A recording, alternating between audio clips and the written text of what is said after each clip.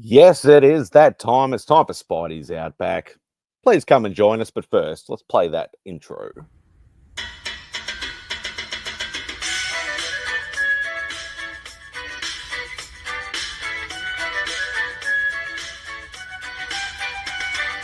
Say goodbye to Remy's place.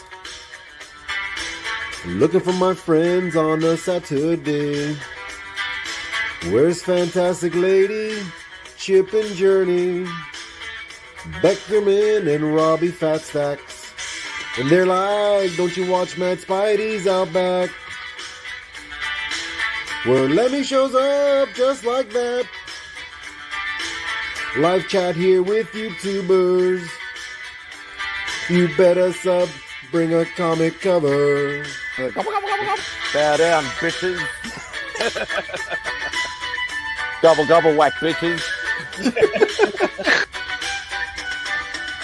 My best mate Lee Simon Sorrow. A Lee meme with some muscle.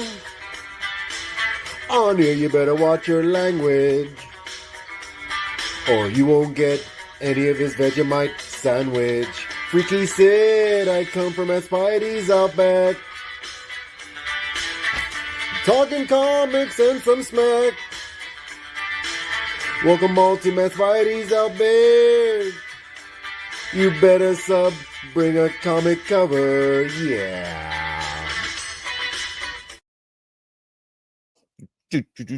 Yes, welcome to Spidey's Outback. Thank you for joining us. We do have some people waiting in the wings. As soon as I let them in, I have a little bit of housekeeping to do, but I'll let them all in. We have Matt from Heroes for Hire Club. We have Sandman Mystery Comics. We have the one and only Papa Willie in the house. We have Zaz Collectibles and Comics. Hey, I got it the right way around this time. I wish you'd change it back. I don't know what's happening with our other person. He's got two spots. Get rid of one, Trav. Make up which one. Get rid of the other camera. Oh, you must have had some technical issues. Yeah, just drop out and drop back in.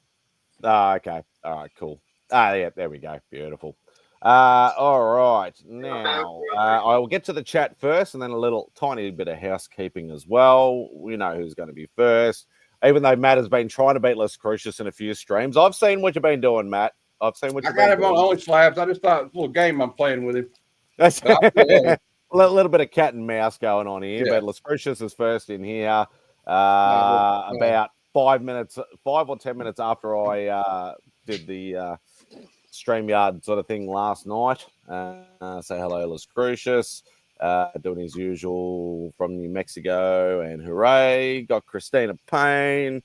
Welcome in, everybody. Yes, please hit that thumbs up if you are watching, and also if you're watching on the rewind. Not that I'd say you'd watch a 5 or 6 hour stream on the rewind, but I appreciate it if you do. Kev from Entropy and Comics, I hope you are well, mate, and I hope you are safe, because I know Kev is close to the fire zone. Please be very careful. Hope you're doing okay, Kev. TM is on the present. Locke, hope you're doing well, sir. Sandman is on the present. KBDM, hope you're doing well, brother. Zaz is on the present. Papa's on the present. Beautiful. All right, so a little tiny bit of housekeeping. I have 3-starred comments. Obviously, only I'm going to say the stars, but if you are checking this on the rewind, or if you do see this and have a quick look at the chat, please sub up or follow these people. A couple of sneaky community members did a little bit of a sub push for me. I did mention this in my quick stream that I did yesterday. But yeah, please sub them up. Christina Payne, we all know who Christina, or most of us know who Christina is. Mod extraordinaire, big follower to all of us. And she pushes us and all of us, not just me, but a lot of other channels. She's doing God's work. So thank you very much, Christina. They were able to get me over to 800 subs. So thank you very much. Also, another one that jumped on that was a new channel subscriber to me, Mama J. She's actually got a pretty decent sized channel, 3,000 or 4,000 subs, so she's a slightly bigger channel. So thank you very much. And also to Funko Lover, which is on Instagram. So please, if you see those links, please click on them and check them out. That would be greatly appreciated. And I have a bit of a vague statement. This may stop everybody from talking, but I'm going to say it anyway. I'm not going to give any specifics, but all I can say is YouTube is for everybody. Everybody is welcome on YouTube. Everybody is welcome in the community. Nobody owns a day and nobody owns a time slot. Everybody is free to stream, post, do whatever they want when they want. Mm-hmm. And that's all I'm going to say about that. I will not elaborate on that. Now let's get into the festivities. I agree. I'll just make sure there's anybody else in the chat as well. Yes, it's a great legend. Hope you're doing well, brother. Very great legend. Ruby G, hope you're doing well, brother. And beautiful, all done and dusted. Cool. Yeah. Actually, yeah, there is one person who knows what I'm talking about, and yeah, I'll leave it at that. So what's going on, boys? I don't need to know. I ain't gonna ask. I don't need to know. Yeah, exactly. I'm not doing any negative drama sort of things. I'm just saying the positive stuff, and I'm leaving it at that. So, and Christina's dropping those links again. So, and drop your own link, please, Christina. I know you generally don't, but please drop your own link because you were part of that sub push for me. People need to go and check you out as well. I know you're not more of a supporter than a content creator, but she does have some videos up. But she supports everybody, so please go and subscribe to you too. And Papa, I'm always the countdown is part when I hit go live, the countdown just happens. Unless you want to make me a fancy new countdown, go ahead. But if not, it'll be like that for a while. So nah. Oh boy. Yeah, I have to admit, YouTube, the one that the StreamYard has is rather boring countdown. It is, but everybody knows I'm computer illiterate. I would never fucking clue how to make a new countdown, even if I don't either. I know. Chris has got that cool one. It looks like the James Bond, like it's spinning around with a countdown. Oh, I've seen a lot of awesome countdown ones. I guess I'll have to find I could probably find something that did that though. I guess. You know, another thing you could do, Simon, is just get a bunch of cool pictures of Spidey. Throw them into Clipchamp to make an AI generated video for you that's about a minute or 90 seconds long. You lost me at get a couple of clips of Spider-Man. There you go. Yeah. I told you I'm hopeless with it. He's already got the cool video intro with the with his buddies. So cover music. Yeah, and that's the thing. Like some people will go straight into their show intro or whatever like that. Like I know that's what Papa wants me to do, but I like to say, welcome and everything like that, and then hit the intro. So the 30-second countdown is just so people go, okay, yeah, he's going live. I haven't, they haven't missed anything in the first 20 seconds or whatever. Not that that really matters. It's just a Hangout stream anyway. But yeah. And you go, yes. Thank you for that legend. Greatly appreciated. So. Yeah, it's the same with the outro. Like I've got that silly one that Remy bloody made for me or whatever like that. I'm leaving that as the outro for this for the time being until I can do something, find something, get something better. But we'll get there sooner or later. It's an ongoing process. I've learned a lot in like just 4 months. So yeah, I noticed you've been going nuts with the flipping your interview shows and all that sort of stuff and. Well, I might as well get some other videos out there, they can help get views too. So, I love the fact, Matt, that you did the 130-minute unboxing on the box I sent you, and it turned into like 25 different clips for you, which was awesome on Shorts. That's one thing I don't know how to do. I have no clue on editing. I'm the idea guy. I can say, oh, this and this and this will go together. If you get the paid StreamYard editing, what's that? You can go into the paid StreamYard and they save your library, right?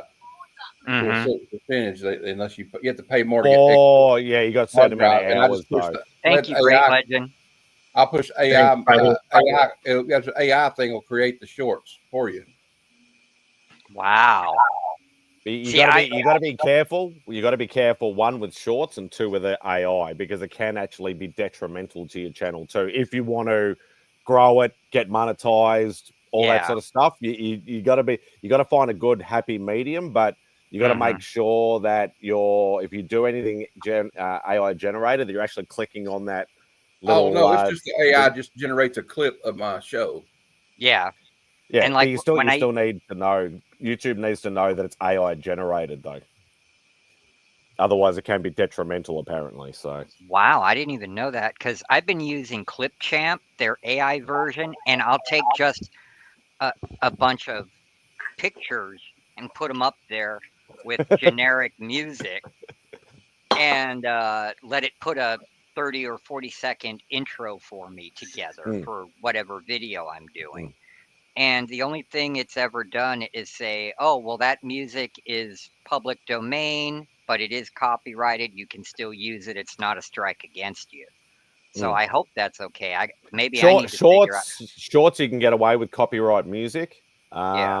unless you're trying to monetize from them, but you need like 5 million views in a year or some stupid amount. But the AI stuff, when you actually set up a like a show or a video or whatever like that, and you're clicking on, okay, there's my thumbnail and here's the playlist it's going to, and so on and so forth. When you go show more, there actually is a thing that pops up saying, is this got any altered content, AI generated content, so on and so forth. And if you don't click the right thing, it can actually backfire on you a little bit.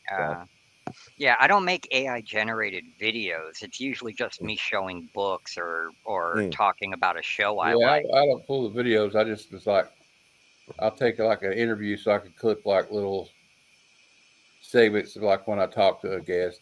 And but I'm trying to be leery of the AI generated animation and like pictures, because I still think you could probably get in trouble if you were going to get monetized if you have like even if it's an AI generated. That's what I mean. You got to be careful. You got to be careful with that stuff. Yeah, I'm really scared of AI anyway. If that's your thing, like that, and that's the thing. Like YouTube, from what I've been learning from the guys over the years, if you say, for argument's sake, with the music stuff, like a lot of people play, either do reactions or play music clips and stuff like that. Obviously, because it's all copyrighted content. But if that is your channel, then there is ways to get around it. But if you're like a comic book channel and then you start playing music clips, bang, you're gonna be shut down pretty quick, or the videos will be banned or copyright claimed. Do you have to set up your YouTube channel differently, like those people that do reaction videos where they watch a movie or listen to a song and they keep pausing it and going, "Oh, I can't believe that happened"? Or I've seen guys clip like little 8-second bits out of the movie and like over and over, like, and they'll like do commentary while they're watching the movie. You just got to be, your channel has to be based on that, and you just got to be very. TM probably knows more than I do, so I don't think they pause it. I think they just watch it entirely, and then they clip out. They have editors and stuff. Like Praper is like the biggest editor for reaction channels across YouTube right now, and then they edit that stuff out. Oh, okay. Amen, by the way, great legend. Amen.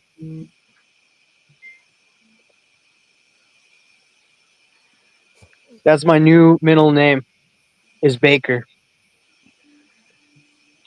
See, I'm just too scared of AI, and I watched The Matrix too many times. I'm sorry. I don't want to be a pod person. And that's the thing.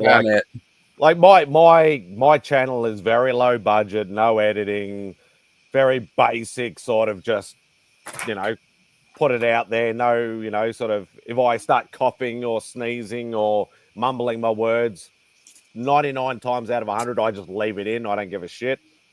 And trust me, like if I knew how to edit, put special fancy stuff in there and things like that, if I had the mindset to do it, I probably would. But I've always been just straight off the cuff. Here's the thing about me. I don't like looking at myself.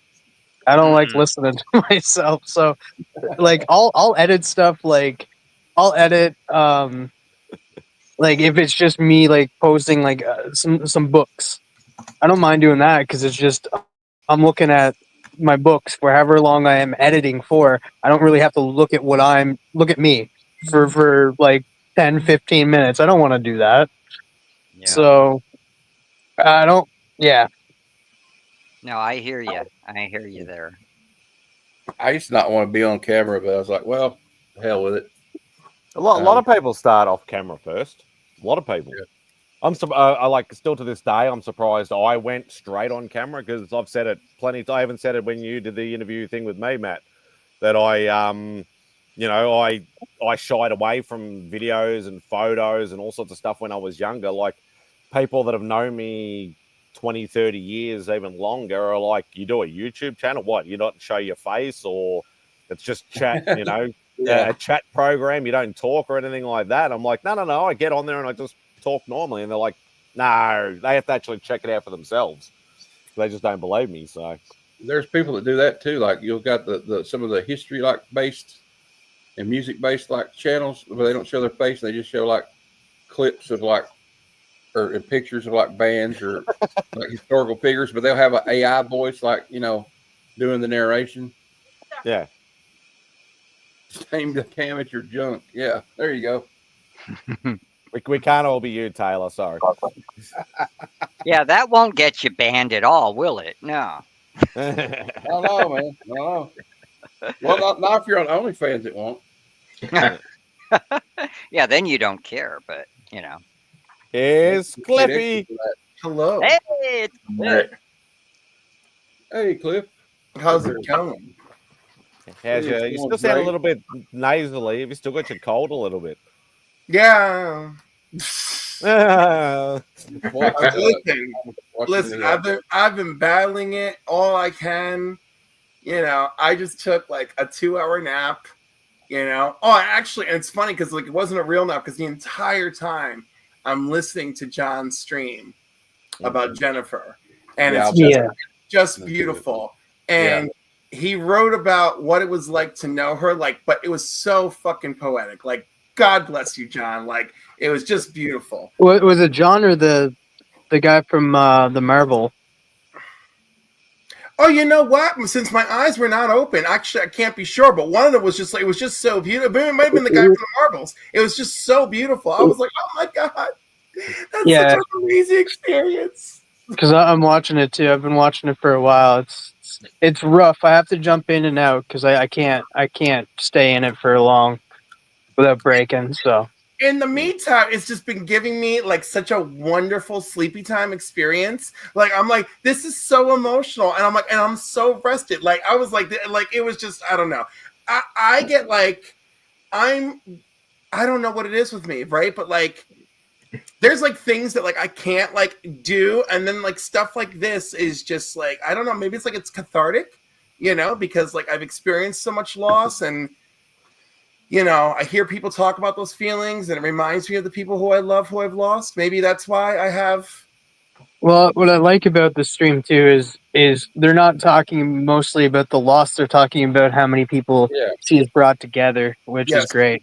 Yeah. Right. The joy of friendship, the joy of knowing her, the joy of community. It is beautiful. Well, you know what? I said in there. I stepped in there for a while. I mean, just in the chat, and I did not know her personally, obviously, but I knew her videos. But you got to see, like Cliff was saying, though, it wasn't about the sadness. It was about how much love all these people had. Celebrating her life, not the other side of it. Yeah. Which I think is definitely the better way to do it. Mm-hmm. For me personally, anyway. Yeah. I wish I had lemons. You got to make lemonade, man. Well, and they're doing it the best way. Like the best way to do it is like knowing Jen and that she would have wanted it this way. They're going over the books that that she has introduced them to, the books that she pushed them onto, and that they've actually loved and stuff. So they're talking about Jennifer in a great way, and talking about the books that she has introduced them to, and how it reminds them of her. Yeah, that's beautiful. Really, it really made me like, wow, this community really a lot of, you hear a lot of negativity, but you see all these people come together for that. That's pretty cool. At the end of the day, the positivity well outweighs the negativity. Yeah. Well outweighs it. I agree. And most of them. Oh, go ahead. I'm sorry. No, go on, Jim. Sorry. I was going to say most of the negativity comes from people's channels who want to push that stuff, you know, because it gets them the clicks and makes them the money they think and the Oh, yeah. views that they want, you know. Yeah. And we know one guy in particular who's been struck down not once but twice now because he tries to start drama with the larger comic YouTube channels, and they just kind of smack him around and But also, there's the behind the scenes. Like they don't make it public, but they cause drama in the background, and that they like through DMs and stuff, and that they're not public with Yeah. their drama and stuff. They're just more dramatic, hitting people up and saying, "I don't like you," blah blah blah, and stuff see, like that. I've never met anyone like that. But I've been thankful. I mean, Matt and Aaron from Psychotronic got me back into the community. And this community for comics is completely different than the one I used to be in a couple years ago. There was a lot of that craziness and backstabbing going on in that community, but this is different. The people here, I really like it. Very welcoming, very opening, and just like, hey, yeah, just join us. Come on, chill, do your own thing, whatever. I know Papa can attest. The auction scene can be brutal, absolutely brutal. Yeah. There was a lot of like I started off in the auction scene, like not selling but just buying, and I didn't even have my channel yet. I met a lot of great people, a lot of them that are still going now. I know some people have had some negative reactions to some of the people that I've had positive reactions for, and that's all I focus on. I never had like a really bad sort of reaction or interaction, should I say. But that's how I started. Just during COVID, obviously, you get bored, you got a little bit of spare cash, and you go a little bit nuts, and then you're fucked after that. Yeah. But definitely. Like I had nothing but positive. But I've obviously heard the horror stories, but I know it can be quite competitive and quite brutal. So, but we're not gonna focus on that. So, I said I'll be on things not finding the time. Come on, AR, be positive. I know you're a positive person. I mean, for me, I'm doing the channel just because I know I like a lot of stuff that other people don't like. And I know I'm not the only one out there, but it's a very niche audience. And so somebody's got to make content on it. So I do. And if I break 50 views on a video, I'm excited. It's like, yeah. And you sound like me. And like, dude, I did a video yesterday. It was so funny. I woke up like at 6 in the morning, which is late for me because I normally get up at 3:45, but it's my day off. And well, I have to. I work from like 4 till 2. Okay. Oh, and yeah. And I decided I'm just going to do a video about Captain Harlock, because I love Captain Harlock, have since I was a kid when he first came out in the 70s. That video got me 100 views already, and I was literally in my pajamas, sipping my coffee, and still had my robe on, and I just pulled out all my stuff and talked about the history and showed the crap, and it was like, cool. I'm like, maybe I should do this as a thing. People seem to like that, man. Pajama time, or coffee with Jim. And that's one thing that I've always noticed. Like a lot of guys talk about like the history of YouTube and the way that, especially the comic book stuff, that quite often it's usually 1 or 2 videos that will either make or break your channel sometimes. Like you might get, say an average of 50 to 100 views, but all of a sudden you'll get one video that might get 10,000 views, and then that could possibly make your channel explode. Yeah. But yeah, it's interesting sort of how it works and stuff like that. And sometimes the things that you, and I know like I was talking about this with Dave, still only 35 cents, that he's putting out videos that he puts so much editing into and so much work in and hours upon hours of work into, and he might get a couple hundred views. Then he puts one where he just chucks it together, chucks it on or whatever like that, and then all of a sudden he gets like 10,000 views out of it. Yeah. So, AJSS Brooklyn. I mean, yeah, and it's so funny. like I did a video today about the Conan stuff I got in. I mean, everybody loves Conan and Robert E. Howard stuff. I think I'm lucky if I got 7 or 8 views on it so far. So it doesn't matter to me. I'm not in this for the money. I just want to talk about weird stuff that nobody else does, you know. Well, it happens that way. Sometimes you'll get one that'll have like 100 and some views, and then you'll get one that has 12. You know, Yeah. so it's just sometimes it feels random, but if you know how, I guess if you know how to work, I don't really get into that. I just make videos and put them out there. I don't give a crap. Yeah, I hear you. Same here. It's not my profession. I'm not trying to make money off of it. Which I mean, I try to make it better, but like, at the end of the day, it's just, you know, honestly, you'd have to. Really matter. But let's be real. We would have had to have been doing videos 5 to 8 years ago to get in when the YouTube money was actually good, you know, to build up a base and make the money. We're doing actually, it more. Back then, it was a lot harder to Yeah. get monetized than it is now. Well, actually, I'm not 100% sure, but the monetization thing, I think, has only been around a certain amount of years. I don't know how many, but I know it's not been. Yeah, it wasn't at like the outset, especially. I remember back in 2005, you just saw, and well, a lot of the production quality, they started like kind of branching out, and they get. Mhm. And there was no such thing as StreamYard. There was like they had weird ways of actually live streaming, and you can only like live stream a certain amount of time at a point. And yeah, it was a lot harder back then. From what I know, I know Great Legend, if he's still in there. Like I know he's been around a long time. He'd probably be able to tell more stories, but yeah, yeah, it was a lot harder back then. You know who else has been? Biggie's been around for years. Yeah, Biggie's been around for like almost 15 years.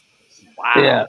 But he was up, doing different types. He was doing like toy content and stuff early on, and then he sort of went in and out or whatever like that, and then sort of came back and started doing comic book content. So one of the first times that came on my radar, there was like these two guys. They're like a comedy duo. That I realized that people were getting paid for it. Like when YouTube started like paying people, like they paid a few people to do a show. They're called it's called Good Mythical Morning, and they would show it, and it would have like they released it like, and they like put money behind them. I'm heating up, moving side. Well, like one of like they had to usually get companies behind them and stuff, like because I know you're talking about Good Mythical Morning with Rhett and Link. Rhett and Link. And like early on, like YouTubers would have to get like companies and get and marketing companies and that behind them instead of that, and like those were detrimental, and sometimes they like cost them, because at one point Smosh was with I forget what it was called. It started with a D. Oh, they bought them out, And they ended up shutting their doors, and Smosh looked like they were going out of business, and that was like going to lose them. But Good Mythical Morning, Rhett and Link came with and bought Smosh and saved Smosh, and now the two owners of Smosh is the creators of Smosh. Now they got back together, Ian and Anthony. What got me into seeing, realizing, wow, people are making good money from this was, and everybody should know this guy, Markiplier. And back when Five Nights at Freddy first came out and he was doing the videos, I'm like, this guy's acting a fool playing a video game and he's getting paid. Oh my God, I didn't know they did that. It's amazing. It was better at Game Theory. He has like multiple now, like Film Theory, Game Theory, Style Theory. Yeah. He ended up selling it all off and stuff. Like he's and all 4 of those channels, but he was running 5 channels all at once. Yeah, my son loved him. Because like he'd have like I forget the other one. Like it was Film Theory, Game Theory, Food Theory, and Style Theory, and then GTA Live. Yeah. So like he had 5 channels and was releasing like pretty much a video a week on each. Yeah. And that guy. That sounds like Perry's Empire. He did a lot of research too. I mean, all his stuff very high production values Yes. and incredibly well done. Yeah, I love what he's doing. I still watch them. Like they're hosted by different people, but now, but like, yeah, he goes far into depth. Like that's the whole point of it. Like he needs to, like, either needs to test something or figure out if it's going to work, Mhm. and that to bring us like the proper theories. Yeah.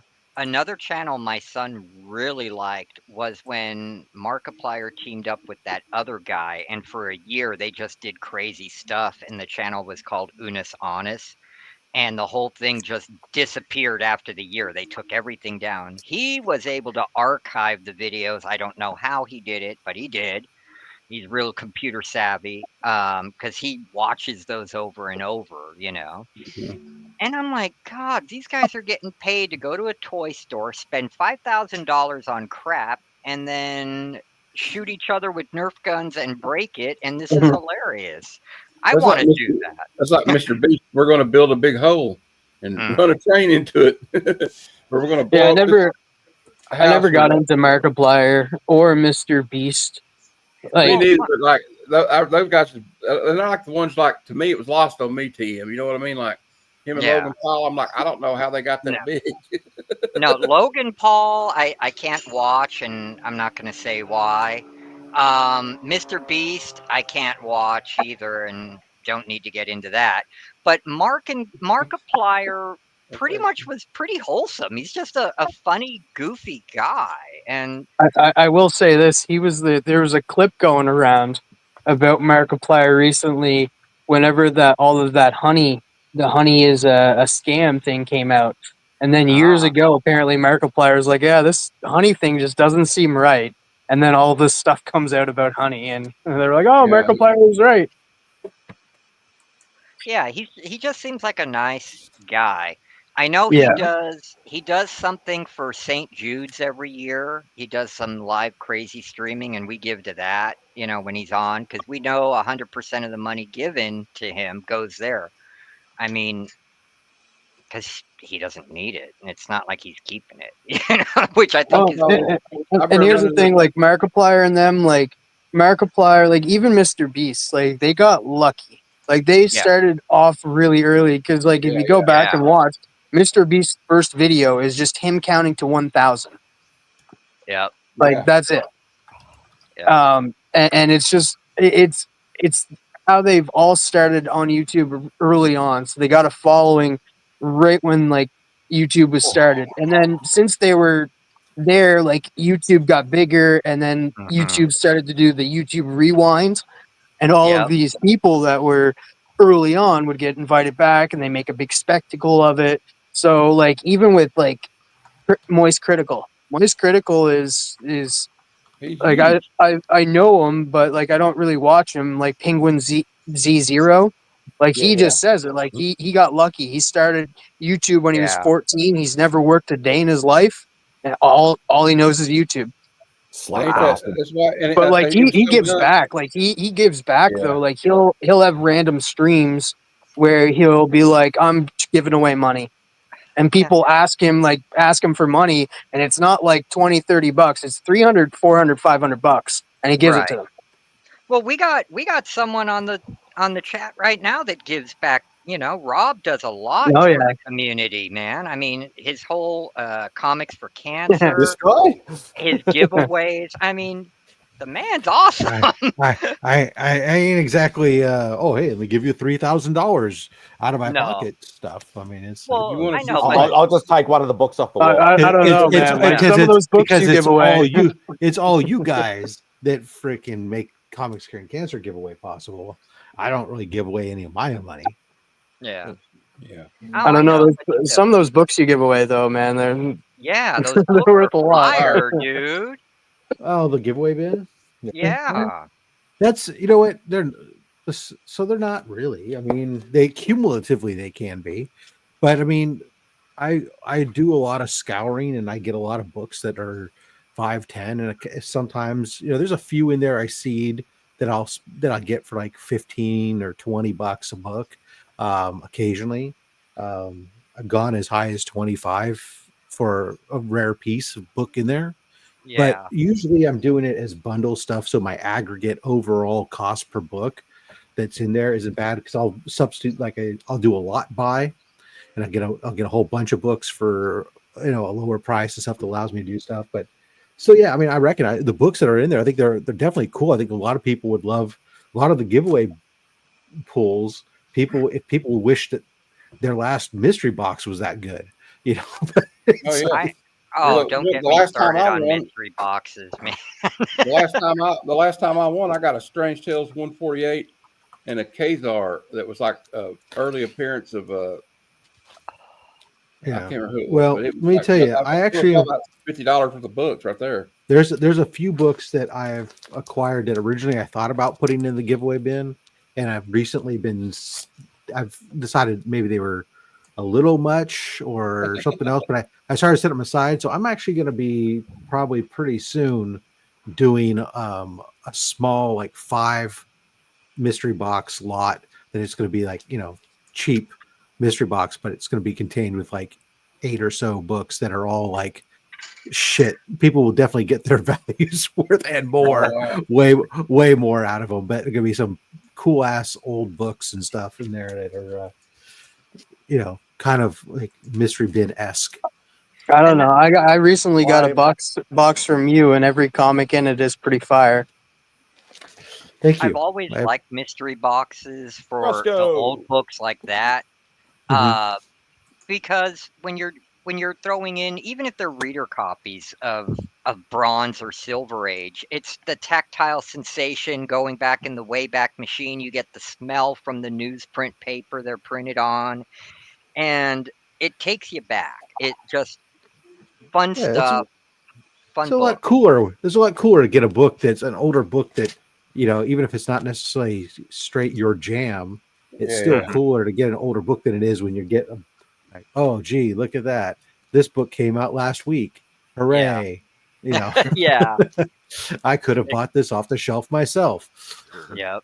Exactly. Yeah, I feel that way. Or it's been a while since I've done a proper, done a mystery box, and people keep asking me. So I figured at some point I'm going to probably, like I said, next month, I'll probably drop one at some point. But like I said, it's going to be really limited. It's not going to be expensive, and it's not going to be more than maybe 5 boxes. And it's going to be all raws. There won't be slabs in it. So it's going to be a very, reasonable, probably something in the neighborhood of like a $65 shipped in the US type thing. And so if you want one internationally, $300 for you and I, Sean. Yeah, exactly. Or you guys consolidate shipping, and then there you go. If tag me when you do it, Rob, because I'll be interested in getting one. I would too. From you, yeah.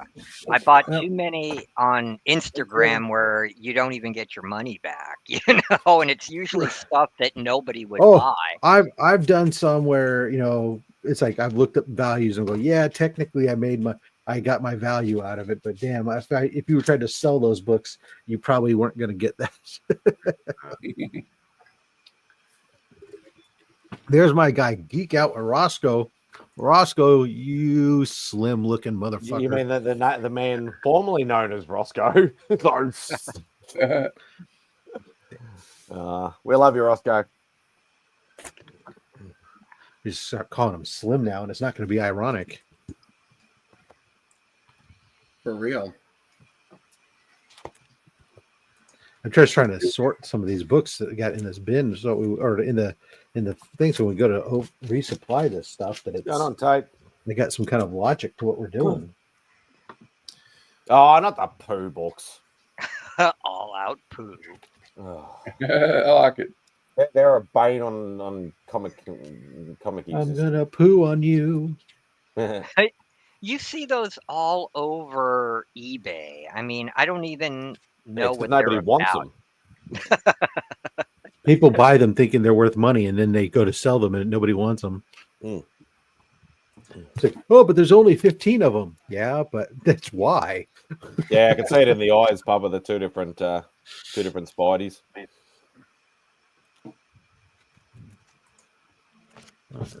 I mean, I think they came about because people were like, yeah, he's public domain. And, you know. Yeah. Oh, those were out Yeah. before Winnie the Pooh was public domain. Oh, really? Oh, no. Even Oh, worse. is that the, That's even worse. I don't even have a good excuse for this anymore. Live long and Speaking of prosper. speaking of public domain, a fun fact: Kazar was originally a pulp hero, basically a Tarzan ripoff, and when the pulp company folded, it went into the public domain, and Timely bought the rights, and that's why Kazar was in Marvel Comics #1, and they've owned him ever since. They keep that IP locked down. They don't let anything go. It's Marvel. Yeah, you know? didn't Mickey Mouse go in the public domain, but it's only like 1930s Mickey Mouse. Well, that's why they would keep updating the character periodically. So what ends up happening is they keep doing each one, and then that version is got a different copyright expiration. So only the oldest one, yeah. So Sorry, Rob. oh yeah, Is these this are the ones. C3 These are the stuff? books from. What was that? Is this the C3 stuff, Papa? Or is Yeah, it yeah, something- yeah. This is the C3 stuff from Locke. Ah, awesome. I have And, to say this. I think Those Boom- Papa got it was something that was given AOK'd to Papa from I can't even remember now. I know I told him, because when I told Papa his books were in, he's like, well, what books are you talking about? I'm like, well, I don't know. There's some books here. They're labeled to you, man. I don't know. Oh wow! Oh, I like that. That's Right. all. Yeah. Yeah, there we go. Catwoman. I will say this: those Boom Power Rangers are really well written. Yes, they are. Oh, it's And from they Namen. have That's an what- Thank you, Locke. Yep, and they have an incredible Papa? following. Awesome. Disney's always preventing him. When I actually publish my comic, if I could have a following as good as that Power Rangers Boom following, which is really niche, but still, I'd be happy with that. I'm like, give me a niche little market.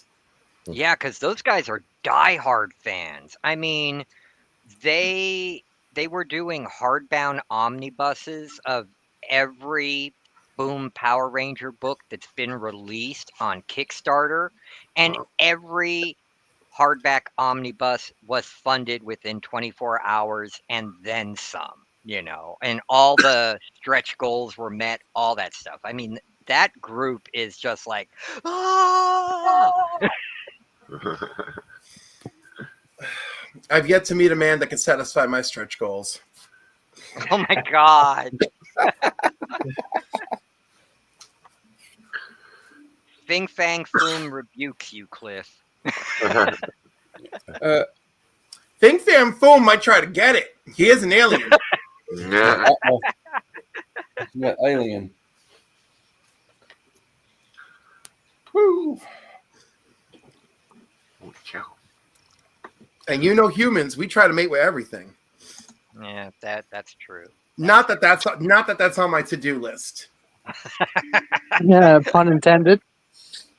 It'd be like that comic book from, what was it, Scout Comics, Money Shot, where the scientists decide they're going to mate with every species to see what happens and how it works. Yeah. Stay away from those stretch goals, man. Yeah. No, I did see a Marcus hop in as well. Hope you're doing well, Marcus. Too bad I can't magically change that into the real one. Yeah. Yeah. No, exactly. I'd probably have to sell it. So broke. Yeah, but you sell it, it's slabbed, you sell it, you're set for a while. I mean, because that has become a blue chip key. It's a staple.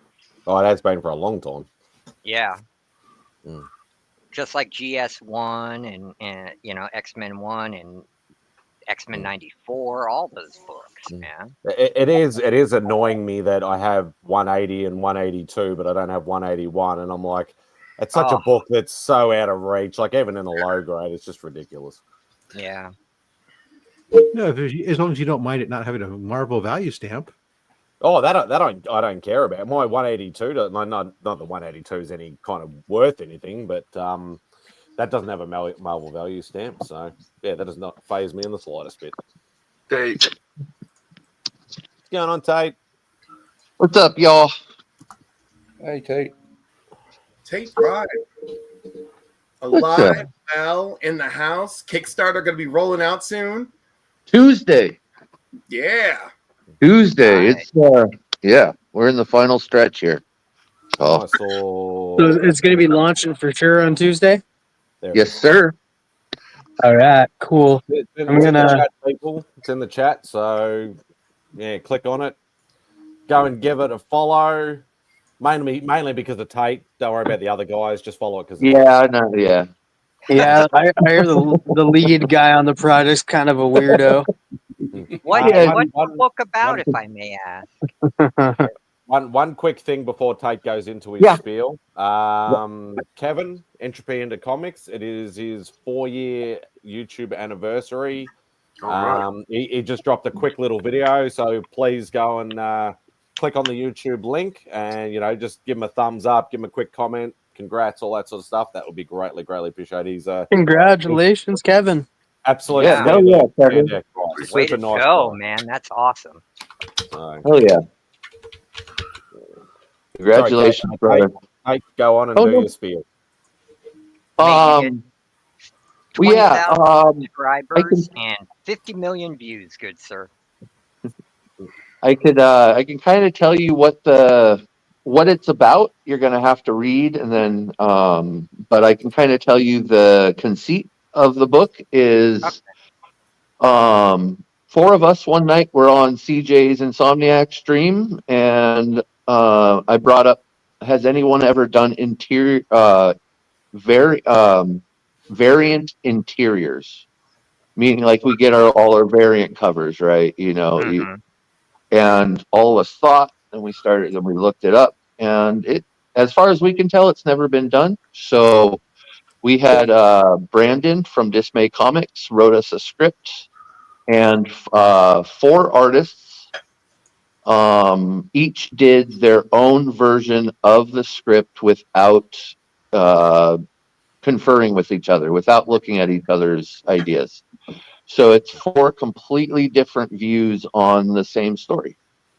And So it's like Rashomon.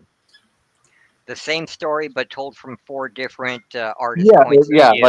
like 7. You got 7 Samurai, and you've got the Magnificent 7, and you've got all these different.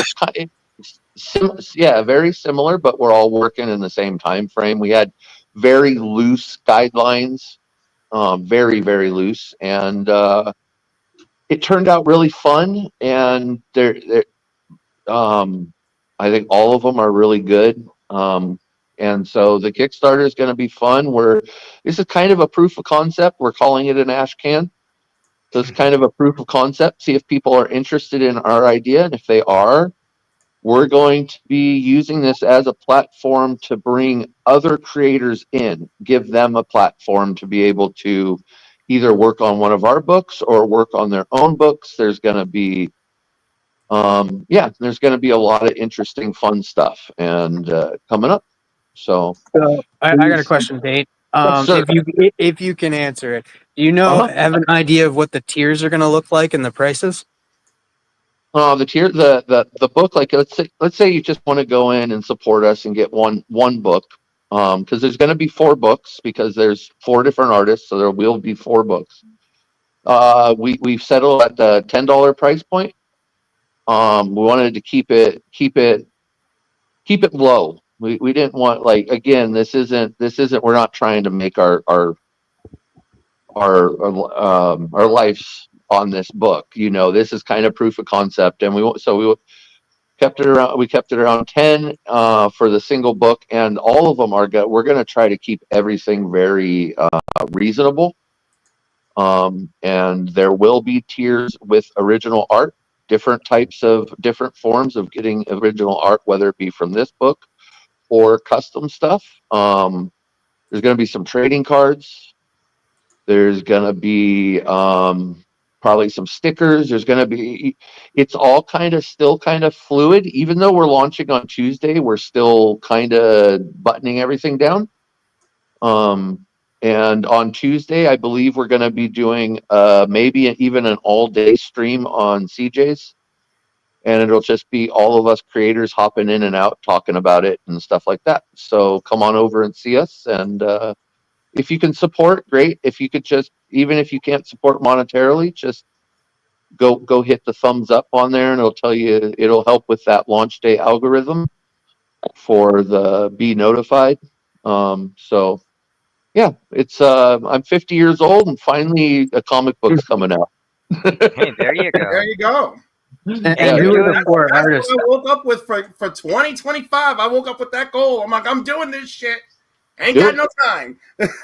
Yeah. Hey, you're doing better than me. I'm 60 and don't have a comic, so there you go. Hey, man, but it's not too late. And you know what? If you're with the right people, it's a lot of fun. It's really, really fun, the whole process. There are some business things. There are some things where you got to put your serious hat on. But it was an absolute blast. And we got CJ on the project, Comic Journey. We all know his hands.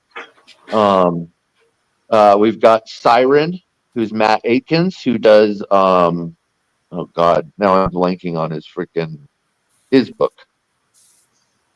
He does a book. Oh God! Now I feel really horrible. It's Gallows Man.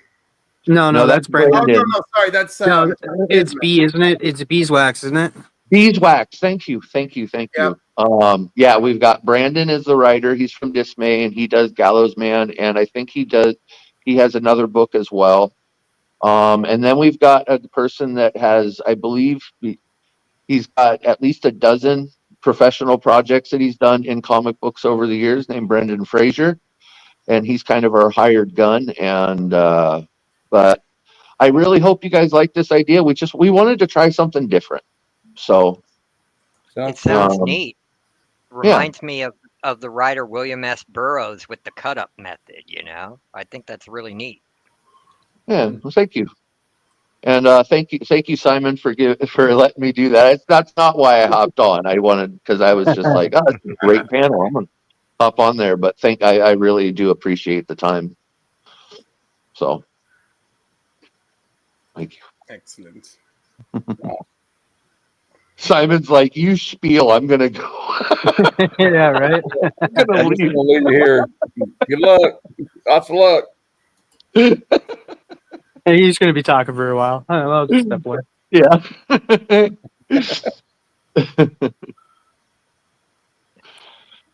Yo, is anybody watching Severance? Like, Severance just came back. Is anybody watching that? I love season 1, and I will watch season 2 eventually. I haven't seen it yet. It's only the first episode that dropped. It's going to drop weekly. I would really want to watch that Shrinking. I haven't seen it yet. Oh, Shrinking is great. Yeah, I definitely want to see that. I like Jason Segel's awesome. Yeah.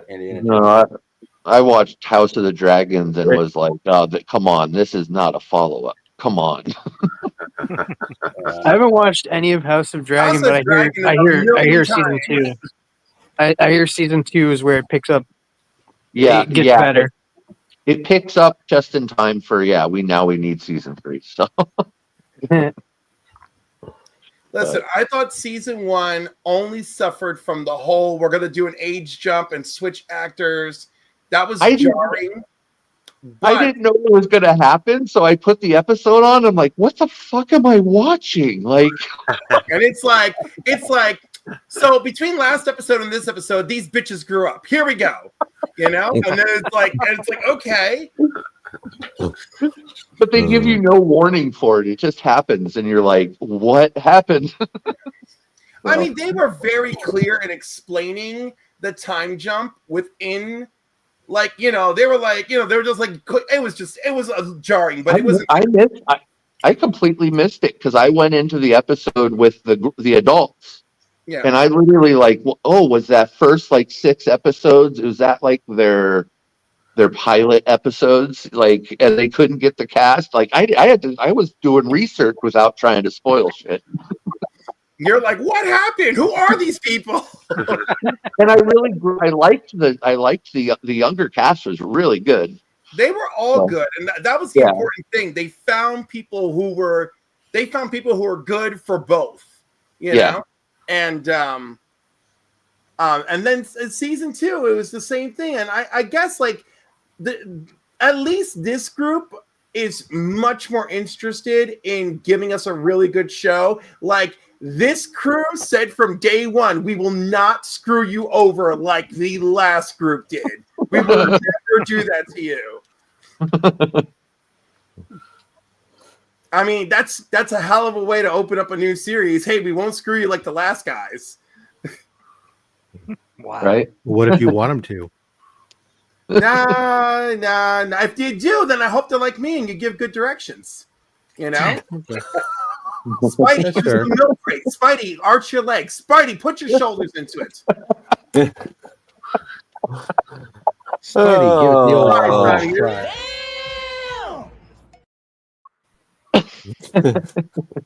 Yeah, he'll be like one of those airline guys with the light ups this way. Oh, that I way. will. I'll even wear the little jacket too. And I'll be like, come on in. You know? It's just easy to pick on Spidey because he's the only one here tall enough to ride this ride. Hey, Nicky Pancakes. What's going on, brother? And speaking of people who are available to ride the ride. You think he's tall? No. All I know is he's got that thick ass neck and them thick ass shoulders. He could be 5'5", and that, you know, he can make it. It's called a rag doll. You know? Oh, fuck. Hold on, now I know why he moved to Texas. That's okay. I'll go right down to Texas. I'll remind Texas about Spears and Queers. Butler's chaps and all. Oh, Lord of mercy. All chaps. You know, I are wasn't even brothers. going to go with the bottomless chaps, so thanks for reminding me. They all are. Yeah, If you have a set of chaps and they have an ass, they're called pants. right. Good point. Excellent point. That is a good point. Let's walk it back a little, fellas. Don't worry. Don't worry, Nick. I only like consenting adults. Oh my God, Rob, I don't know whose stream I was on the other day, but I'm on the stream, I'm being me, and I see in the comments Kid Comics, so I go, oh no! If you're trying, whoever's trying to join, it's a full panel right now. Yeah, and then I watched a movie that I feel didn't really have a story. It's called Horizon, the Western, the Kevin Costner Western. Oh yeah, I've heard mixed things about that. It's really beautiful, but nothing happens. Well, maybe. His next movie will be called Watching Paint Dry. You know, I mean, I 3 love hours, Kevin Costner, guaranteed. but good Lord, that man, you know, he'll give you Dances with Wolves, and then you get Waterworld.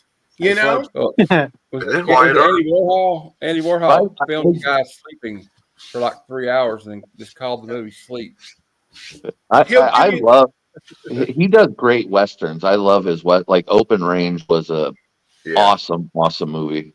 Yeah. But I remember he did a movie where he played an evangelical guy that was all corrupt. It was really good. But then he turned around and did something like The Postman, which was really boring too. So that was my whole point. My whole point. Yeah. Well, I think that's pretty much what you said. All those guys do it though. Like they'll you know, for every movie Stallone was good in, there's probably 5 he was bad in. You know. no, come on. he should be. I'm talking about when he was coked up. Like obviously he had to be coked up. I'm totally joking. I'm totally joking. No, he had to be coked up to marry Brigitte Nielsen, man. You know, I can see the movie Cobra got made. He was with 2 producers, and they were snorting cocaine. He says, "Hey, you know what'd be cool? Oh, Just make a movie where you just shoot everybody." I love Cobra, dude. He I pulls do up too. I'm just saying they had to be out of their mind to make that movie. well. That movie gave me my favorite car in history, the 39 Mercury or 49 Mercury. Yeah, that's an awesome car. You know, the best actor in the movie is though, it's the bad guy. Yeah. Oh yeah. He's just like scary. I mean, I was watching that as a kid, like this dude's scaring me. I can't remember the actor's name, but yeah, he was good at that. I never seen him again. I don't think.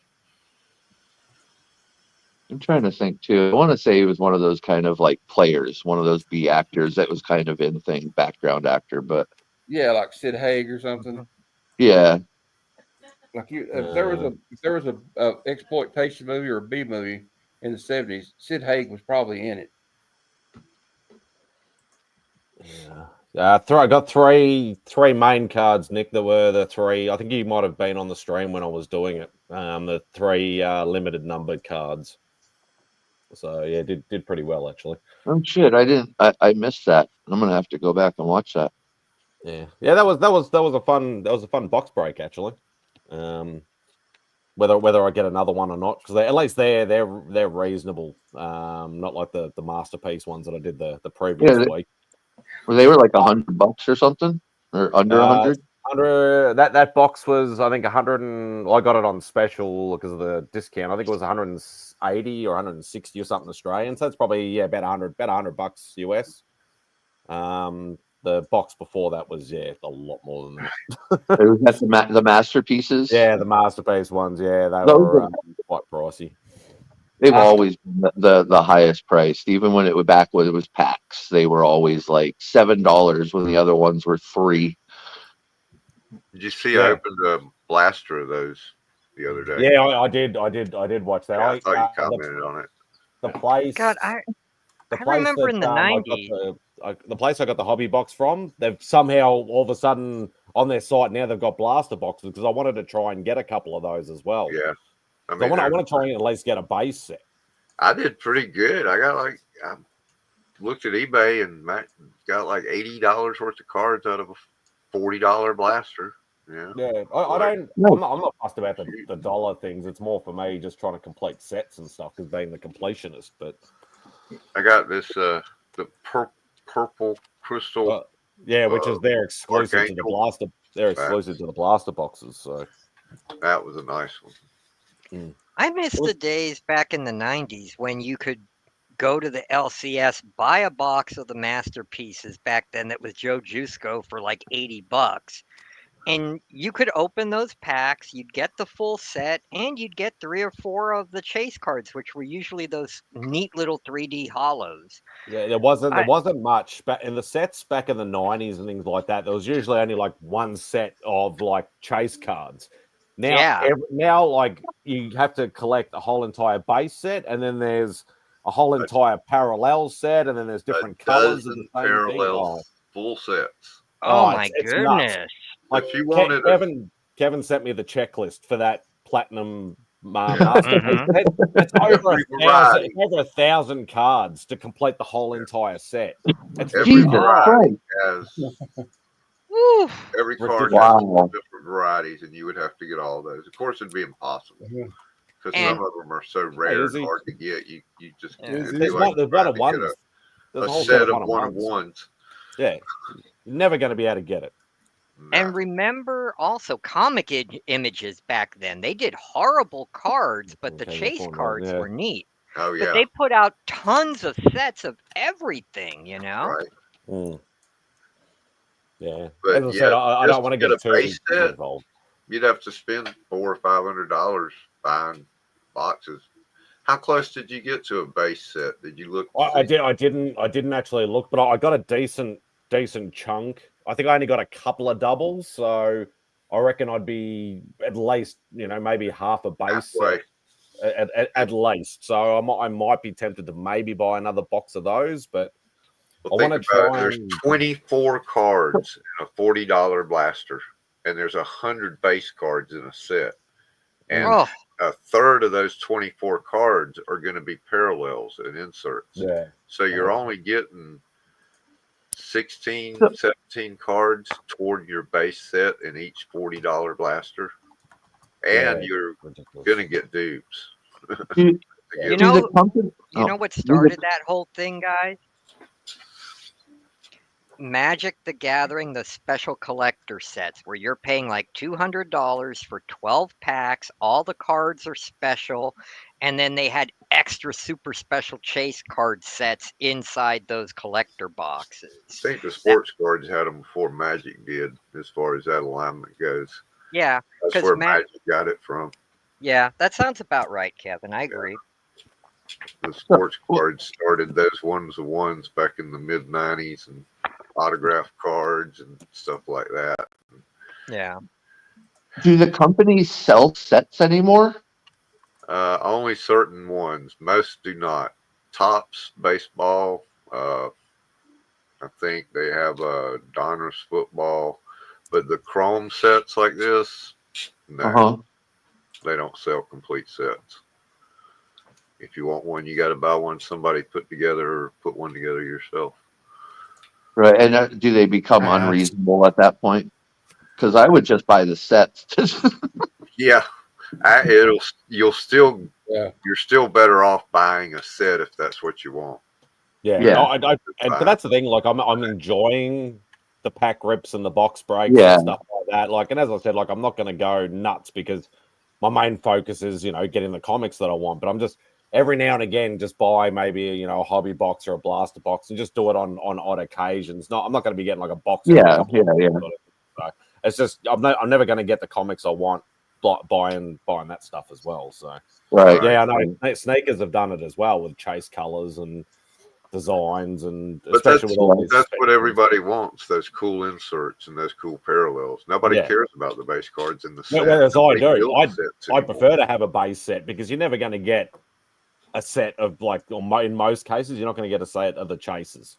So I'd rather at least if I have a base set, I feel like I've accomplished something. And then if you get a few cool little extra cards, that's nice. That's what I like. I like opening and building a set and then having some cool cards left over. But now it's just too expensive and too hard to get that base set built. Yeah, because I'm just thinking about the books you could have bought for $180 Australian dollars. Yeah, right. I was going to say I need 3.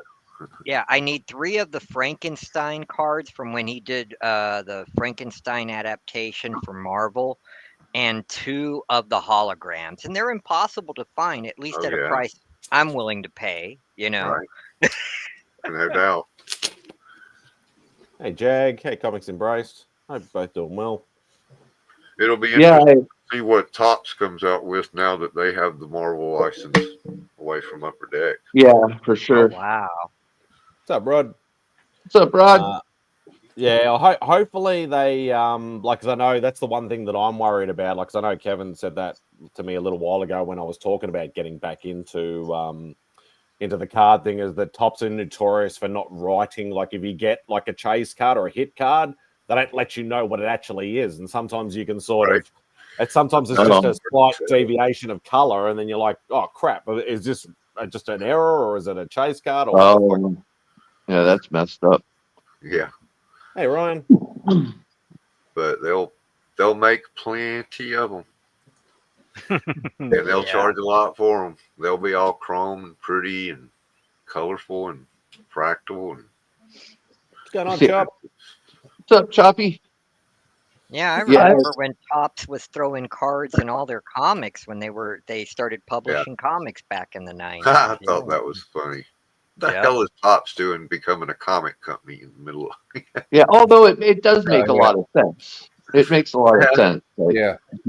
So I don't collect cards at all, but do you guys still do the binders, or is that a thing of the past? I do binders. Some people are so like, oh my God, you'll destroy your cards, but I like to look at my cards and I like the binders any other way if you're gonna. I've been looking into it. I noticed they've got like actual like books sort of things now as well. Like, you can actually buy like it's got obviously X amount of sleeves in there and things like that, but they're pretty much a made sort of book. And I'm thinking about doing that because they're a little bit thinner than the big 3-ring binders, but Yeah. I'm gonna have to look into it sooner or later. I got them for Pokemon and Lorcana. For us to find them, Simon's near impossible. Oh, I know plenty of places that have got. Like, I'm just talking about the generic ones, not the specific, not like what I know Caroline has, like full sets and full bloody binders and all sorts of crap. Just generic Ultra Pro ones or aftermarket ones. I'm not fussed about that. Well, if you want them, Simon, let me know. I can get them from supply. Picked up some new sleeve pages that I had never seen before. I've noticed that there's not necessarily the 3x3 anymore. You can get like 4x4s and all sorts of weird, wacky stuff now. Yeah, because the different size cards. These are new laser weld. And the difference between them is that these lay flat, perfectly flat. Oh yeah, they're a lot more rigid, huh? Not really. They just don't bow up. They look really flimsy. Like the others do. I'll try and find one of the regular pages. Here you go. See that? Well, that one's got dust all over it. But this is their platinum pages. And this is the new ones. And it's almost like the difference between a Mylar comic bag and a polypropylene.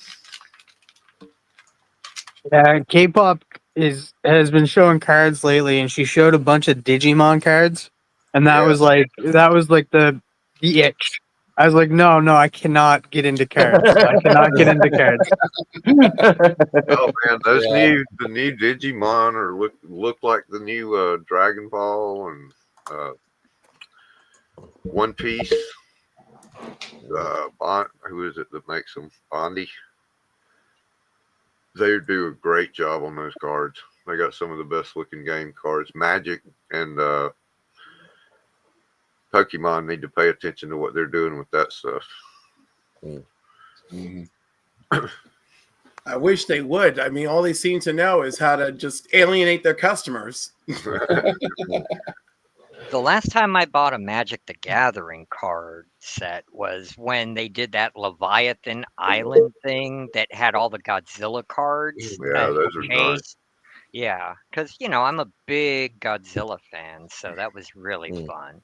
They did do some cool crossovers. That's why they're still selling, I think. Yeah. They're doing the Marvel crossover this year. I haven't bought any Magic cards since 1994.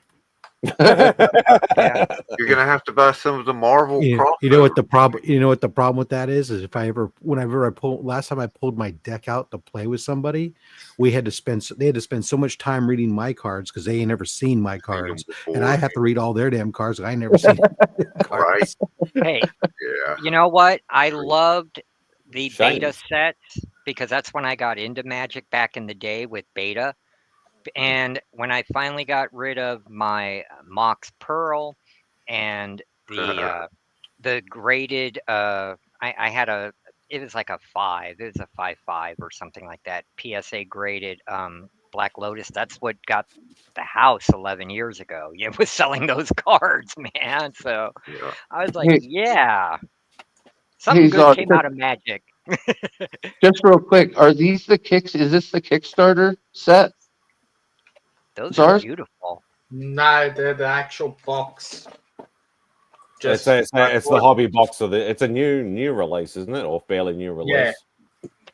So this is the cards that Katie had the people on her show. Oh wow! Is it? I went into my local shop and he had a box. Nice.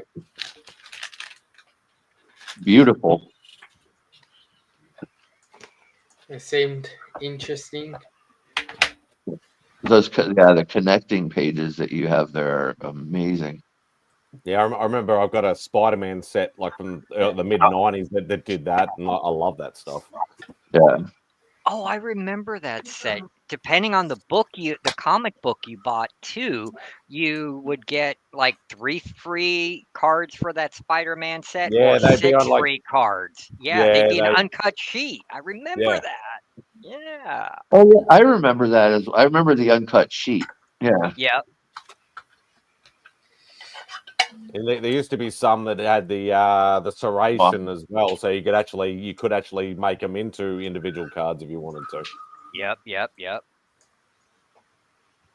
it's a cool looking set. It is. Like the Transformers ones. Yeah, no, really, really nice art on them. Yeah, definitely. Yeah, you want to do some pack rips? You can do pack rips right here.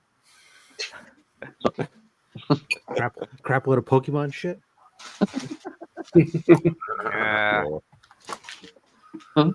I don't even know what I could open them all up and I wouldn't know a goddamn thing. Yeah, right. Pokemon, gotta catch them all. Or not. Heavy metal. See, this is the type of stuff I would start getting into, like the heavy metal and the creepy magazine if they have them, you know, stuff like I that. got this set, the 90 card, and it's the first 90 covers.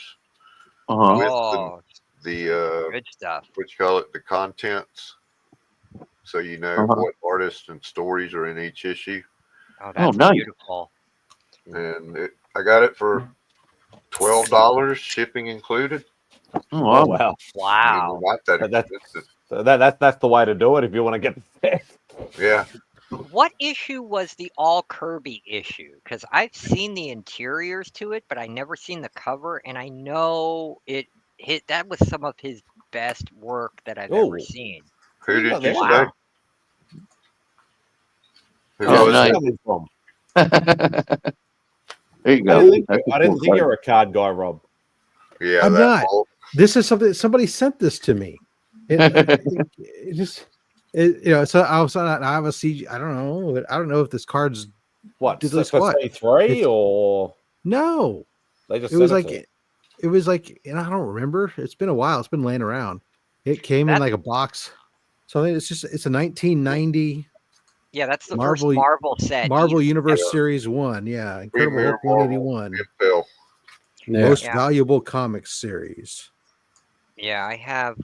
The only card I have from that set is the Fin Fang Foom card, and it's signed Yeah. by Art Adams. So But look at it, it's an error card.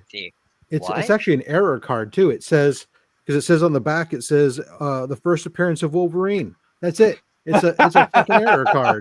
Yeah, most definitely. Oh god, that's hilarious. And it gives you the synopsis of the story, who the creators are. 1990 Overstreet price guide value, $75 for near mint.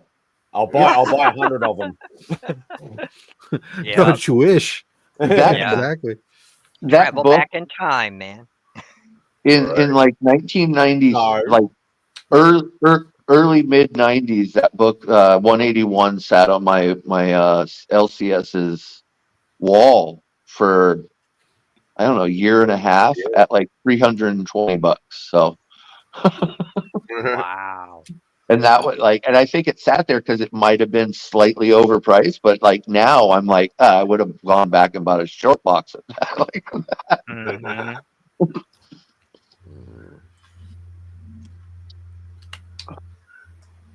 Thank you, Kenneth. We appreciate that. Kenneth. Yeah, it's like when you stumble across those like old, like Overstreet guides, from like the 90s and stuff like that, and you're like, oh, I could have bought an Amazing Fantasy 15 for like $200 or something like that, back in 1988, and I'm just like, I got does my anybody get a time machine? I think it's 1980 Overstreet price guide up there. It's fun to look back at because I was into collecting then. I could have bought some of that stuff. So here's the great thing. You ready for this? This is how things go. So even though this was $75 the comic book, right? Near mint, in 1990, adjusted for inflation. The book only cost $168.61 today. Yeah. Good luck with that one. Excuse me, sir. Overstreet Guide in 1990 said is this price. Now I'm willing to adjust my offer to you for inflation, and I'll even round up. I will pay you $200 for that near mint Hulk 181, and you should be happy for it. And they get knocked out saying that. Yeah, well, you might be able to buy the Marvel value stamp for that price, maybe if you're lucky. But... I know, huh? Oh, God. Wow. That's hilarious. Yes, someone was talking about like the other day, why can't we make comics cheaper? We're going back and forth in the price of inflation.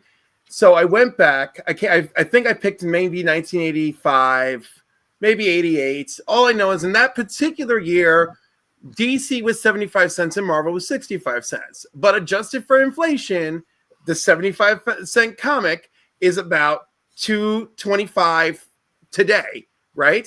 So why can't we have comics for $2.25 today? Yeah, the growth of cost of comics has been exponential in the last 50 years because you had, for the longest time, you had all those Golden Age books, 10 cents, Silver Age books, 12 cents, Bronze Age books.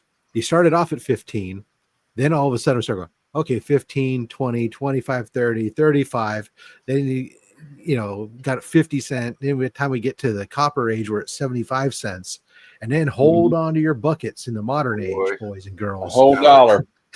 $1.50. We go from $1.50 to $5 a book in no time flat. Yeah. But you can still get Image for $2.99. That's only a little bit more than your 2 1/4 adjustment. And the funny thing only is, with Spawn. Some of know, Image, some Image is $3.99 though. Right. Yeah, bringing that up though, Matt, that's a good point. Image didn't sacrifice the paper quality on the inside on their books, but I disagree with that one statement that modern comics have good interior paper. I don't think so. It's very flimsy. You can turn the page, and that it's so paper thin. Literally, it's thinner than a Bible page, and it can rip. And nowhere near as tough. I don't know. Yeah. If you're reading the paper, the old Marvel fanfare was printed on.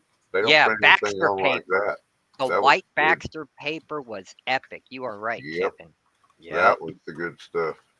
Some of the new I would comics. gladly take printed on newsstand and get me my lower prices. Yeah, newsprint. Thank you very much. Go back to newsprint. Matter of fact, all facsimiles should be printed on newsprint. Yeah. So that people can remember that's what it was like. Yeah. And okay, so the DC facsimiles, like Crisis, it feels like newsprint, but it also feels tougher than newsprint. Like, what are they using? Like, it gives me the vibe of newsprint, but like it still seems stronger. I don't know. All horrible things I'm gonna have to learn when I self-publish. But I have a distributor. Yay! Nice. It's got a certain charm to it. Yes. Oh, yeah. Congratulations, Cliff. That's big. It's like, congratulations. It has a certain charm to it, Milad. Yes. Yeah. Well, I miss seeing the way that it was printed to the dots. Mm-hmm. The dots. A little dot. Like, yeah, there's just something that's different. It hits different. Yeah. Well, I'm just an old comic head, Yeah. I just like the smell of them too. Smelly book. Yeah, it was Malibu Comics with their coloring department that changed the game. Yeah. It really was. They started with doing it for Image Comics, and then they did it for their own Ultraverse and Valiant. I think it was Valiant, wasn't it? Yeah. Yeah, Valiant too. But Valiant still used the Baxter paper, the white Baxter paper. Right. I noticed that. And a lot of people rag on Valiant now, but Jim Shooter really did good. He was trying to keep the print runs to all those old books at 40,000 or less. Barry Windsor Smith was drawing so much of it. I mean, he did the Yep. first 10 or 12 issues of Archer and Armstrong. He did the first 10 issues of Solar Man of the Atom, which was awesome. You had Steve Ditko working on the Shadow Man book. They had some well-written titles that were done. It was when the investment company took over that ruined Valiant with 50 million copies of Turok 1 and Exactly. 30 million copies of Chromium Bloodshot 1, you know, which Right. Yep. you would think with that being the first Chromium cover ever produced, it would have been a big deal, but no, And you it still would be if find there it. wasn't 10 million of them. Exactly. You still find them in dollar bins at every con you go to. Yeah. Mark's got a short box full of them. Oh my He goodness. collects them just for the hell of it. How many can I get? You know, one thing I'll say about that Turok #1, Bart Sears' art on it was incredible. And I really liked his art on the Exo Manowar series back in the day. You know. Oh, yeah. Listen, those books were hot back then, and then Yeah. you I know, never it's did exactly get what you into said. X-Men War, but they were really hot. Yeah. It was then in 1996, Iceberg was straight ahead. Yeah. Well, it like I said, the investors got in on it. They saw Marvel selling 50 gajillion copies of X-Men 1, and they wanted some of that. Yep. So And speculators kind of drove the market back then. Everybody thought, oh, I'm going to get this Superman 75, Death of Superman, and I'm going to be rich one day. yeah. Yeah, I think the only way you have a book worth money on that Superman 75, it's either the third or the fourth printing, and it has to be the DC Universe label at the bottom. Third printing. The only other one that's really worth anything is Man of Steel 18, too, or is it 17? One of the first appearance of Doomsday. Yeah.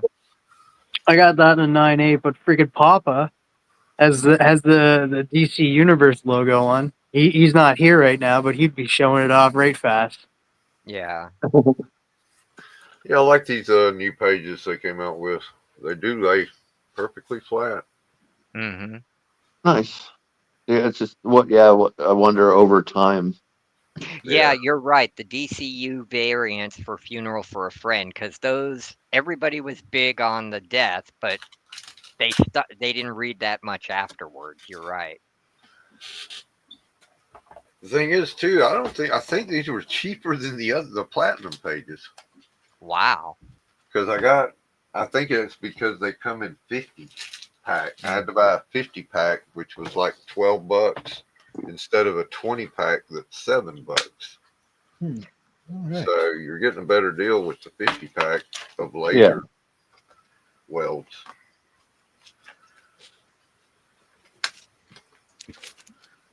All right, here. Let's see here. Boom. All right, here we go. Round one. So first off, these are going in. You don't even get a vote on these. These are just all going in.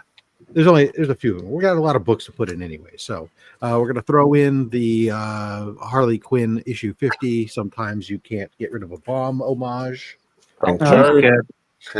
We're gonna throw in some Amazing Spider-Man 624. Nice. We'll throw in some Philadelphia #1 or 13. David Mack beautifulness. Yeah. We're gonna throw in an X-Force #1 in a polybag. Never seen one of them before. I know. We're gonna throw in a Supergirl special. Ooh, That's cool. Nah. We're gonna throw in a Wonder Woman black and gold. Oh, that's yes. beautiful. Yeah. That series had beautiful covers. And I'm gonna replace with a new Gunslinger Spawn #1 McFarlane cover. Nice. Wow. Very nice. All right, so those are going in. You got to take half this stack. So let me show you the stack, and then you guys will be able to we'll vote on them here or something to get ourselves down to half the stack. So we've got Man Thing 13. Yes. Mine. Yep. We've got Warlock Chronicles number 1. Nah. Izzy is jumping around his room. You don't have to shout out. We're just showing this off right now. I know. Oh, okay. Batman Curse of the White Knight. Cool. The Link Squad. Oh, Hail cool. Crow. Hell yeah. Terry Dodson. Future state of Superman and Wonder Woman. Yara Floor. Mine. What up, Izzy? Ultimate Invasion issue 1. Mako cover. Red Band Wolverine. Wolverine Revenge. I've never even seen that. I haven't seen that either. That's a nice homage. They're doing a lot of these. It's an all yellow cover with wind busting through, and you get the. It's pretty cool. You have to watch it. You have to win it, Izzy. That's how it works. This DNA Wolverine or Wolverine, fucking Deadpool. It says color bleed. I got your color bleed right here.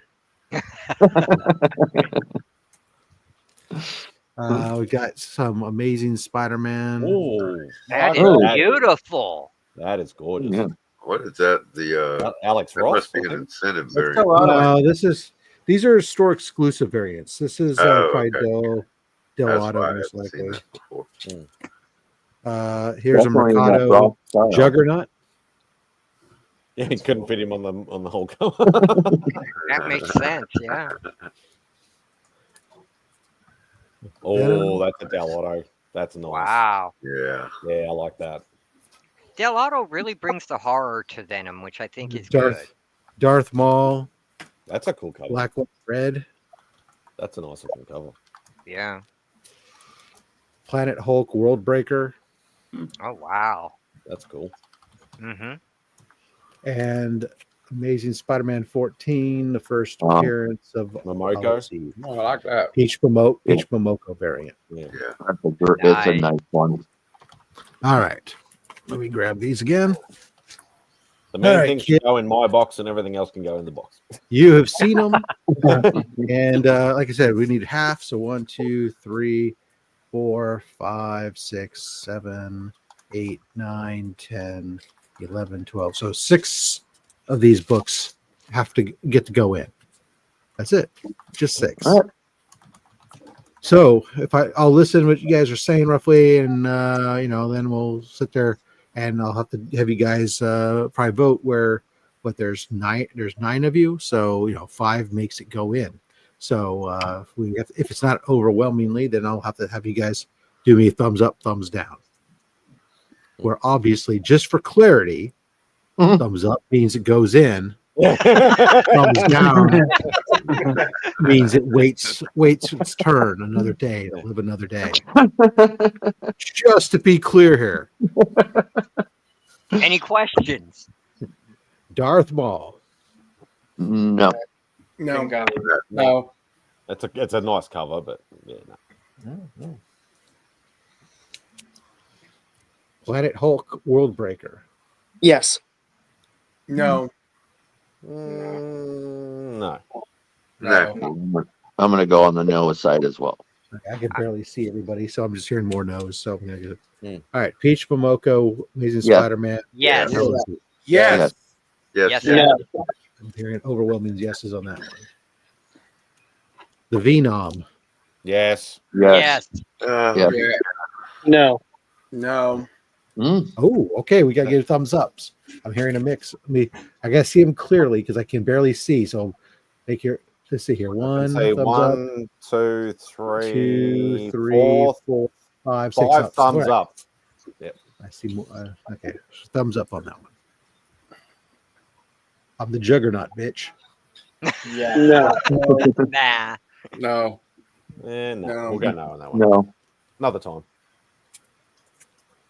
Yes. Yes. Yeah. Yes. Yeah. No. Well, see, TM is negative on everything, but that's all right. He's on the outside. Because we need some DC in this mix. There's some DP. Nah.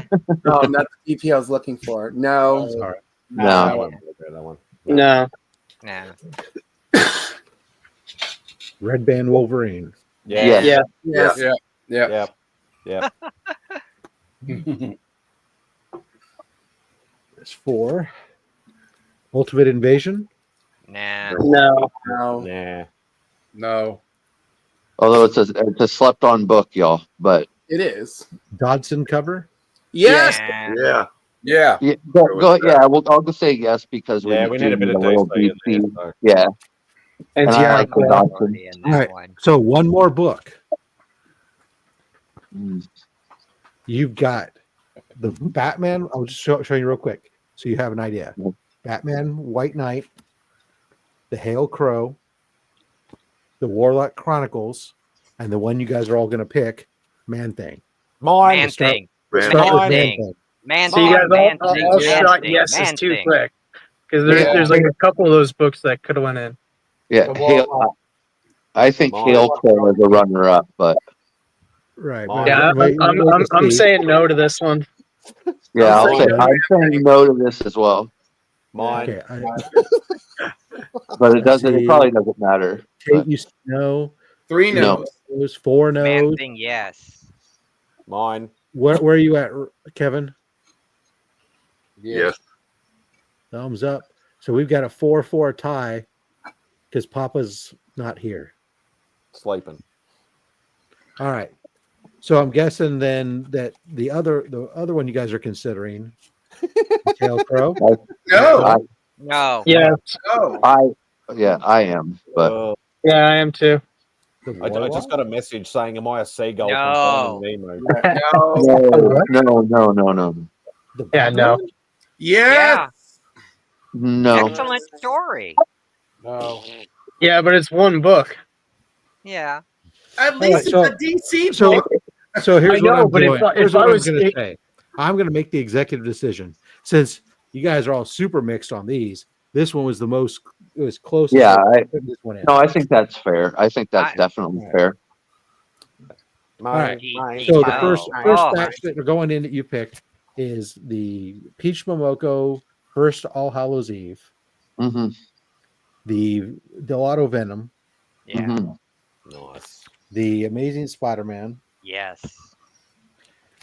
the Red Bang Wolverine, Hell yeah. Schnick.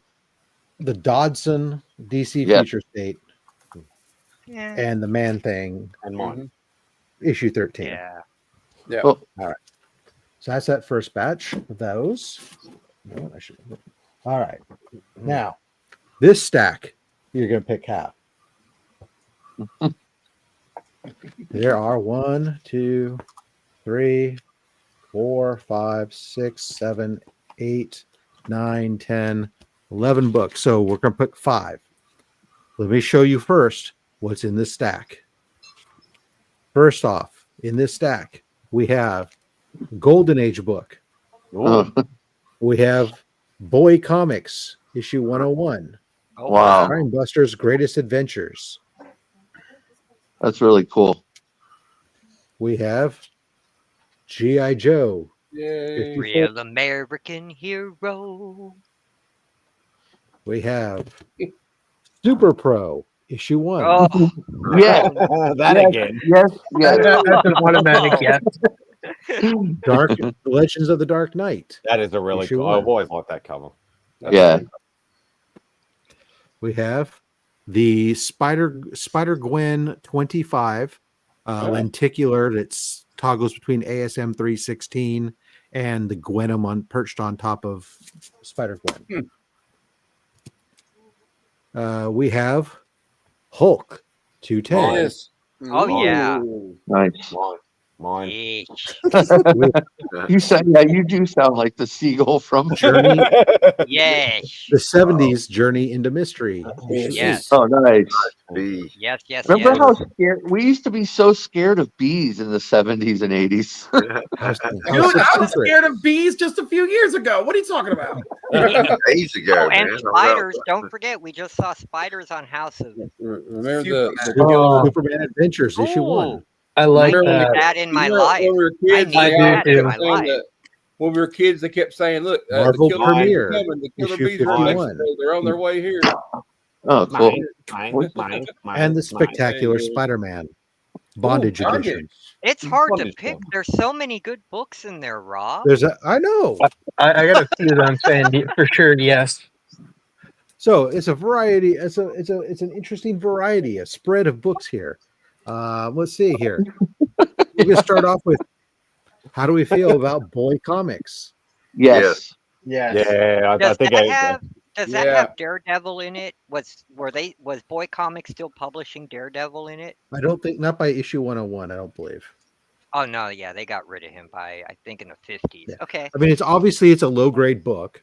It's dirty. It's got some color breaking creases, but it's all Yeah. there. It's got the spine is intact. and it's a golden age book. Yeah, Going, but in for a, going in a giveaway box, people. right. Yeah. Oh, look, I like Splash Comics. He's got his Yes to Boy, Yeah. no to G.I. Joe, no to Super Pro, no to Dark. That's probably pretty close. But so G.I. Joe, Eh, No. No. Just Yeah, because of what you showed after. I was Super gonna say Pro? yeah, 'cause that- no. Yes. Mm. Yes. It's already been in the box Okay. once before. Oh, it has. Dark- A, Legends of the Yeah. Dark Knight. Yeah. yes. Eh, Yeah, that's a gorgeous cover. Sure. I'll Oh, be it honest. is. see. Thumbs up, thumbs down. I got 1, 2, 3, 4, 5 up. It's in. Personally, I believe that series has the best Batman covers. Oh. Spider Gwen. No. eh, No. nah, No. no. Gimmick. Hulk. Mine. Yes, Yeah. yes, Yes. Mine. So far, Monty, they're giving you kind of following you along here. yes, Yeah. yes, Yeah. yes. Yes. Yes. All right. And yes, the Four. next one. You get one more book.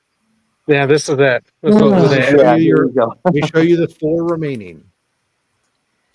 You've got the Superman Adventures. Yes. Mine. You've got the Marvel Premiere. Eh, You've got Spectacular Spider-Man, and you got House of Secrets. oh, damn the house. Ooh. I'd actually go the House House of of Secrets. Yeah. I'm So- torn Yeah, between House House of of Secrets. Secrets and Going Yeah. out Superman. secret. I'm going with Superman. Yeah, I'm Okay, going so with Superman. So let's do this first. Superman's up, thumbs up, thumbs down. Let me see him. Yes. I got down, down, down, down. I got 5 downs. It's out. Damn. Thumbs up, thumbs Mine. down. Black Panther. Mine. Down. 1, 2, Wow. The 3, thumbs down. 4. Okay, thumbs down. House of Secrets. Yes. Up. 1, 2, 3, 4, 5, 6. It's okay. It's unanimous. It's up. That's in, and that means Spidey. Maybe another time, you bondage loving fool. Yeah. That's cool study. How often All do right. you get unanimous votes, Rob? Not very often. Oh well, it depends upon the key. Well, It also TM's depends here. if TM's here. TM always ruins it. TM's here, All so it won't happen. Yeah. So we still What? have that. That's fine. We're still going to come back again because we still got this stack to go Oh, through, shit. Oh my Um, word! which are keys. Oh, fuck. Mhm. Oh. So I have to first figure out how many we've got to put in there, and I'll probably split that in half, stack in You already half. have that Um, book easy. So, anyways, so Yeah, we'll I'm continue willing this. to buy we'll be that back off to of Deuce. Rob, that Superman, but it's No, Yeah. that's not how it It doesn't know how it works. Superman is on fire. Yeah, Yeah. so we'll be back to more of these in a few moments. Oh wow! Mm. How do you guys feel about buying keys in low grade? You know the old saying, "No grade" or Well, "Low that's- grade's better than no grade." That That's is most of my fine. collection. Most Yeah. of I my wouldn't Yeah. have an ASM number 1 if it wasn't for that. Yeah, Yeah, right. you answered the question, and It was a within bit of a itself. rhetorical Yeah. statement, I think. Yeah, Well, there are a lot of people out there that are like, "No, I got to have it mid or better at least." You know, Right? Well, I'm then And, like, you know what? And then they they can have to afford really- it too. Good for them. yeah, Exactly. Yeah. If I Exactly. could afford it, I'd be that way too. But It depends on the book. Obviously, certain my books I budget, can't I'm afford it. Some books I if can. it has yeah. all the panels, I'm good. But Yeah, let's say you get like a 3 or 4.0 of a book. It also it keeps your hunt for that book alive because Yeah. no one's saying you can't upgrade. You Right. know, and I know that back in the 90s or whatever, it was always we didn't say low grade better than no grade. We said placeholder. Yeah. Like that was a placeholder book. Like and if it didn't get upgraded, you still had it. Like Yeah, exactly. Just don't overspend for a placeholder. yeah, exactly. Yeah. Yeah, Don't let yeah. somebody get you. You have to over here. No, I mean, and I'm sure we're all Not like always, this. but most I of the mean, time. if I wasn't married, didn't have a kid, didn't have a house payment, if I was renting a room somewhere, I'd have tons of money to blow on mid to grade and better key books. But no, I like. We all like what we got most of the point. So you spend what you can, and I've always enjoyed the struggle of because I've always been a budget collector. okay. Even back in the 90s, I definitely bought more. I was buying like I had a pull list and stuff that I was, getting all the books and stuff. But yeah, I actually like it because the struggle makes me appreciate the books a little more. Yeah. Like because a lot of books to me just they go right into my for sale boxes because it just doesn't mean anything to me. But if I had to struggle and it took me a few months or a few years to find a book or something, then that book, I got a story. So Yeah. Hmm. For me, I got Oh, go ahead. No, I was just gonna say I got a Demon #1 without staples, and I'm happy with it. Yeah. For the one book I'm hunting now for, and as long as it has a cover on it, I'm happy, is Showcase 60, which is the first Silver Age appearance of the Spectre, because I have his second and third, and I have his series. And then, yeah, there's a couple of issues of his series I'm missing, but that's because I they have- have Neil Adam covers, I got a copy. I think my copy is like an 8.5. Yeah, see, I don't want an 8.5. I just Oh, okay. Well, never mind. You can't have it Yeah. then. Well, you weren't going to give it to me, Rob. I wanted to read it and enjoy it, not to put it on the wall. Oh yeah. It's already encapsulated. Yeah. It's Yeah, see. Yeah. And I'm a big fan of Murphy Anderson anyway. Murphy Anderson, Gardner Fox, all those guys that helped build DC. And actually no idea. That's a book that I have only because I stumbled across it. I think it was like a late night auction find. I paid less than $100 for that book. And wow. yeah, and it is a freaking 8.0. It's like, oh, all right. Yeah, that's a steal of a deal on that. Yeah, sometimes you get lucky. Yeah. All right. That means I gotta do. Yeah, Papa. Spectre. Oh, go ahead. Oh, sorry. No, go ahead. I was just going to answer Pop in the chat, but he can wait. No, I was just saying that, the Spectre, Dr. Fate, JSA, and any of those characters, anytime they pop up for the first time in the Silver Age, I try to get them because there's just something about those characters and that era that I really dig, and it kind of coincides with the whole Pulp Heroes thing too. I just really like it, so I always try to get those. We got a lot of books. He was at. He was. Oh, sorry. I was to say, Papa missed the first round of voting. Where were you? We needed you. You actually could have been the tiebreaker. Yeah. Yeah, Joy running. He's going to type something. I thought he was just going to right. Up. We're riding around.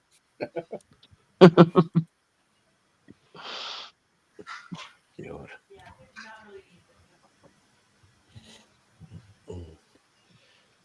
Do. Oh, okay. Oh. So there was something 1063 mentioned today. And so, of course, I looked at my latest CVCS slabs.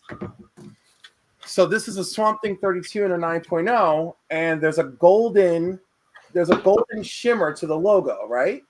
Oh, yeah. But there's no shimmer on the 9.0. He said there's shimmer on the logo on the 9.8. And because like I think it's raised ink or something. But he's right. If you notice, the shimmer on the CBCS is different. And just and see how there's the 9.8. Yeah. So It they does. use like a particular ink or something for the 9.8s. Yeah, like they Color are. shifting ink.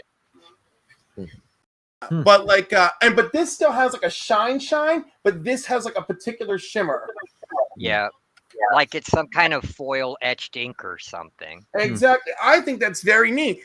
It is. Let me tell you, with the exception of their most recent incident, number one, I am loving them. I love the new label. I love the slabs. I'm turning into a convert whore overnight.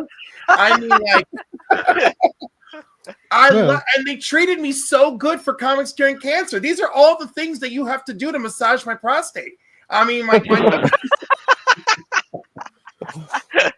well, God knows their pricing is better. I mean, well, no, the it's not. pricing's fabulous. I mean, like, honestly, I mean, like, it's not bad actually. So it's not bad actually. So vintage books, it's $40 versus $47, and that's a 20-day turnaround time versus 2.5 months. 22-minute drive, and it's a declared value up to 1,000, which I think that's on par with. Is it or no? They're at 400. They're at $400. So, all right, but still, if only they could sell for. Well, yeah, I was going to say they're also cheaper to buy on the secondary market. So yeah, they are for now. But let me tell you, if they keep winning people over like me, you know, we're gonna see the turn because CGC, it's like every week. I would love for that to happen because competition is good. Yeah. Mm-hmm. For us as a collector. Yeah, it brings. And let me tell you, PSA, nothing impressive. And anyone who wants to tell me, oh, but they have such a good slab, I'm like, CBCS, baby. Love it. Great slab. They are winning me over. For a big key book, would you look at any other slab besides CGC? For a big book? Yeah, of course. Just not, I would look CGC and CBCS. That's it. I'm not going outside of those bounds.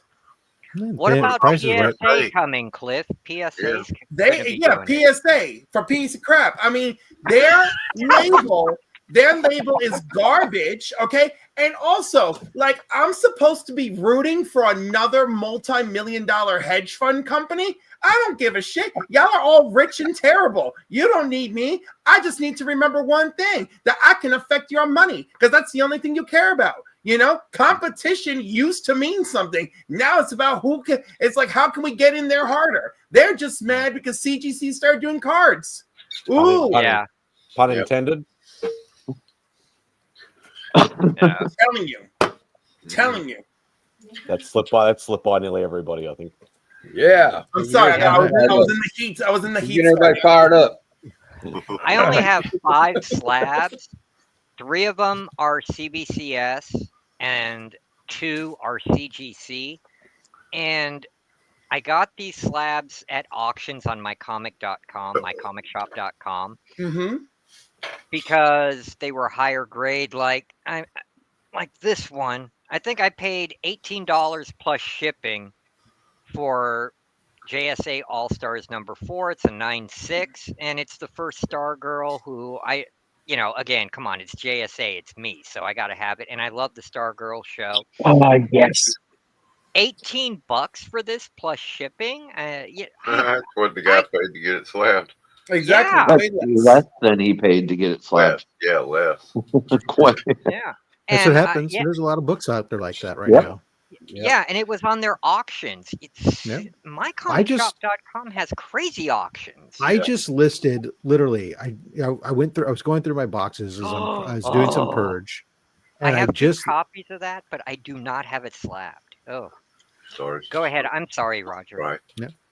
I just was going through my boxes of books and I was purging, pulled out a bunch of X-Men slabs because I'm not an X-Men guy.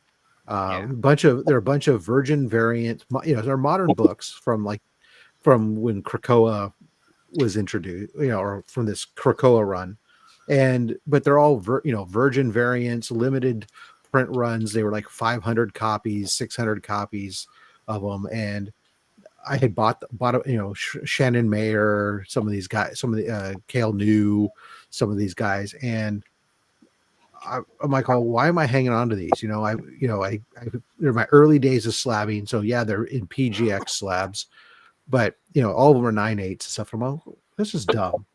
They're just taking up space, and I don't care about them. So I put them up. I posted them up on eBay, $25 starting point on auctions on these things. So yeah, the raw copies, a near mint raw copy costs more than this. So if you want to crack it out of the slab, you go, I hate PGX. Great, crack it out of the goddamn slab. I don't give a shit. You just saved money versus the virgin variants, but just buy them. Let me ship them out. Let me get them out of here and fucking clear some space in my comic warehouse. Yeah. This was help an 8.5. Help me stay under 1,000 slabs. And I got it for a total of $10 at the My Comic Shop auctions. And it's Roy Thomas, Golden Age goodness. This is not a book that should be slabbed. It has It's not Golden nothing. Age. No, I mean the Golden Age heroes. Oh, okay. I was gonna say, wait a second. But they did something that I never would have thought. Racism cover and story, because look at the supervillain here, and look what they're doing to poor Amazing Man. They put him on a burning cross. Oh my God. So I'm like, yeah, that is something you'd run into in that time. So yeah. And I read somewhere they were trying to cancel sales of this book because of this. It got out there somehow. So I'm like, well, I'll bid on it. Why not? I got it for $10 plus shipping. Nice. And it was a series I like. So why not? I have it all raw anyway. And yeah, I do have my raw copy to read of that as well, and 2 copies of the Stars and Stripes run. Because I'm weird like that. I want one to read, because that's what we would do back in the day. And one to collect. 70s. Yes, that's what we did back in the 70s. You'd go to the spinner rack and you'd buy 2 of every book. One to just put away and one to actually read and enjoy. And I'm still stuck in that mentality. I absolutely love Stargirl, so I ended up getting what was it? JSA All Stars. No. All Stars 1 and 2, which 2 is the first cameo appearance of Courtney Whitmore. Yep. And then they had her. I got 1 because it just went with 2 because they're both great covers. It's like, yeah. Go ahead, good sir.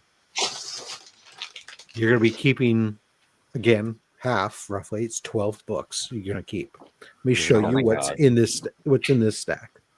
This stack, we have the special collector's edition that has no ads, the gatefolds, the preview of Omega Red, right? We have the origin of the Xenomorphs. Oh, yes. We have the first cameo appearance of Bloodshot and the first appearance of the Immortal Enemy. Something a bit different. Hey, these are some of the minor keys type thing.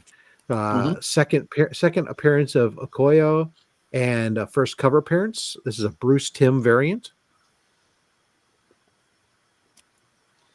Nice. The first appearance of the 4th Doctor in American comics. The best Doctor. Ooh, that's cool. That's Tom Baker. Yes, sir, the best. Second appearance of Beta Ray Bill. Ooh, nice. The origin of Man-Wolf and the first appearance of the Other Realm. Mine. Cool. First appearance of the real Domino. Cool. First appearance of Malekith. Oh. I think I have that. I think. First appearance of Curtis Bass. Not to be confused with Curtis Blow. Creepy cover. I love that Joker cover.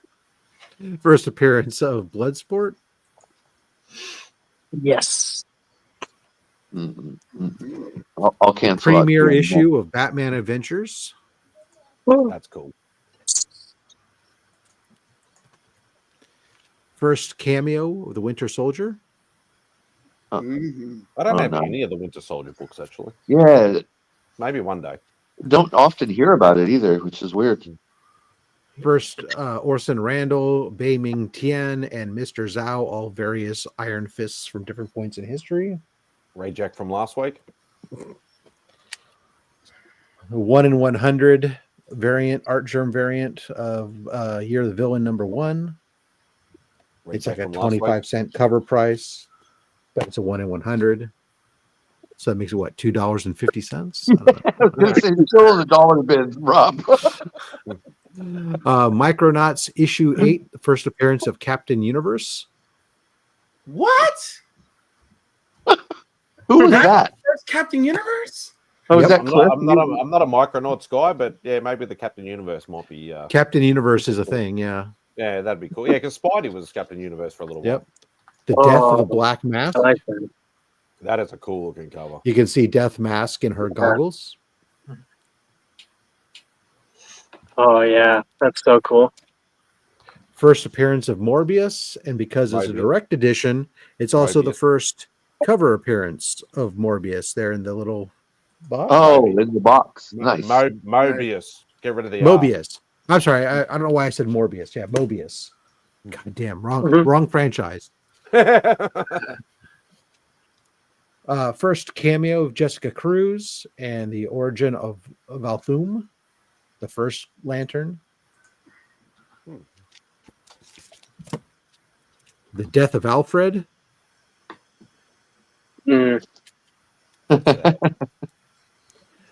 First full appearance of Thomas Wayne as Batman. Yes. That was good. Yeah. The first comic book appearance of Beavis, Butthead, and Daria. Yeah. Nah. Darkhawk #1. First wait, issue. You still here? You still here, Mike? Parents appearance of Magma. Love New Mutants. And the first appearance or first cameo appearance of Cable, Strife, and the Mutant Liberation Front. Sure, why not? Yeah, there it is. That's All hate right. for the So dark. how many are going in, Rob, out of that stack? 12 of these, 12? which is half. All right. So, first Cable, Strife, and Mutant Liberation Front. Nah. No. No. Oopsie. I'm dropping food Magma. Hot No. steaming No. magma. No. No. I mean, I love her, but I already knew that was. Yeah. Gonna... First Darkhawk. Yes. Yeah, it's a Dark Hawk. No. Yes. Yeah. No. Everybody I think- needs a Darkhawk #1 in their collection. I think as Everybody. Mikey's Europe is here, I'll say yes. All right, so show me your thumbs up, thumbs down for Darkhawk. I got 1, 2, 3, 4. Papa, are you thumbs up or thumbs down? Down. Okay, so I got 1, 2, 3. Kevin, how about you? No. All right, he killed it. It was 4-4, and Kevin made a call. I didn't say it was a good book. It's just something everybody needs in the collection. Beavis and Butthead. Nope. Yes. Yes. Yes, it's a first print. Show me your thumbs. Let's go. I'm okay. Yes. Up. Yes. Yes. Yes, 2, 3, 4, 5 ups, 6 ups. It's in. Oops, wrong. I put it in the no pile. I got to put it on the in pile. If I win that one, I will burn it in a live stream for all of you. Wow. For all of you They're who so voted. hateful. They're so hateful. Oh, Thomas- yes. First Yes, Thomas yes. Wayne as Batman. Yes. No. Yes. No. 2, 3, 4, You know, we need a DC book. 5. Thank you, Cliff. It's not that one for me. Oh. Death of Alfred. No. No. That's bad memories, man. No. No. Yeah. First cameo of Jessica Cruz. No. No. Nah. You know, we need to even the board. We need more DC fans up in here. Jeez. I am a DC Yeah, fan. First Hey, Mobius. I'm a DC fan, and I just voted no on both of those. One. I know. I'm questioning it. I'm questioning the loyalty. Yes. There's some other DC books that I know I'm going to vote yes Looks for. like we're getting a no on Yeah. Mobius as well. I agree. Yeah. I'm the Catwoman? same tape. Yes. Yes. Yeah. 1, 2, 3, 4, 5. We're in Thumbs up for 6. sexism. Oops. What? Again. That's Catwoman. What? What's sexist about that cover? Everything. Captain Universe. Oh yes. Really? Yeah. No. Michael Yes, Golden Mike. 1, goodness, 2, man. 3, Excellent 4, 5. Okay, it's in. The 1 in 100. Ooh. I don't know her. Thumbs down. It's the You don't- cheetah. Yeah, I'm, thumbs not, down. I know I'm being a facetious cunt. I'm undecided on that. Well said. Iron Fist. No. No. That's a beautiful no, cover, no, but no. no. Yeah. Yes. Yeah. First, Yep. Winter Soldier. Yep. Yes. Yes. Okay, it's in. The premiere issue of Oh, Batman yes. Oh Adventures. yes. I'll say yes. Yes. 2, Yes. 3, 4. Okay, Yes. it's Yes. in. Yes. Bloodsport. Yes. Sports. Yes. Yes. Yes. 1, 2, we'll 3, go 4, majority. 5. Okay. All right. Just because Idris Elba kicked John Cena's butt. Curtis Bates. Great No. cover. Yeah, it's a creepy cover, but yeah, I'll go yes on this one. We do need some more DC in there. I love that. I love that cover. That is an 4, awesome Joker 5. cover. Okay, 5 in. All right, let's just see where we're at here. 1, 2, 3, 4, 5, 6, 7, 8. So we got 4 more, and we have 1, 2, 3, 4, 5, 6, 7, 8, 9 books. So almost half the books. You guys are actually doing good. Means you're about 50-50 so far. What you put in when you can only put half the sack in. That's good. First Malekith. No. Nah. No. No. First Domino. Nah. Nah. Yes. No, I won't bother with that one. Yeah. There's nose. Origin of Yes. Manual. Yes. George Perez all the way. Yes. Yes. For George Perez, yes. All right. So yes. Mine. Second Beta Ray Bill. Yes. Yeah. No. 1, Yeah. Okay. 2, 3, 4, 5. It's in. Oops. It landed. I got it. It landed perfect. It landed perfectly flat. That's good. Let me No, grab we it. lost Trav.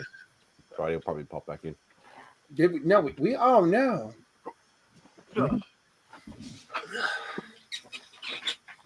All right. The Good Doctor. Yes. Tom I Baker. Yeah, bit of variety. Yes. Tom Baker is the Oh my- greatest it's doing doctor it. of the old Yeah. age. Yes. That's in. Non-superhero Marvel book. So that's Okay. The Bruce No. Timm first cover appearance of Okoye. It's a Nah. cool looking Yeah. cover, but no. Yeah. Won't bother. Not this time. Next time. The Eternal Warrior. No. Oh, that used to be something. That used to be something, kids. Yeah. What are you doing, All Trav? right, hold on. I got 2 books left here. Let me see where we're at again, just real quick.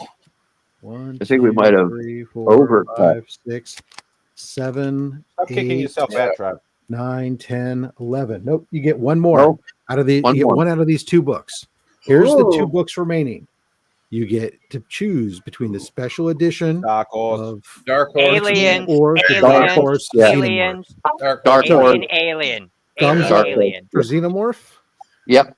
Yeah. Yeah. All right. 2, 3. Okay, the Xenomorph is in. All right. I So think it's unanimous. you have selected going in here. Dark Horse, the first appearance of the Xenomorph, or not? I'm sorry, the origin of the Xenomorphs. Yes. You've selected the 4th Doctor's first appearance in American comics. Yes. And if I win that, I'll give it to Beck. You have selected the second appearance of Beta Ray Bill. Nice. Underappreciated book. Yeah. You have selected the origin of Manwolf. Oh yeah. And the first appearance of the Other Realms.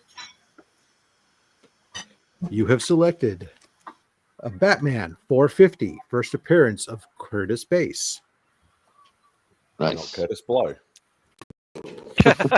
You have selected I'm just Superman. reiterating Rob's Yeah. joke from earlier. Superman issue 4, the first appearance Yeah. of Bloodsport. Yeah. Hooray! You have selected Batman Adventures issue 1, the premiere issue. Yeah. Yes. Nice. Nice. Beautiful book. Selected the first cameo appearance of the Winter Soldier. Nice. And a great Ed Micronauts Brubaker run. issue 8, the first appearance of Captain Universe. Yeah. Nice. Catwoman issue 52, the death of Black Mask. Mm-hmm. The Flash, first appearance of Thomas Wayne as Batman. Yep. Or sorry, not the Flash. Flashpoint issue 1. I'm sorry. And Beavis and Butthead, the first comic book appearance of Beavis, Butthead, and Daria. I am the great Cornholio. Yes, sir. I need deep from my bunghole. Yep. Shut up, David. So that's right. We'll have another Don't stack to make go. me come over there. But there it is. Including Beavis and Butthead as a Marvel product, that makes our DC and Marvel picks even. I feel better about this. 5. Yeah. I think I've been involved in a few of there's these now. I think we always 5 try. It's 5 DC to 7 Marvel. But oh no, I'm sorry, 6 Marvel because you had a Dark Horse book in there. So pretty darn good mix. I'm not giving Dark Horse. Oh yeah, the Xenomorphs now belong to Marvel. Damn it. Papa No, Wheelie, it's not. nothing's It's wrong Dark with John Horse. Cena as a wrestler. Okay. And in the movie, he was really good as the Peacemaker. There were, after the 3rd or 4th episode, though, of the TV show, I had to stop watching it because it just got too weird and stupid. And they had Because it was him- too good. No, I know, they- you're the only person I've ever heard that did Literally like the it. only person I know who Right? didn't like it. I Yeah, love that's I love wild. Creature Commandos. That was epic. Okay, there were a couple. Of You things should have in- stayed with Peacemaker and powered through whatever it was that was holding you down. Yeah. Yeah, because When- there's some pretty questionable things in Creature Commandos. I'm not going to talk about it. I'm not. No, just things No, it's that went okay. against my religious sensibilities. Yeah, Let's no, put it it's- that way, Cliff. Okay. What? That's fair, fair enough. Well, if you think about it, What Were went the, against? were the druids being murdered? I mean, I need to No, him sitting yeah, there. because Getting high, having a 3-way with the vigilante with that chick who was that he kidnapped or almost kidnapped to try to escape the cops when he was in the house because he forgot his clothes when he was sleeping with the crazy beast woman thing and had to kill her and was running from the cops. I was We're just not like, watching The Chosen. We're watching Peacemaker. I don't But- care. but- Peacemaker. you think about it. If you watch Creature Commandos, you watch Dr. Frankenstein sleeping And with a didn't corpse. like that either. That freaked me out too. I was like, "Oh, that is just too wrong."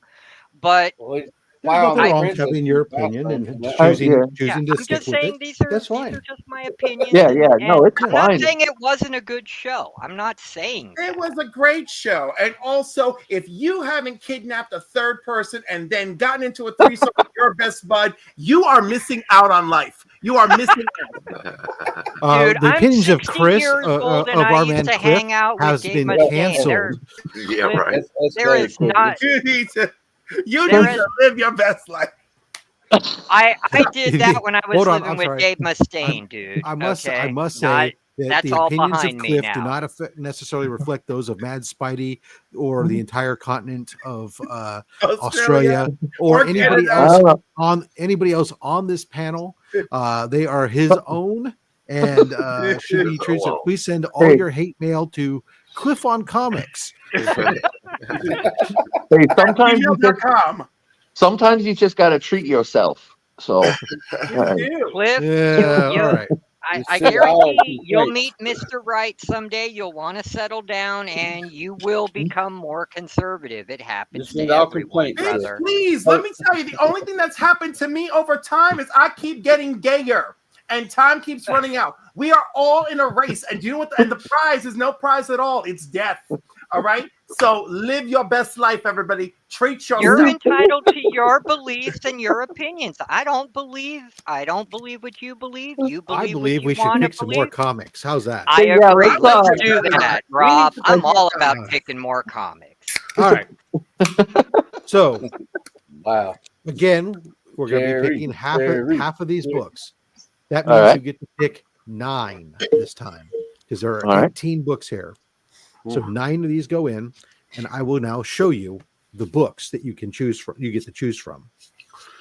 First up will be Micronauts issue 1, the first appearance of Baron Karza. Number 8. It is good, but there will be Marvel Spotlight issue 12, the first full appearance of the Son of Satan and his origin.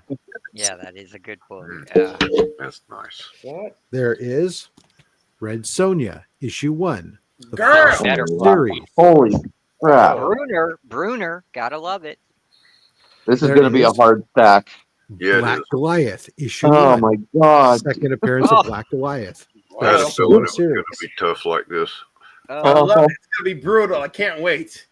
Submariner issue 16. The only non-key in here, but it's Submariner. So it's pretty cool. Yeah, that's a gorgeous cover. Beautiful cover. Yeah. Firestorm issue 1. First appearance of Firestorm. Wow. Yeah, what the hell? Every book is getting better and better, man. Ghost Rider number 1. Danny First appearance of Daniel Ketch Iconic. as Ghost That is Rider. iconic. Yep. The Flash 92. First appearance of Impulse. For a book that I can breathe on. I don't know that. Yeah, that's I like Bart Allen. Yeah. Kazar issue 13. The first cover appearance of Man Thing. Yeah. Mine. Very nice. Probably the only one you guys will probably choose to reject just because this one's newer. Black Panther issue 4, the first full appearance of White Wolf, although spec on White Wolf. It's not even spec anymore, right? Right. First appearance of Azrael. Nice. Very nice.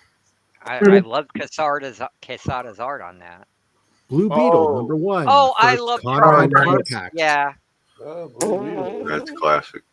Yeah. Fantastic Four 205. The first Nova Corps.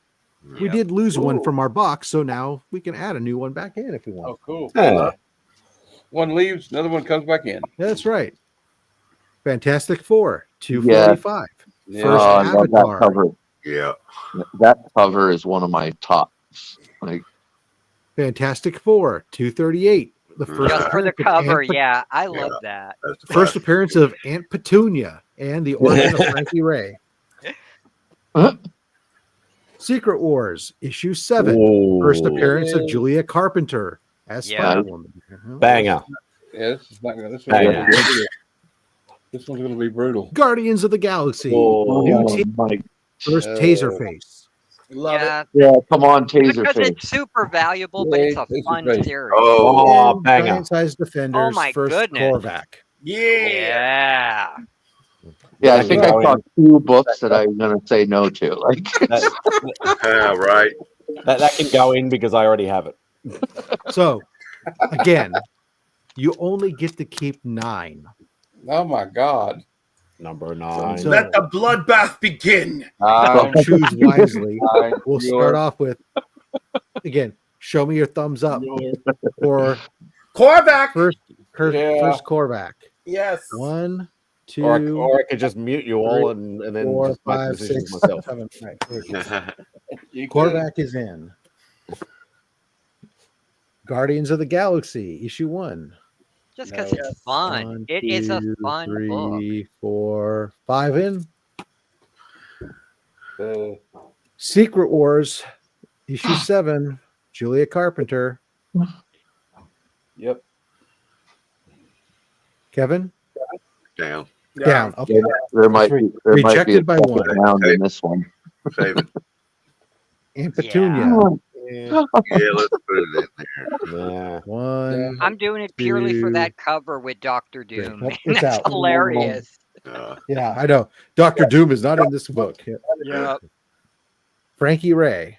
Yeah. Or sorry, Franklin Richards as an adult as Avatar. I don't care Yeah. about that. Yeah. Yeah. Yeah. There's a lot of other cool books in there that it's like it might be cool on a normal day. Yeah. First Nova Corps. Hell Yes. I've already seen this 1, book, so I'll say no on this one. 2, 3, 4, 5. It's in. All right. I'm waiting for them to do something with the Nova Corps. Blue Oh, Beetle. I have Oh, to. yeah. Yeah. In 1, honor of 2, Steve Ditko, 3, I have 4, to. 5. It's in. Azrael. Yeah, I'll say yes on this one. No. That one I'm tossed on, guys, because I love 2. It's out. Quesada, but White Wolf. nah. No. It's out. You were right. First Man Thing cover. Yes. Yes. Mine, Yeah. mine, No. mine. It's in. I want that one. I need to win this just for that. First Impulse. Yeah, okay. Yeah. He was great in Young Justice. He was. Yeah. Okay. Are we 4, 5. Okay, he's in. Danny Ketch. Oh, hell yeah. Definitely. Yeah. Hell yeah. I must have missed these early ones. All right, hold on. Let me see. Hold on. Where we're at now. There's going to be a 1, second 2, round 3, for you, 4, or Rob's going to 5, keep us 7. in check. All right, you've got 2 books left. You want to see wow. what's left of these? You only get to Yeah, pick 2. I haven't seen these ones. To remind Yeah. you, it's Firestorm, Oh, that has to go in. That's cool. Submariner. Yeah. Ooh. It's I think I might need that issue too. Black Goliath, Yeah. Oh, man. Not bad. Red Sonja, Okay. Man. She's Not gonna do number it. 4. oops, Oops. Son of Satan, Oh, hell yeah. Yes. Yeah. and Micronauts 1. I'm gonna make this Yeah. easy. I got a smoke. That'll make it uneven, so you guys will have a better vote. I'll be out there. It's been for- uneven because there's Oh. 9 of you. Oh, 'Cause okay. I'm not voting. There's only 10 Oh, people in the window. I'm 1, and I'm Oh. not voting. So Damn. So that's gonna mess- Firestorm. Yeah. No. Yes. 1, 2, 3 up. All right, so that's no. Damn.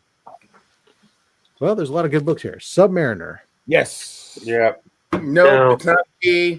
2, 3, 4. All right, looks like we're down. So I'm down. The day that Cliff votes no on a subby. There you go. He's suck. Listen, this is a battle. Black Yes. Goliath. No. There you go. Thank you, Cliff. No. Y'all need to show 3. some love. Nope, no love for Black Goliath. Damn. Horrible. Red Sonja. Yes. Yeah, I've seen them No, I all. already pulled her for somebody. That's okay. She can come back later.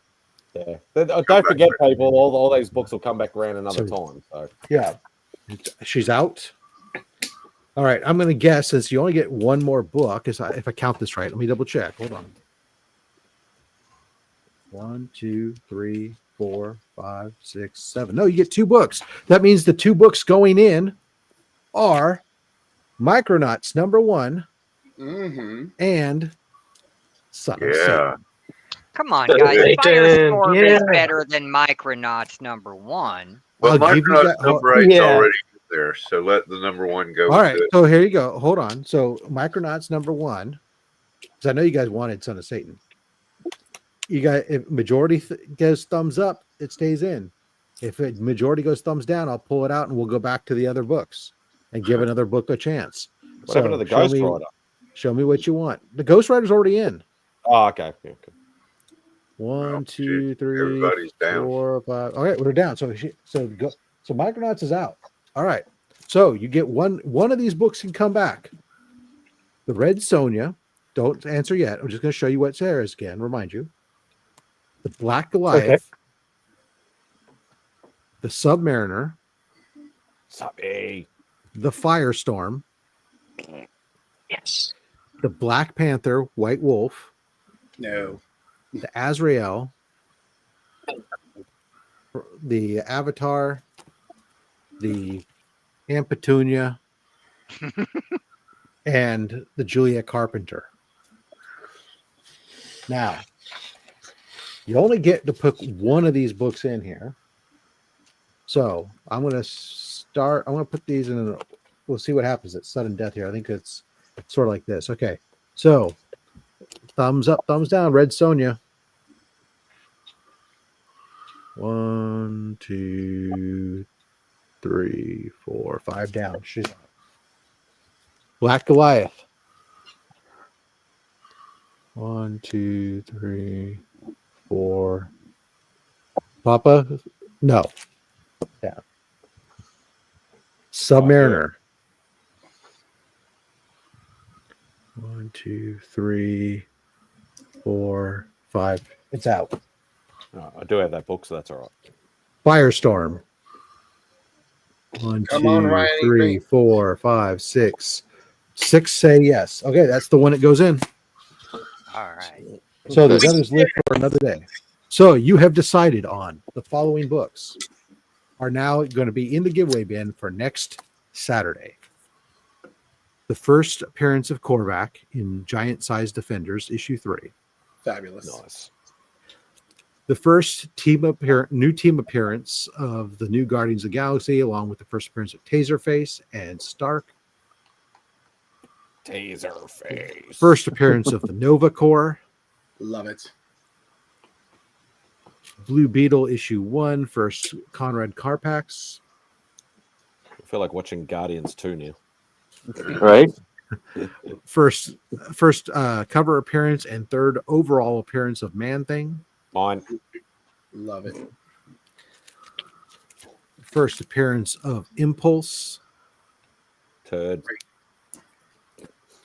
Yes. The first appearance of Danny Ketch as Ghost Rider. Hell yeah. Beautiful. The first full appearance and origin of the Son of Satan. Mine.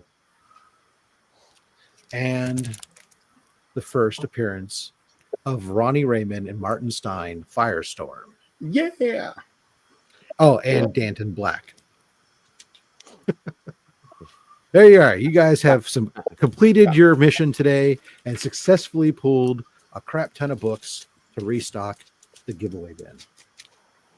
And a couple in there to piss off Chris. Oh. I forgot about Chris.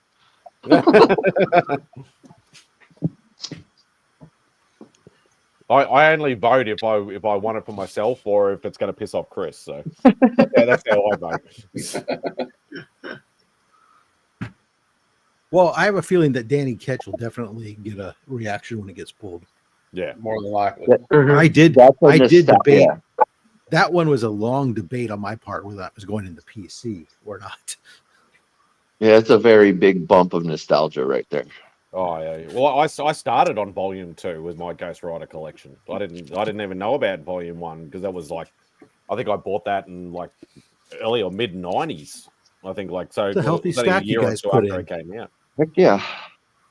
Well, in that, I was trying to say something, and I was like, this isn't the right time when we were going through the books. But that Fantastic Four that didn't make it in, where Sue Storm's phasing into like her ship or whatever it is, to me it's so ahead of its time. It reminds me of stuff people are doing now with the negative space and stuff. But It's true. Congratulations. Poor Lions fans. Hey, Marcus. All right. Yeah, you're at the wrong show, Marcus. That's it. Why do we care so much about sports? Good question. Yeah.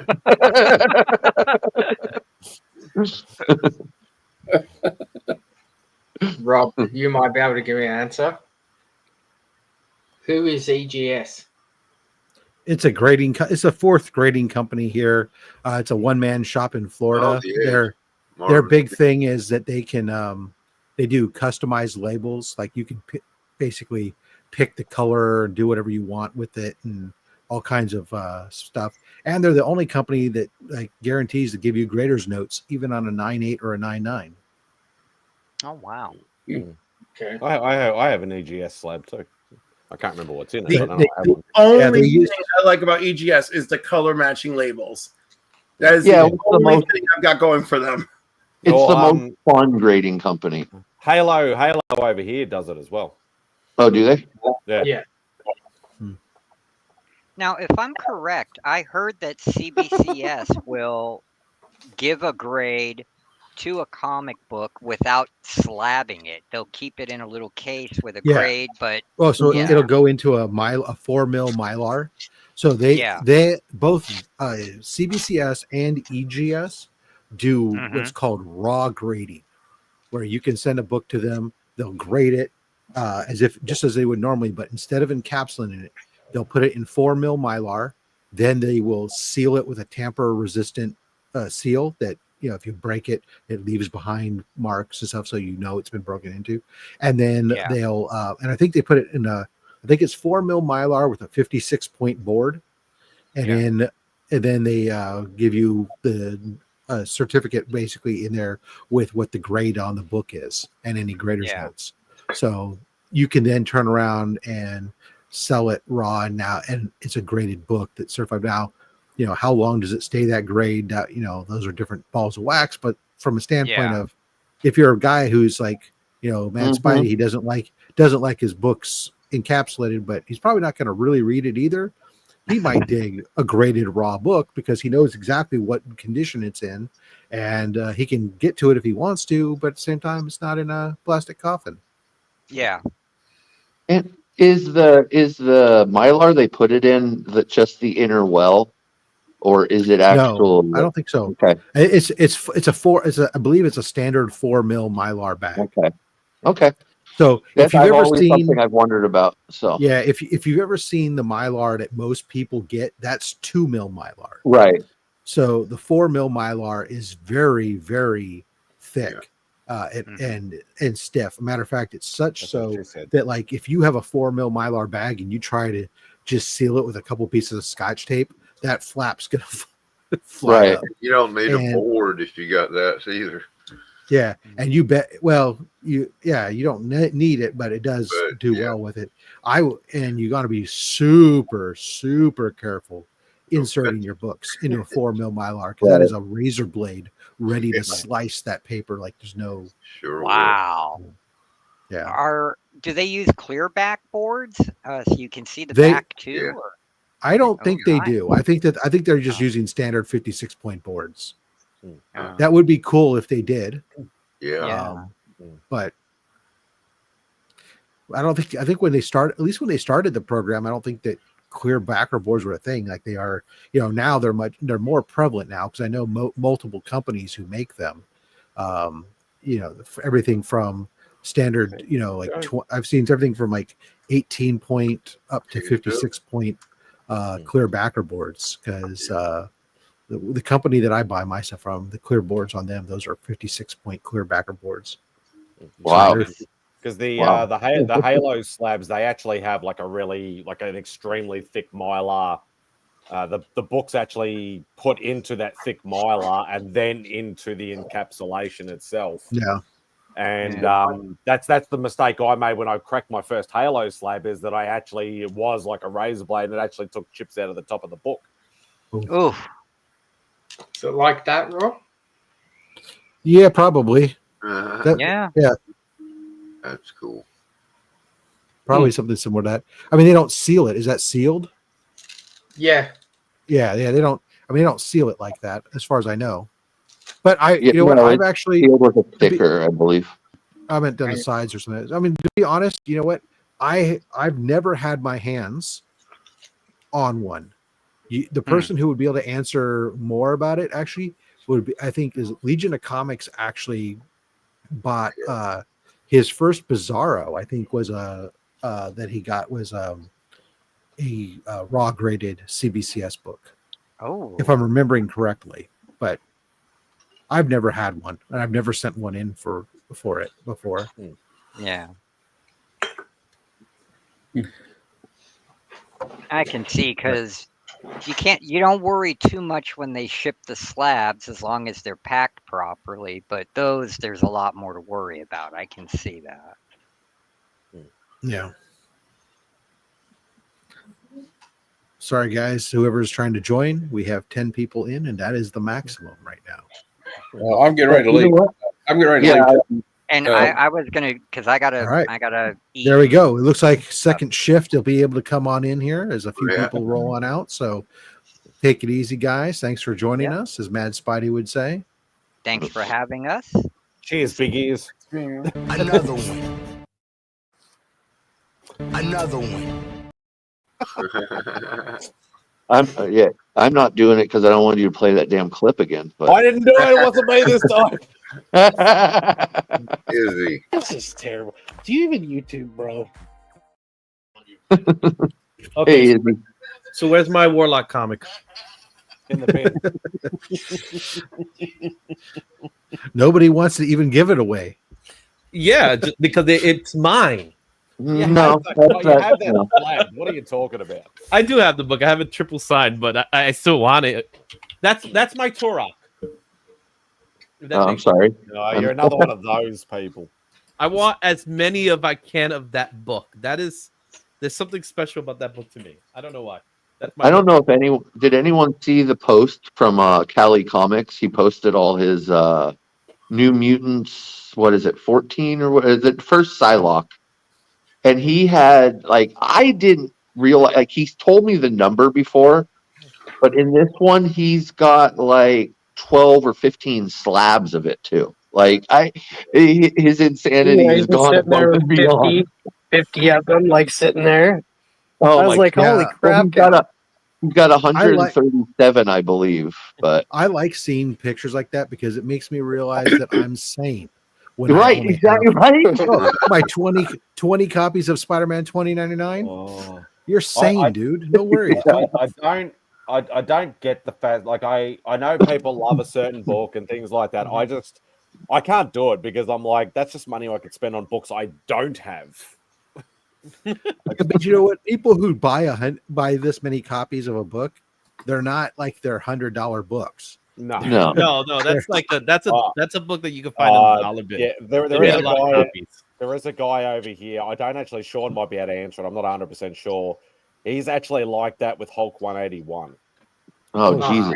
That's a little different, though. Yeah, that's a lot of different. Do you know how many copies he has, Sean? Who, Neville? Yeah. He's got at least 3 graded original, and he buys every international. Oh, copy. International variants. Okay. Yeah, he's got normal, the normal US copies, multiple of that. It was like that guy in that the whole show was Spider-Man #1. I know who you guys are talking about. Yeah, they do a talk show, an interview where it's 2 guys. Yeah, I did the post and you jumped into the chat when I was on. Yeah.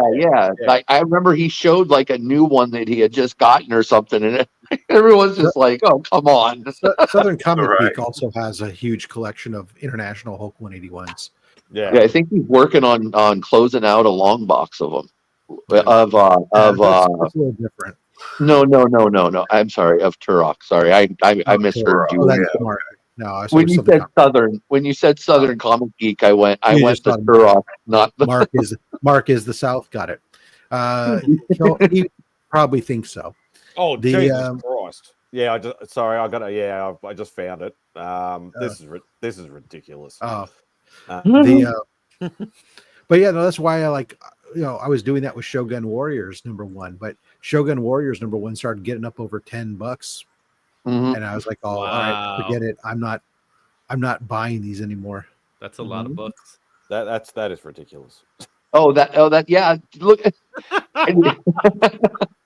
I told you that's why. Otherwise, I wouldn't have brought it up if it wasn't just out of this freaking world. That's hilarious.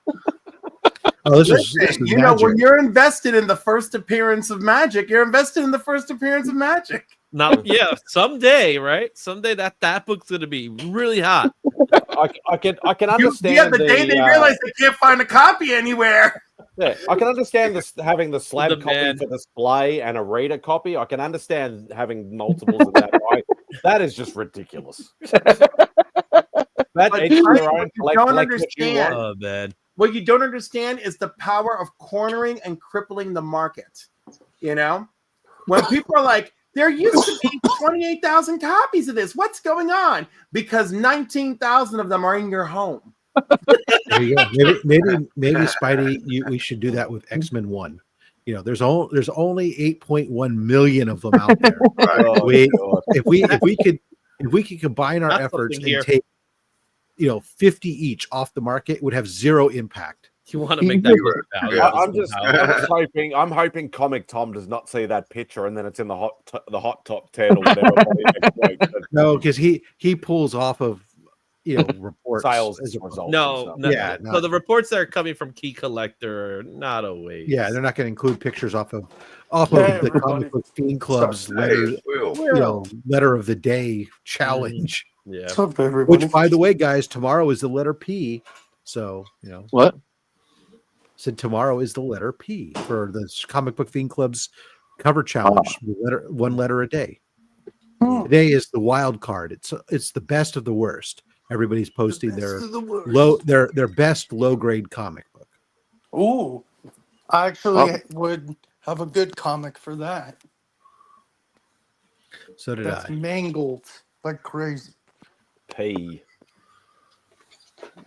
Hello, everybody. Though It's a character, and it's a character that. So it's not like the title of the book, but it's the character. So the character starts with the letter, and he has Oh, and, so that character low grade. and the character needs to be on the cover. Low grade first Punisher. Oh, today's not a letter, but today's just low grade, whatever you want. And it's Best it's low P. grade book. Look at that. Yep. I was just going over my mapping. That's the thing I have to do this evening is I have to go through my box and pull the books for this week and take my photos. So I'm all ready to do all my posting this week. nice. What's up, Czars? Haven't talked to you Hey, in down, forever, buddy. bro. I'm all right, man. Work was long, tiresome, but good. It's like that for everyone, dude. Yep. I mean, I'm lucky. My work isn't necessarily physically tiring, although it happened to be Friday because I had to clean some bathrooms. Oh, gross. Spidey, you inside? The weather crap?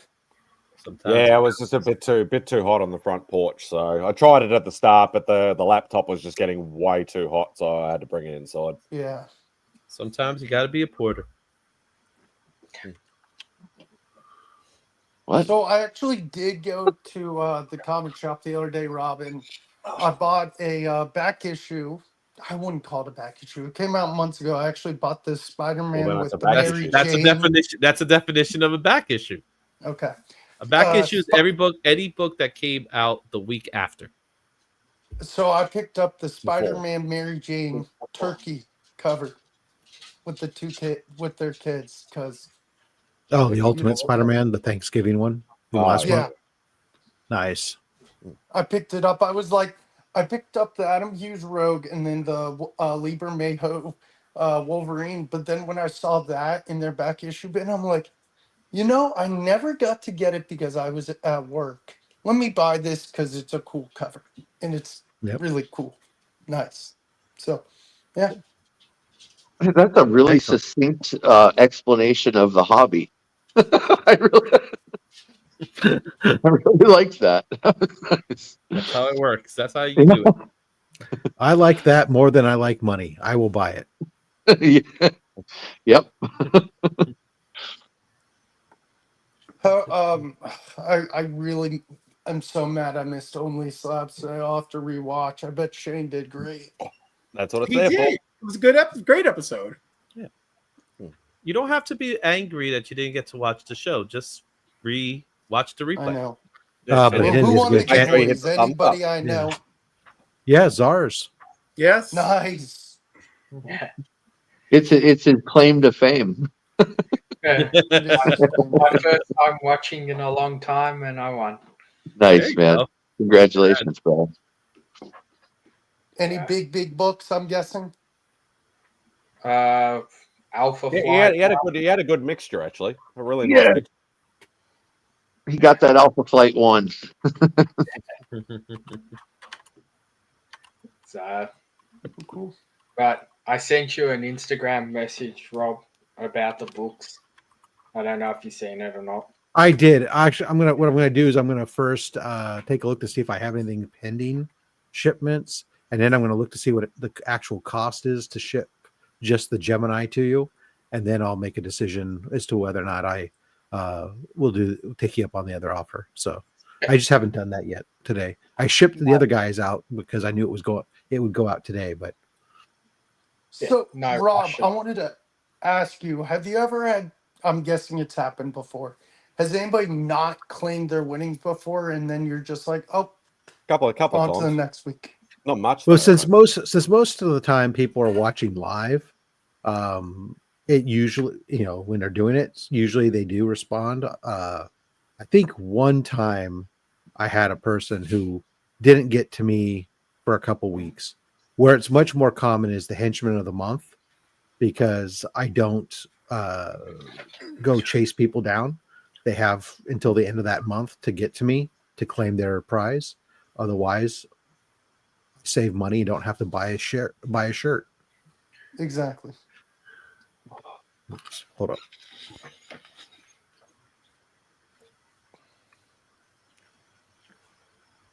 Sorry. Hey, Mary. They're taking my dinner order. Ah, and nice. my customizations. Yeah, it sounds like me. Well, I'm getting a whole special dinner because what I'm eating nobody else is eating, and they're probably making something that I shouldn't be eating. Specialty services. Well, sometimes. Yeah. For some reason, she likes me. I think that's the case with every wife. No, trust me. There's a lot of them out there that don't. Yeah, I would say ex-wives don't agree with that, Izzy. And soon to be ex-wives, right? So the answer is, I thought I loved you. It's like, that's At one always the answer. time. At one time, I thought I loved you. I thought I loved you, but then I realized it wasn't love. So what the hell was it then? Convenience. When was the last time you had a girl actually say something like that? They don't. They just stop talking. It just cuts off. Like they're done. Like, where the hell did they go? Yeah, Steve Boggs just did it to us. Oh, fuck. That's my favorite when somebody's going, fuck. He left the conversation. He couldn't talk about it. He always boots himself out because he's on his phone. Pressing that back button instead of the X on the chat, I bet. No, I got a notification on my phone. I had to check. Oh man.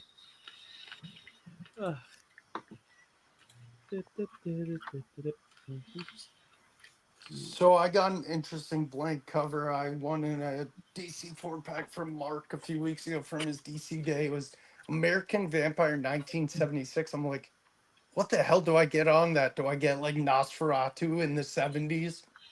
You get whatever you want for it. That's how that works. Disco Nosferatu. Yeah. If someone's willing to do it, they'll. If someone's willing to do it, yeah.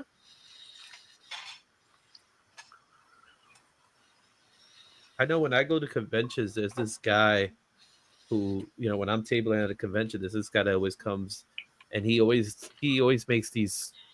They're out of the norm requests, right? They're not so they're not bad requests. It's just out of the norm.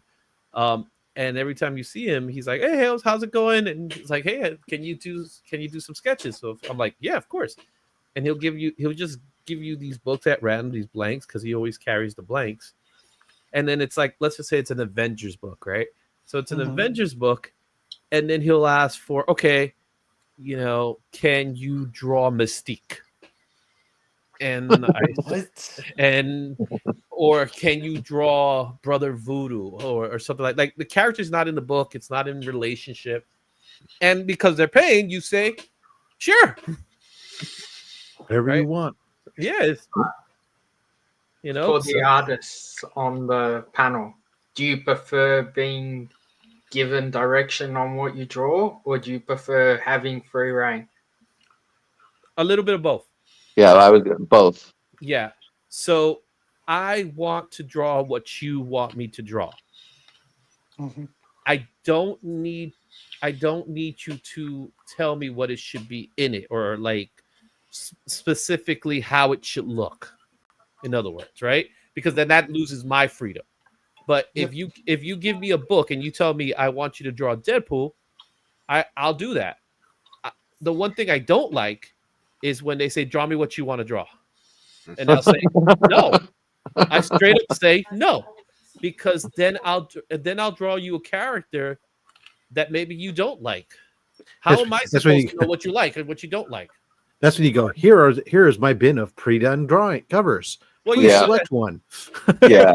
I do that too. I have that. I do that as well. But it's just one of those things where you look at it like, this is for you. It should be what you want. So, and I know they want to support, in some case, what it really is they want to support the artists in some financial way. Well, if you want to support me financially, just support me financially. Here's a pre-done drawing. Yeah. So that's the thing I have with covers. When I do blanks, it's the same things. Like when you're trying to get something on it, is like I have an issue in my mind about doing books that don't align necessarily with what you want, to the point where even though okay, I can grab a generic Spider-Man cover and have anybody do any spider character, even if that character's on it. For some reason, when I get the facsimile ones, like the Amazing Spider-Man 129, it's a little harder for me to, would you do actually I think I just sent one to off to somebody where they're doing a demo Goblin, and even though it's Punisher in the book, and I'm like, I just feel like ASM 129 should only be Punishers or something for some, or Spider-Man for some reason. But why not the Jackal? Nobody cares about the Jackal. There's got to be that one person. That's the joke. It's like, look, I got a Brave and the Bold 28 blank facsimile because I want somebody to do a sketch cover of Snapper Carr. One person. I bet you there's that one person who's like, I'm gonna go with Jackal. Wait, what? I won't say what. I'm like, yes, finally. Jackal's getting the respect he deserves. Ends up looking like somebody from Gargoyles. Isn't that just Brooklyn from Gargoyles, man? I mean, he's close. I don't know. That would be if I had multiple blanks of that facsimile, I'd get Jackal. Well, I'm getting over it where I can use it for anything. It's just like same thing with like my Ultimate Fallout 4. Can I use it for anything other than getting a Miles Morales cover? It bugs me. It doesn't bug 99% of the people out there, but for some reason in my head, it's a problem I have to deal with.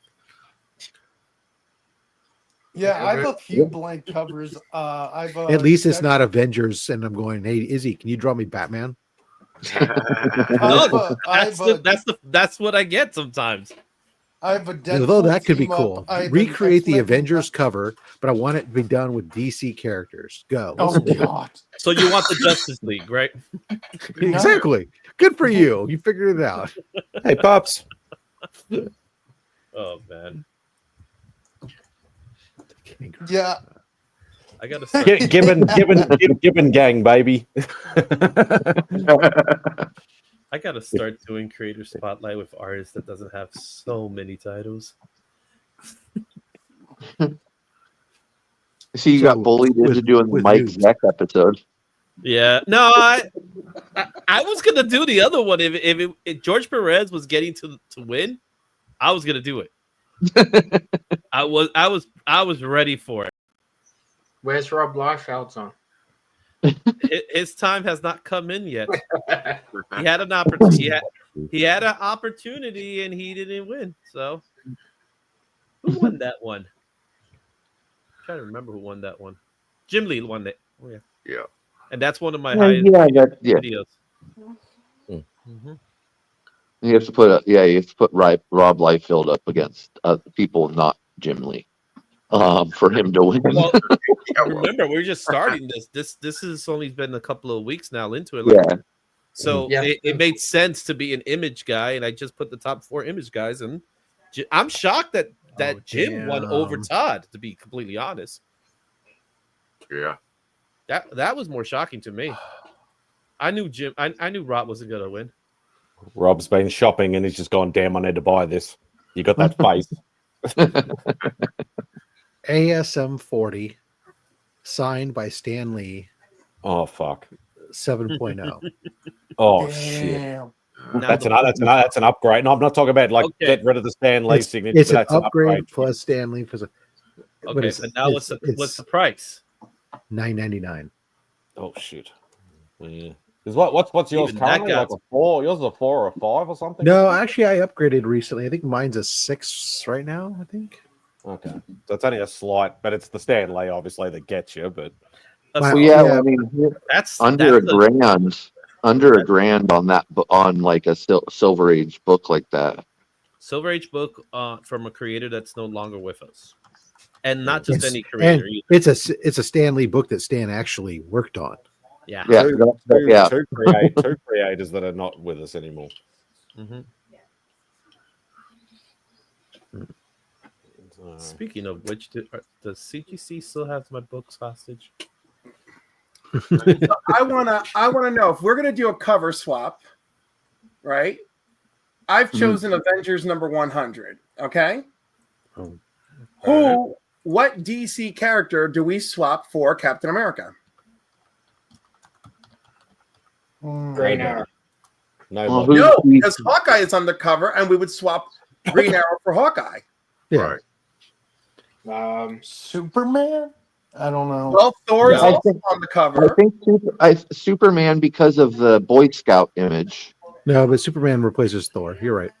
Yeah. Oh, which cover are you doing? I'm sorry. Which cover swap? Avengers 100. 100. Now you got me thinking. Cap. Who will replace? Damn, that's hard. Now we could go. There's some doozies here. We could choose Commander Steel. We could choose Sergeant Rock. We could choose Uncle Sam. Rick Flag. That's too interesting. No, I know. No, I think given who's on here, it's got to be Batman. Batman might be the most logical choice. All right, but then that's going to make it difficult when we get to Black Panther. What about Wonder Woman? No, it's not. You can put Black Lightning for Black Panther. Wow, racist, that's right. Borderline. All right, that's not racist. They're both black. That's not racist. Oh my God! Did you just hear yourself? Yes, I did. It would be worse if I would have said they're both Negro. I almost said Ted Grant, but you made a good point about Black Panther. What's wrong with Wonder Woman for Superman or for Captain America? There, now it's big. That's not a horrible. Yeah, that's not horrible. We're not. Whoa! Don't throw that word out there, Captain. That's a lot of characters. Green Arrow, Superman, Flash. Well, your what Batman, Justice Leaguer has a Wonder super Woman, soldier like serum? Deathstroke. No, that's why I said Wildcat. Vision you replaced with Martian Manhunter. Absolutely, I agree. Yeah, that's easy. Oh Red yeah, Tornado. 1000%. You could do Red. You could do Red Tornado too. What about Black Knight? Who would you replace Black Knight with? Black Knight. I was thinking Wonder Woman. But she should be up. She should be up front. Actually, you know what? I would put, even though it's not an analog, I would put her in the Hulk position though, because if you're gonna do Batman, Captain America, Wonder Woman in the Hulk position, and Superman in the Thor position, you have your Trinity up front. Exactly. And then you put then you put your supporting cast in the back with Flash. You can put your Green Arrow. You can put Black Panther. You can replace with your Aquaman. You can, your Martian Manhunter in the Vision spot. Iron Man. Ant-Man and Wasp. So if you compare them to the Trinity, then obviously Batman would be Captain America. Who the hell is Shining Knight? Never even heard of him. He's from the Seven Soldiers of Victory. Okay, I've never heard of him. He's got cool armor. He's got a cool Green sword. Lantern would be Iron Man. Yeah, that makes So who is Yeah, good call. There you go. Batman would be the obvious choice in this case. Quicksilver? Is that Flash? That's Flash. That's probably the easiest one. Hawkeye, Green Arrow. Hawkeye would be Green Arrow. Yeah. Is that behind Scarlet Witch? Is that Hercules? That's Hercules. Okay. Hercules. Is there what kind of methodical character? Barbarian? Do they have a barbarian? DC? Doesn't DC have a Hercules? You could do but he's never been a Conan. Justice Leaguer. They actually do. Because they have the Hercules. entire god pantheon. Ares is there, and Hercules. not really. Yeah, there you go. Because remember in Injustice, Hercules is is trying to fight Superman. Yeah. Hercules for Hercules. There you go, Papa. Got it. That's a What good one. about Ant-Man and Wasp? Who was? Replace Hercules with Adam. Shazam. Okay. Yeah, there you Hercules go. and Shazam. There you go. There you go. There you go. Good call. Excuse me. That's right. Yeah, That you works. replace Ant-Man with the Atom. Yeah, they're both kids. What about Wasp? Yeah, you don't necessarily need to have it. You can just erase it. Fame out. Wow, you talking about mainstream races? That's sexist right there. You got rid of the woman. You changed We're just going to erase her. Well, you don't have a small little Bumblebee. Oh, I was gonna keep say it up. Bumblebee. I was gonna say Hawk Girl, but No. Oh, I was Why gonna not? say, Well, we wanna you do could do Shiny that. Knight and keep wings. We get Hawkman back there. Yeah, exactly. Yeah, right. Or because they're not as big, you can put Hawkman and Hawk Girl back there to replace the horse Oh, and Pegasus but there you go. How about Oh, that? there you go. You There could you go. do Hawkman and Hawkwoman to No, replace Papa, Ant-Man no. and Wasp in that way. That's but what I what was did Papa thinking. say? What did Papa say? Hercules for No, for WWE Ant-Man and Wasp, I'm gonna do Ray Palmer and Ray Palmer and Ryan Choi. Also, both not- Adams you gonna put? Yes, because that would be cute. Oh, there you go. Eh. I'm just saying this is the closest we're gonna get to a remake of that cover. Eh. I like So it. you'd have two Adams on Is it. this for you? Is this for you, Cliff? Right, because we talked about, a Marvel cover with DC characters. So I'm like, well, what? So I chose an iconic cover, Avengers 100, and I'm like, all right, how do we do a character swap? That's a tough one to actually try to have somebody do because it's so many characters. Mm-hmm. Yeah. Well, when they've got 11 by 17 and they get to leave it up to their imagination, Well, 17, sure, because then they can bring it down. But it's like, because that was the problem I have, when I was talking to Locke about my Sinister Six one he's doing, and he's got like 6 characters plus Spider-Man on the cover. It's like, oh, Dude, that cover looks amazing. I only saw it when it was pencils still, but that cover, I loved his layout. oh, it looks really cool now with color and stuff on it. Yeah, I can imagine. I can't Did he wait. tell you how long it took him? Well, I know he got it as far as days go. It went pretty fast. He did it pretty fast. I'll admit that. Yeah, I'm sure it took quite a bit of hours, but as far as number of days, he was focused on it because I've got commissions from San Francisco Fan Expo last Thanksgiving that I haven't heard heads or tails on.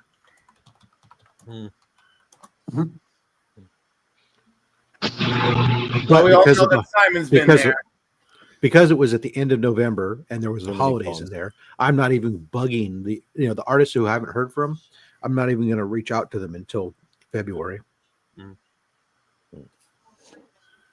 Be like, excuse me.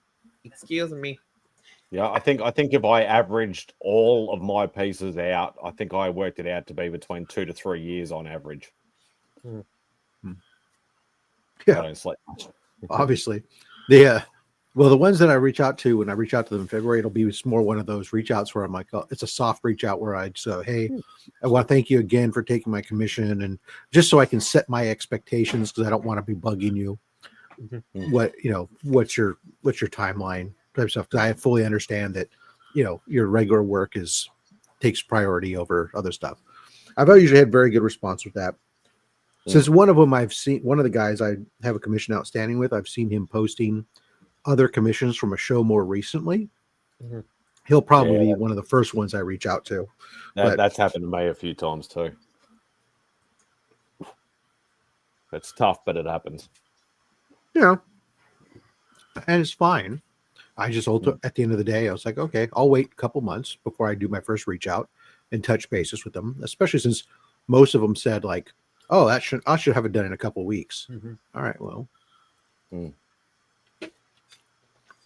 But like I said, it's always tough. I've always said there were holidays in there and everything else, and so you have to in the commission game. You have to be a patient person. Like you can get frustrated and angry all you want.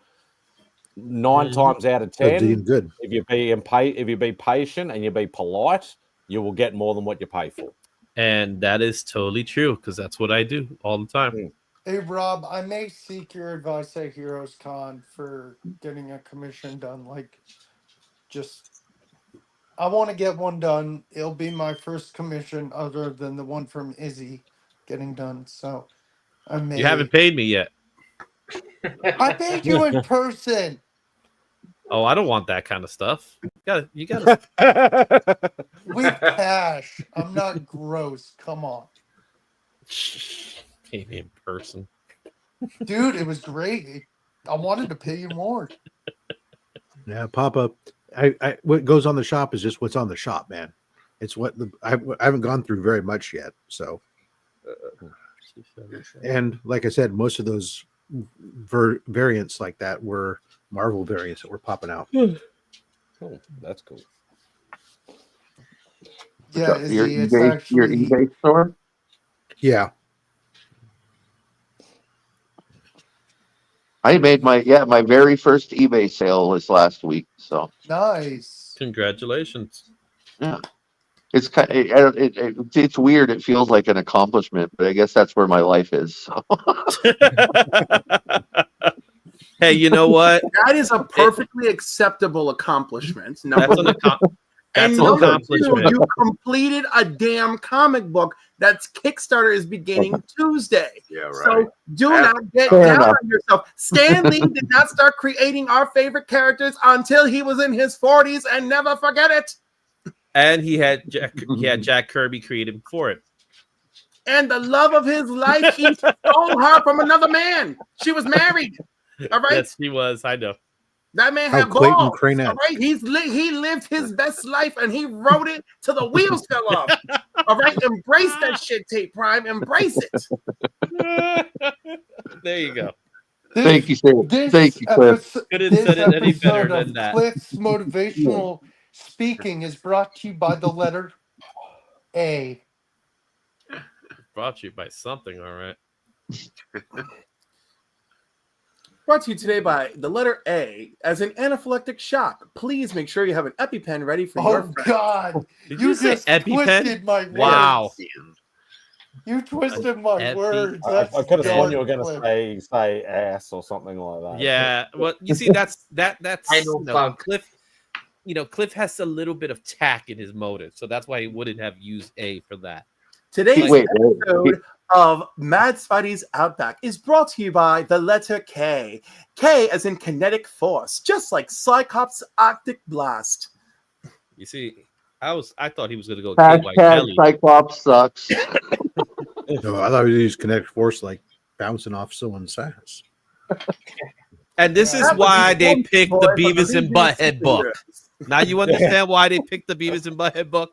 You suck. Yeah.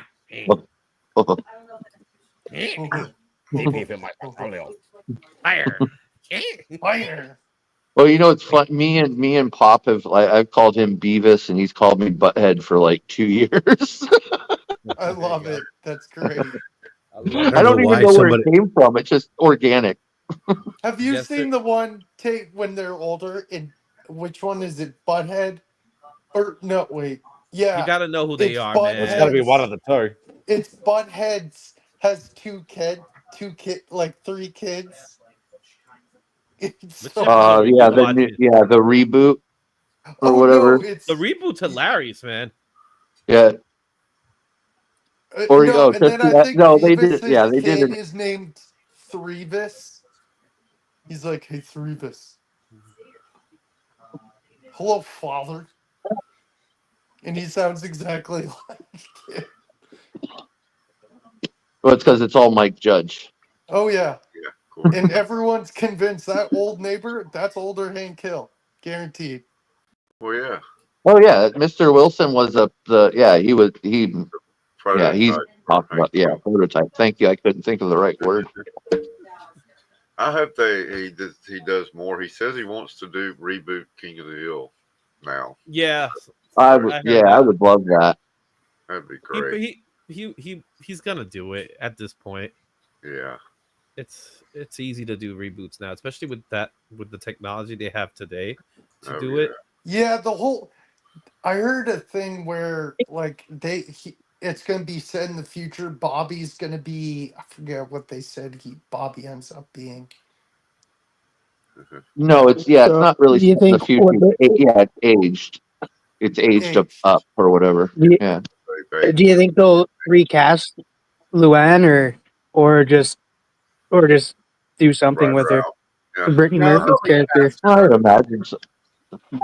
And Lucky. Voice actors are really good at mimicking each other. Yeah. So there's a lot of voices that we hear now, and those voice actors are long gone. Dead. You know who I miss? Speaking of a great voice actor, is the one I was really sad about recently in the last few years is Kevin Conroy. Being a Batman fan. Yeah. Conroy was the man.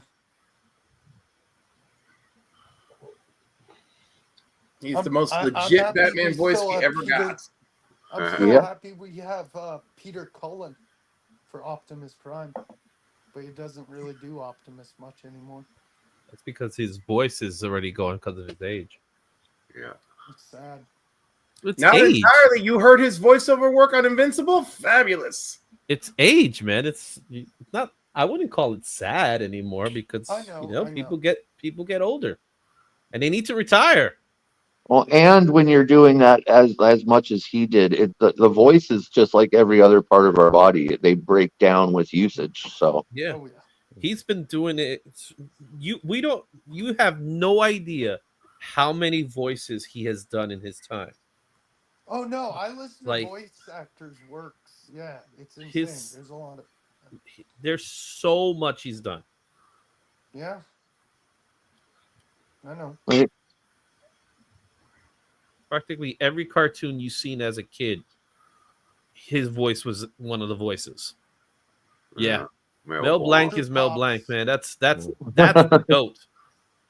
I don't know. The guy's voice that I heard when I was a kid all the time was Rob Paulson's voice. Who? Rob Paulson. Is that like a Canadian thing? No, he did Yakko from Animaniacs. Oh, okay. I just he did a ton of characters. He voiced the Mask cartoon, like Jim Carrey's The Mask. Like he took over the voice for that. Same with Ace Ventura. He was Carl from Jimmy Neutron. Yeah. Oh yeah. Yep. He was a ton of characters.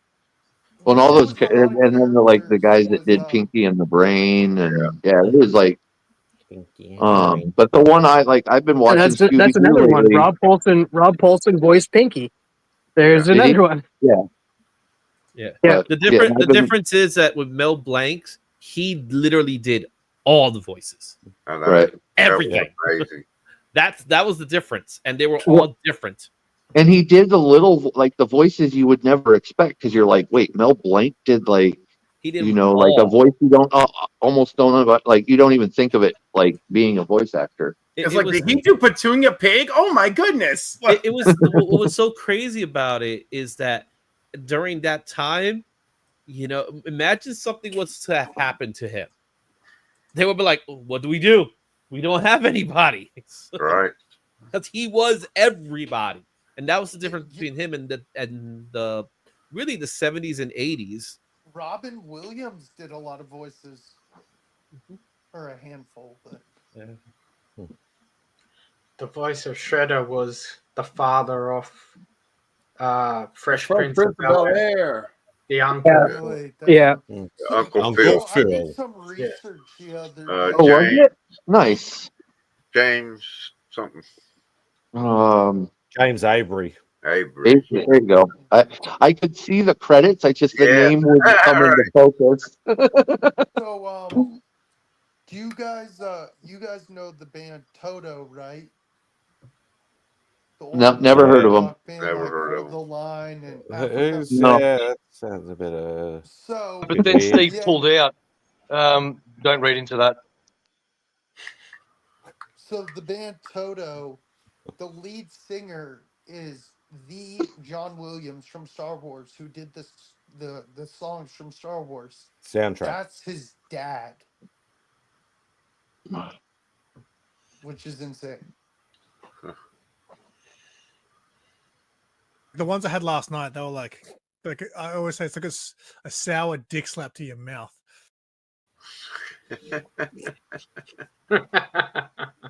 Dirty Australians. Cheers, cunt. No, he was Happy New Year's, right? Spidey, it reminds me when you were on Matt's show. Merry Christmas, you cunts. And then smoke bomb straight out. Yeah, exactly.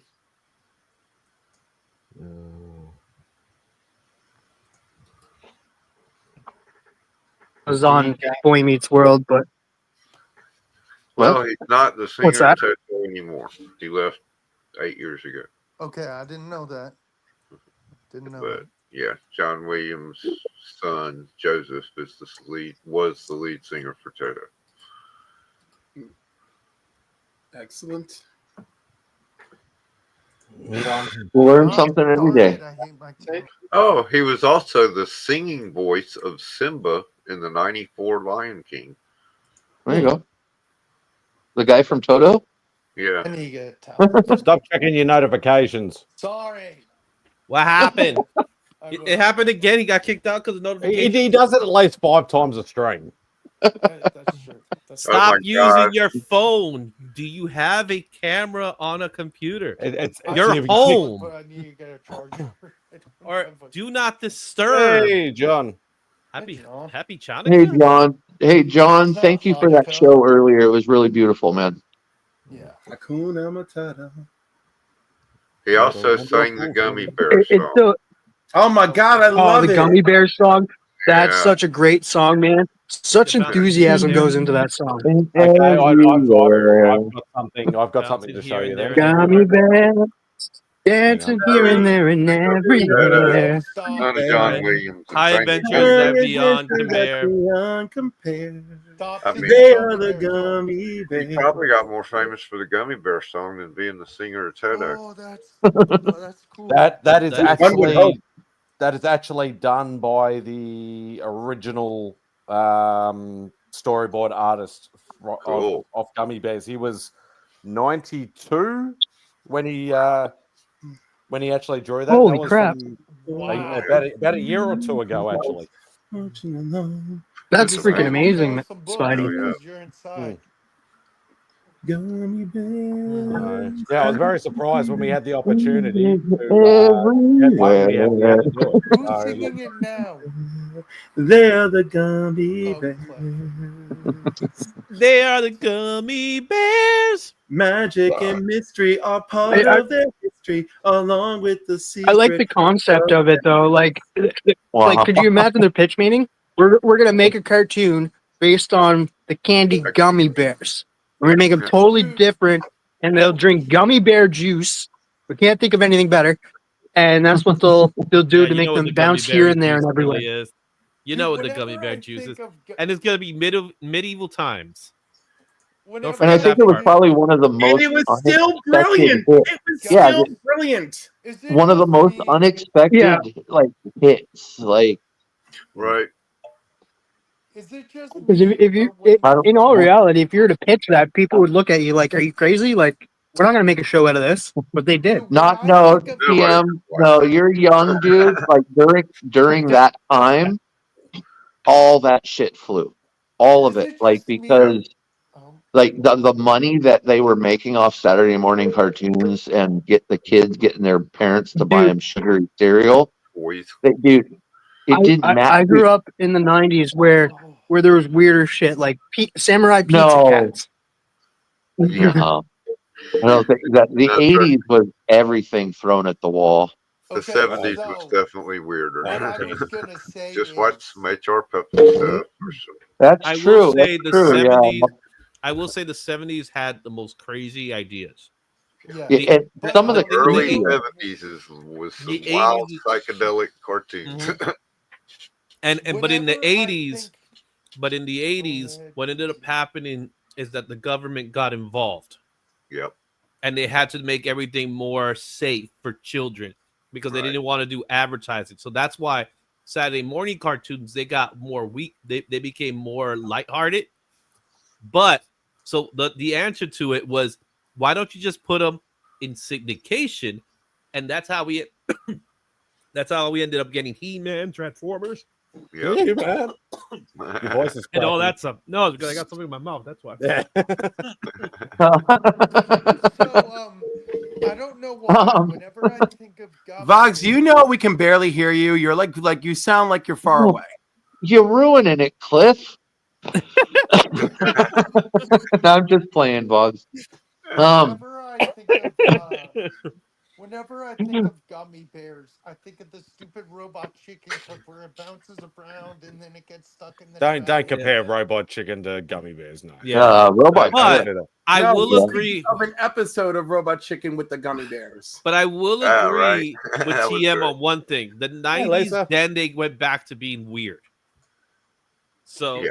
the 90s, they went Yeah, back like we to had a being lot of weird because shows. because of Yeah. cable, Nickelodeon specifically. Lazy, Well, lazy and- cartoonists. Lazy. And all, I don't know That's about what I call lazy also- as No, it wasn't lazy underpaid yet. cartoonist. Adult It wasn't Swim. lazy yet. It wasn't lazy yet. We got I, lazy. I, a I would little say afterwards. lazy. I would say MTV's lazy cartoons. I was going to say Like they have a MTV lot of. was what They're started not it. not liquid 90s? television. Not liquid television. 90s cartoons, they understood that the 80s kids were still watching cartoons. They were just doing it stoned now. That was the like that was But they really were doing like that's it what it stone in the felt like 70s anyway. too. They were doing it stone in the 70s too. The What happened in the 70s, 90s? the 70s you're- was weird, man. But Tate, you're right on that. The 80s kids are now becoming teenagers and adults. But what they ended up doing is they have more respect for animation in general. Mhm. And that's what happened For in the sure. 90s. In the 90s, we ended up respecting animations as a form of medium, not just for children. Yeah. Celebrity Deathmatch. Love it. Oh god. I think it's hilarious, man. I wouldn't call that animation as much as it's stop motion. Yeah. Claymation. Claymation, yeah. And that took a lot of work. Yeah. Oh, those were great episodes, though. No, but no, I think Kevin did kind of win that. I think with Sid and Marty Krofft stuff because that stuff was just that. Yeah, Those guys were doing lots of mushrooms. I think. just look because- up an episode of Lidsville. And Lidsville. yeah. Yeah, I've never heard of that one. Oh, Lidsville was the farthest out one. I mean, the dude goes in a hat shop and falls in a magician's top hat and ends up in a world that's all hat people. You know what was the weird ass show? That sounds great. Yeah, You know it what was. the weird If show you're on four or Adult if you're really high. You know what was the weird Adult I Swim can show accomplish one of was, those. So. do you guys remember I didn't watch it because it was just stupid and weird. But But how Adult can we Swim remember was- something you didn't watch? I just see clips. Can you let me? I haven't. I can't hear you. Never mind. No, I can't hear you, Vogs. I'm sorry. I think I even interrupted You you, do and I seem a didn't lot mean to. lower than normal. Raise your volume. Can you guys hear me now? There, that's better. Yeah. Much better. Okay. It's the show was Xavier Renegade Archangel, and it was like a weird dude. He would do stupid, weird adventures. Where was that? Adult Swim, of all places. The craziest, Oh yeah, weirdest. that sounds That must about. have been 2000s though. Yeah, That I'm was after talking I about stopped weird watching. shit though. Yeah.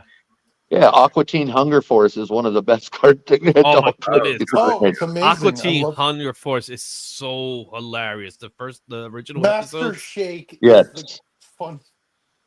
And C Lab 2021. Yeah. Those are, and again, those are all made by like kids in the 80s. Well, they were that had repurposed, grown right? up and So what they ended up doing Yeah. is because when Turner purchased the rights to all the Hanna-Barbera cartoons, they decided to repurpose the C Lab cartoons for that, and they just redubbed them. Same thing with Harvey Birdman. Harvey Birdman, I love Harvey Birdman. Yeah. I never watched that one. Oh, they were great, man. 2 years ago, I think they tried to make a Harvey Bird Girl or Bird Girl. They did or whatever. one. They did. They did. It was. They did It was one. interesting. It was interesting. It wasn't great, but Harvey Birdman was so much fun. It was so much fun to watch. Hey Pops, I'm gonna give you your Mike Tyson's Mysteries, and I'm gonna give you and I'm gonna raise you Jackie Chan Adventures. ooh, Jackie Chan Adventures was Oh, Jackie Chan awesome. Adventures was great. Do you guys Chuck remember Norris my Karate favorite- Commandos. You know what was my favorite show as a kid was Recess. Oh, Recess is fantastic. Yeah, Recess was great. So good. It lasted a long time. Tyson Mysteries, anybody? Definitely Mike not. Tyson Mysteries was great because of freaking Norm Macdonald as the pitch. Yeah, right. Definitely not my time. Oh, are you kidding me? Norm Macdonald as Pigeon is the greatest thing ever. He's so terrible. I forgot Recess had a movie that came out before the show eventually. They had multiple. They had a couple of movies there, Vox. Oh yeah, the School's Out one was the best. Yeah, like and a couple of they changed the voice actors a little bit. Like Yeah. the youngest Lawrence brother voiced TJ for in the movies. I forgot think. about that. Yeah. Mm-hmm. Yep. Yeah, that was a good show. But I think the very first cartoon I remember watching as a kid was Rugrats. Oh, I think that was the very first one I remember I think watching. you're barely older than me, TM. Barely. Y'all are. God. I'm 65. We're all over Everybody's physically, man. Hey, He's leave me physically alone. 65. Leave I me. was Stop bullying me. 35 Izzy. when Rugrats came out. No. Rugrats, it's definitely a classic. I'll give it its credit. I was 20. I was I probably. didn't watch it. When did 20? Oh, Rugrats. No, Rugrats. I think I watched that. Rugrats, because all my friends' kids were the age of watching Rugrats. Oh man, no, Phil and Lil, just for watching for the twins that are like existential, like Yes. I don't know. Thank you, Tate. Can you guys hear me better, by the way? Yes. Yeah. Yes. Yes, Tate, I agree. Phil and Lil, where they would argue. Oh my God, it was hilarious. So And then they in screwed Canada, they screwed it up like 15 years later, and they said, "Oh, let's make Rugrats grown up, where they're all in school, like middle school and high school." I'm like, how about no, dumbasses? so in Canada, we didn't have we don't have the Nickelodeon TV show, like the channel. So in Canada, we had YTV, which is it aired the same stuff like Rugrats and that. And I always remember I was like loving Rugrats, all that. I know it's not a cartoon, but the Amanda Show, and loved all of those shows Drake growing and up. Josh. Yep. did too. You know That what Yeah, was a la- fun show? the Nickelodeon generation. That's what that was.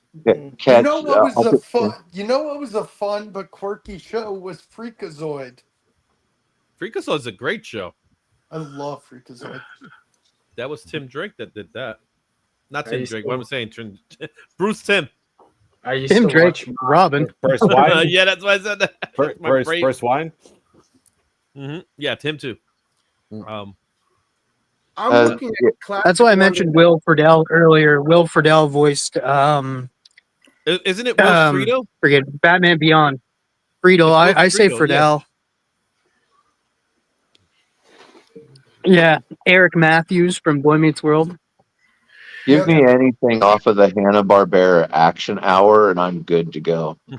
The Herculoid, Herculoids, Space Captain Ghost, Caveman, The Impossibles, Frankenstein Jr. Yeah, they're all that's what I call classics. You know what's Hell so yeah, funny that- is yeah. Or Yeah, I love. when I I love was Mask in as middle well. Mask was school, good. when I was Mask in was- middle school, I actually grew up watching Boomerang, and I watched Pearls of Penelope, Pit Stop, or Wacky Races. Wacky Races. Catch that Yeah, pigeon. Wacky love Races Wacky was amazing. And The then, original from the 70s. and then, Yeah, and then, it's and gotta be then the original. Pink, and then watch Pink Panther, Inspector Clouseau, and Anna and Aardvark. Yeah, as long as Silverhawks it's is great. Silverhawks and not Shadowhawk. Not Shadowhawk, Silverhawks. You know, it's Uh-huh. funny. I don't remember Shadowhawk. I Silverhawk. was waiting for TM to They pipe up. they only had one season. That's why. Is that Is why? he- Because did I you- could, yeah, okay. Because I know they were very near and dear to a lot of people, and I don't remember them. So the Silverhawks was Well- set in the same universe as the Thundercats. However, and it's exactly the same show. If you really Yeah. look at it, if you compare them, it's the exact same show. However, the Silverhawks only Biker lasted Mice, for yes. one. They only lasted for one season. They just couldn't get it rolling. Yeah, They didn't okay. have a they didn't have a mummy. Yeah, They're coming out with the comic of that too, aren't they? yeah. They got a had comic coming out. Monstar. Yeah. Yes.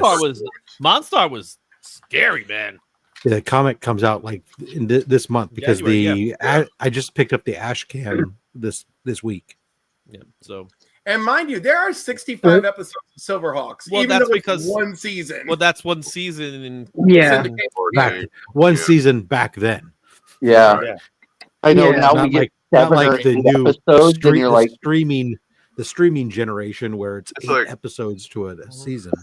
it's In the 80s, horrible. DuckTales only had 3 seasons, but that was what first season was 60 something episodes. The Well, second not one, only that, but that DuckTales was on every afternoon. It wasn't Well, that's- once a week. It was Well, that's- every Monday through Friday.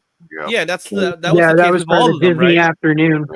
So, That all is those like- cartoons, Silverhawks, Thundercats, He-Man, Transformers, they were all within the weekdays because they were toys. Right. They were Right. toys.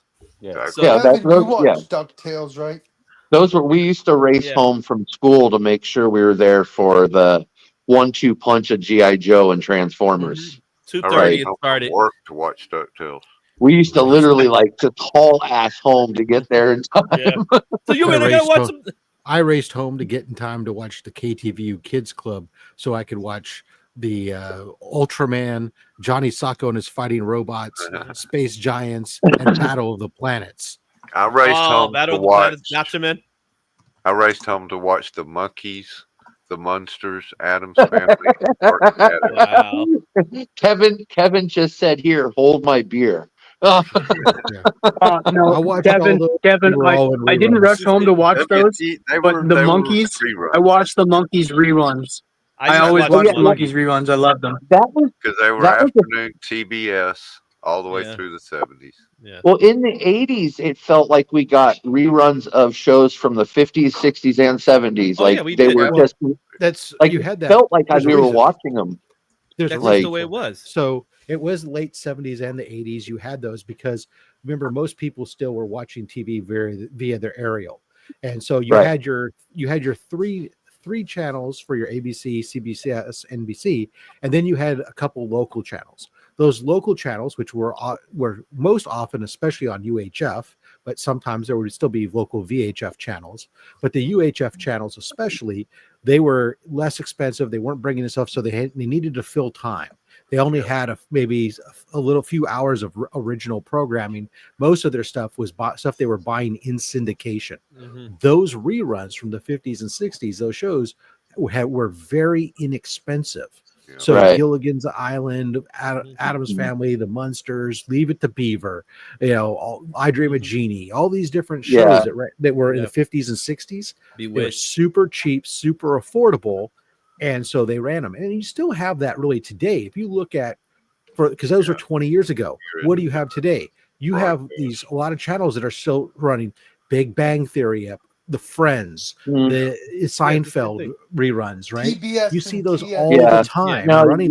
That's true. Well, the old WTBS back but when the key started was satellite TV. That really pushed those out there. The key was that you had to get 3 seasons in from the broadcast channels, right? So CBS, ABC, and NBC, they have to have 3 seasons in order for that show to go on syndication, because obviously with syndication, they want to run them weekdays.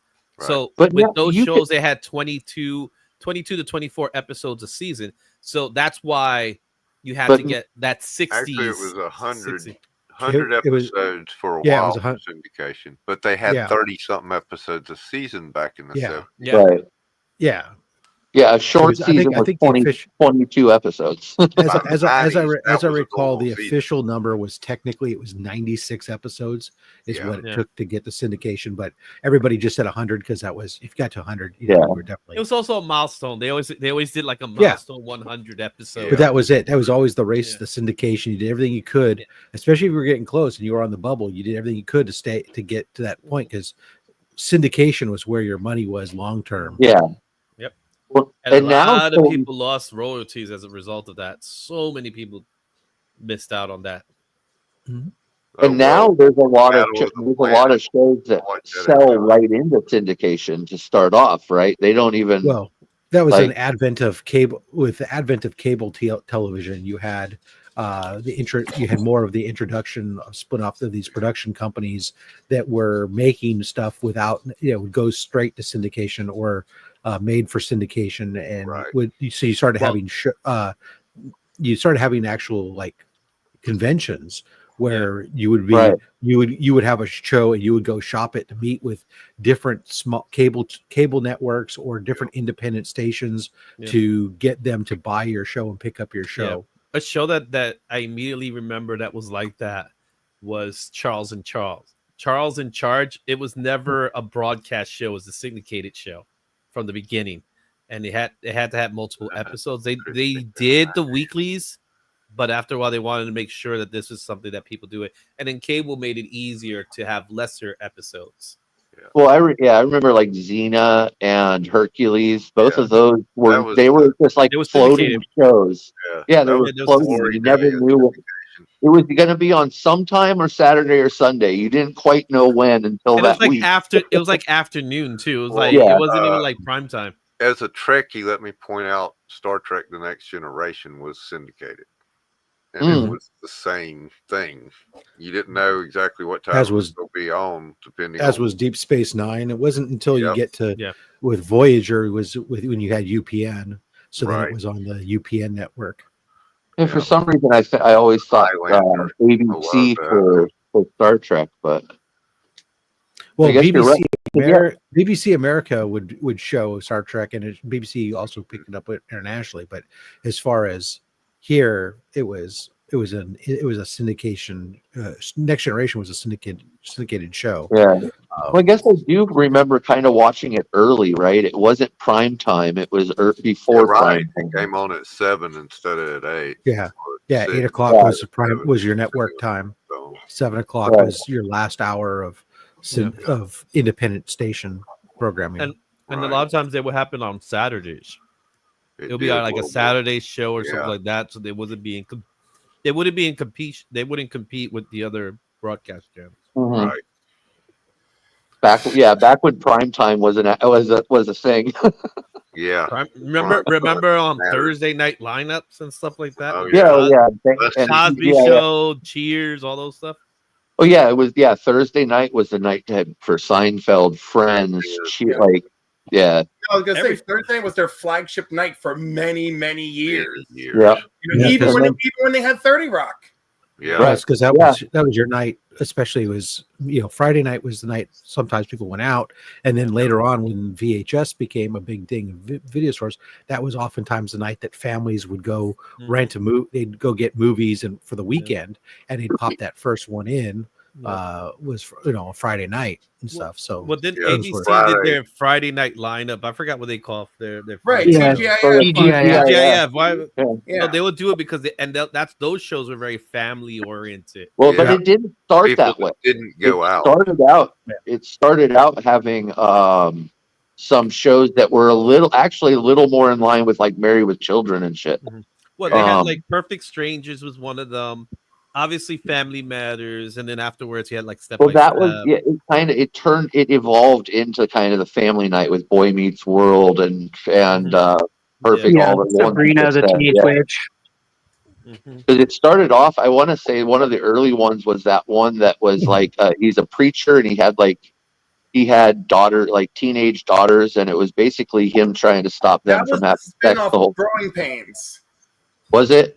Which is the spin-off of Growing Pains? I don't even remember that. He was the coach, and then he spun off into his own show. And I can't read. Oh my! I'll look it up. And it had, I want to say it had maybe Elizabeth Berkley or somebody of that ilk. The girl from Freddy Krueger. She was in there. Oh, that's that's it. Yeah. Just the Teniverse. Oh, okay, I remember now. Micah Carroll's gym teacher, Coach Graham Lumbuck, moves to California with his large family to an all-boys Catholic school. Blah blah blah, and the girls are there. Yeah. When it started out, it was all kind of shows like that. Just the 10 of us. Well, they had Coach. Remember Coach? That was a Coach was great. I've got head of the class was another one. Head of the Class was excellent. Yeah. And now it's a little hard to watch, but with all the people in it. Yeah. No, well, the guy from Nickelodeon or whatever. Yeah, Dan is terrible and an awful human being, but I mean, I still enjoy watching it. Yeah. The show was very successful, and it helped create relations with Russia, unlike anything ever done before it. And it was one of the few shows to ever regain the same popularity after switching the main actor. Because the teacher originally was Howard Hessman or whatever. Hessman, yeah. And then it became Billy Connolly and introduced us to one of the funniest stand-ups ever. That was great. I honestly don't Billy remember Connolly that was part. Amazing. I don't remember. Billy Connolly only made it for the one season. That's why. I know. It sucked. But it was still good. It was really good. Didn't it become the student show when it originally was Hessman's show at first? No, it was always the student show. And if you look at it, like Howard Hessman really wanted it to be about an educational setting. They rarely got into his personal or dating life. All of it was always like implied. Like even the Russia episodes, which of course are my favorites, right? Because they made a tremendous impression on me as a child. Even the Russia episodes, like the lady from The Office, she goes with them, and in Russia, they all the dudes there who are part of the Russian embassy all find her attractive, and that's just like an undertone joke. Like they're all like, "Oh, come dance with me" and stuff like that, but it's not excessive or anything like that. When they're doing the show, when they're doing the school show for Little Shop of Horrors, that one Latina girl, her mom is obsessed with the teacher, and she shows up and she's hitting on him and everything. But it never goes any further than that. So, like, when he was there, he really wanted the show to focus on him, the relationship with the kids, and education. And when you rewatch it, you'll see that is the main tone, despite all the other stuff and the teenage drama. And then it loosens up when he leaves. But the show got a full season, but it didn't bounce back after that. Yeah. They just don't make them like that anymore, do they? Needless to say, I'm Friday a night fan of the became show, the and night I've really for done my old people research. shows. When they went to Russia, and Mike Tyson was with them because he was dating what's her name, Robin Givens. Times. He could not believe that Russians knew who he was. It blew his mind. You know, he was like, they know me here. Like people were like, oh my god, it's Mike Tyson, and he's like, how did they know me? like.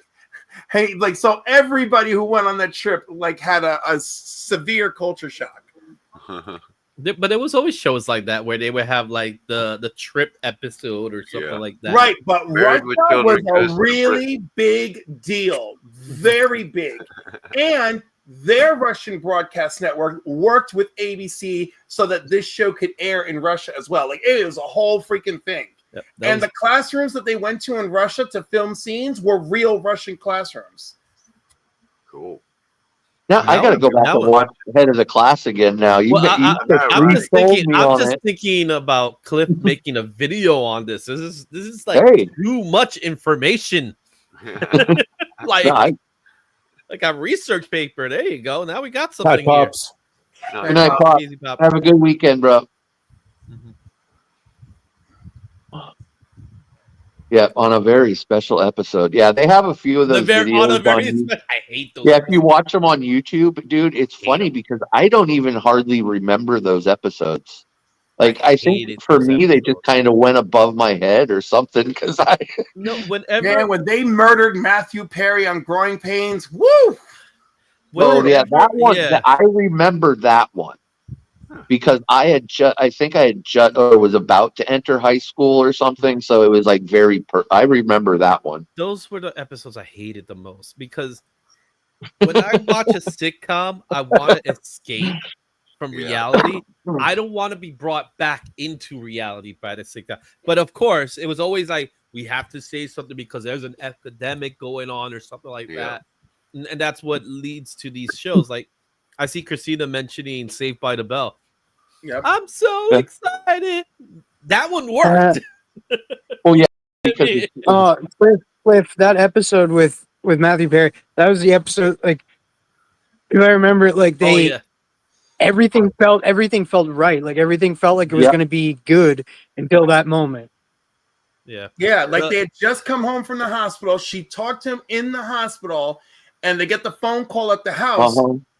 And that's it. And it's like, nope, he had internal bleeding, and that was that. Yeah. The Wellbore is mentioning the different strokes episode. That one's the molestation episode. The cartoon episode. Just to bring the spirits down a little bit, one of my oldest and best friends named Mike. He's only a year older than I am. Had stomach cancer. He's got moved to hospice today. So. I personally just want to send a lot of love to my brother Mike, who won't be walking the earth very much longer, but we love you, man. That's all. But sorry about that. I just felt like I had to get it out. It felt like this very special episode part was perfect timing for that. So, but no, it's funny because I was having a conversation with somebody the other day about Scrubs. Oh, it was TM, right? TM, was it me and you talking about Scrubs? Yeah, we were talking about the Brendan Fraser episode. Yeah, because that show was literally every episode was like they had that episode that was a lot like harder hit, but they figured out how to do a show that was comedy, but every episode had that pull to your heart. Yeah. And so I don't know. I think if done right, it can be really good. But yeah, especially as a kid, because you also didn't totally understand maybe what was happening, you know. And that was the thing. He was like the one that did that the best. Pulled it. Punky Brewster. Hilarious.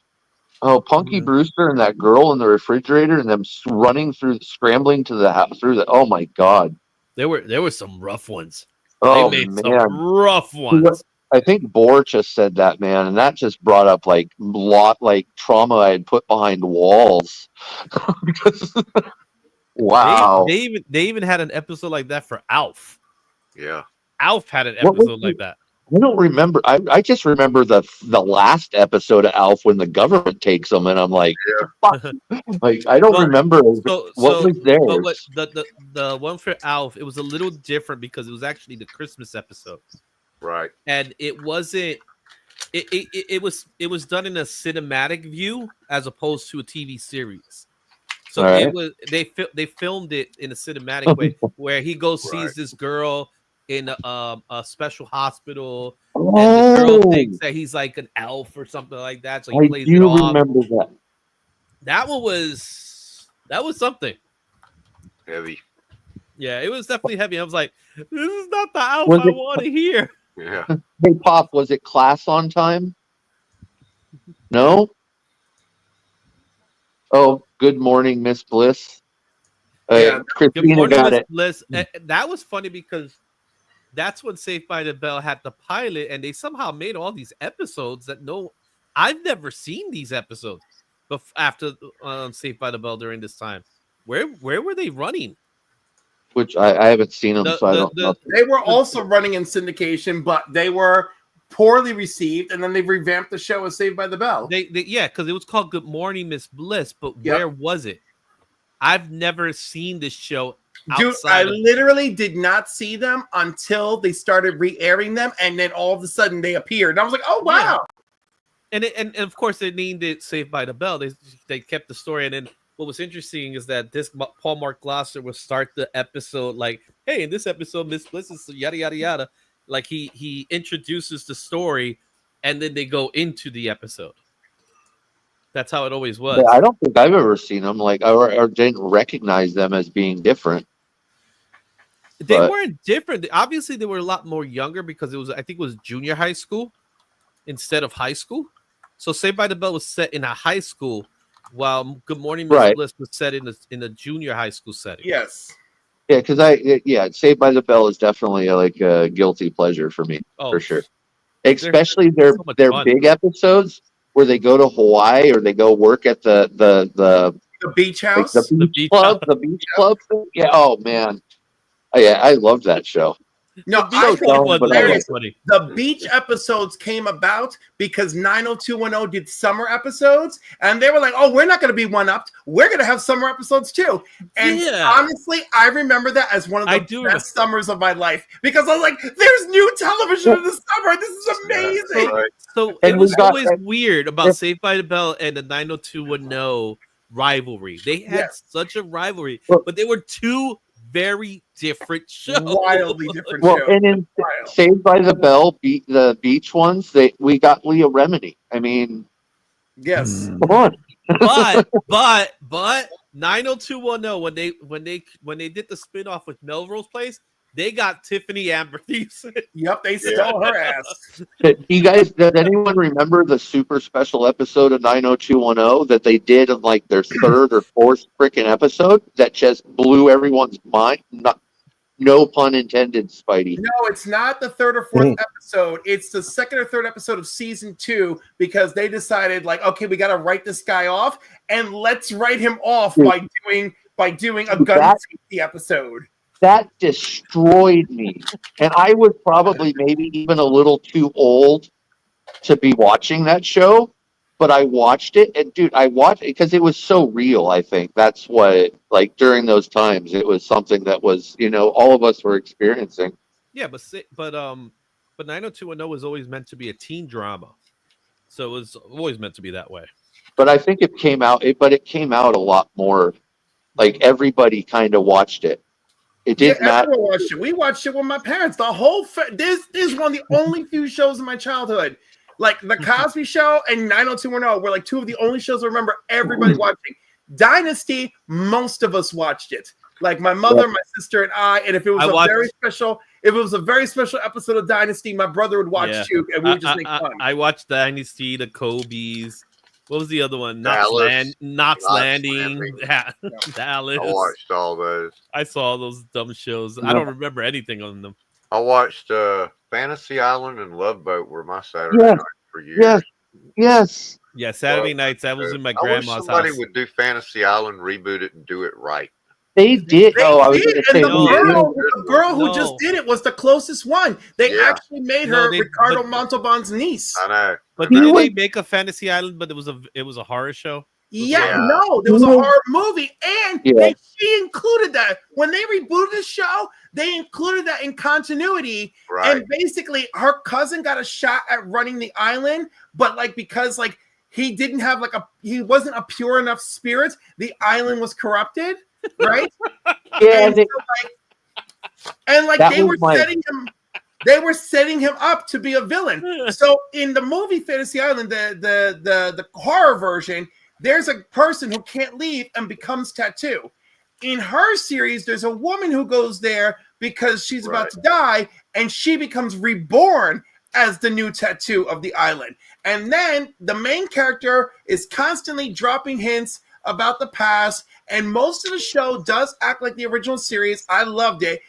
But every so often she would like do something ceremoniously, and the island would respond with darkness because like the spirit of her cousin was still doing something. And then of course we never got to see that flourish. But they were basically setting that cousin up as a villain. I loved it.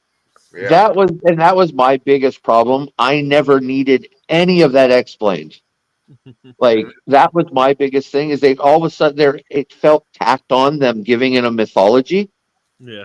I was down for it though. I was down.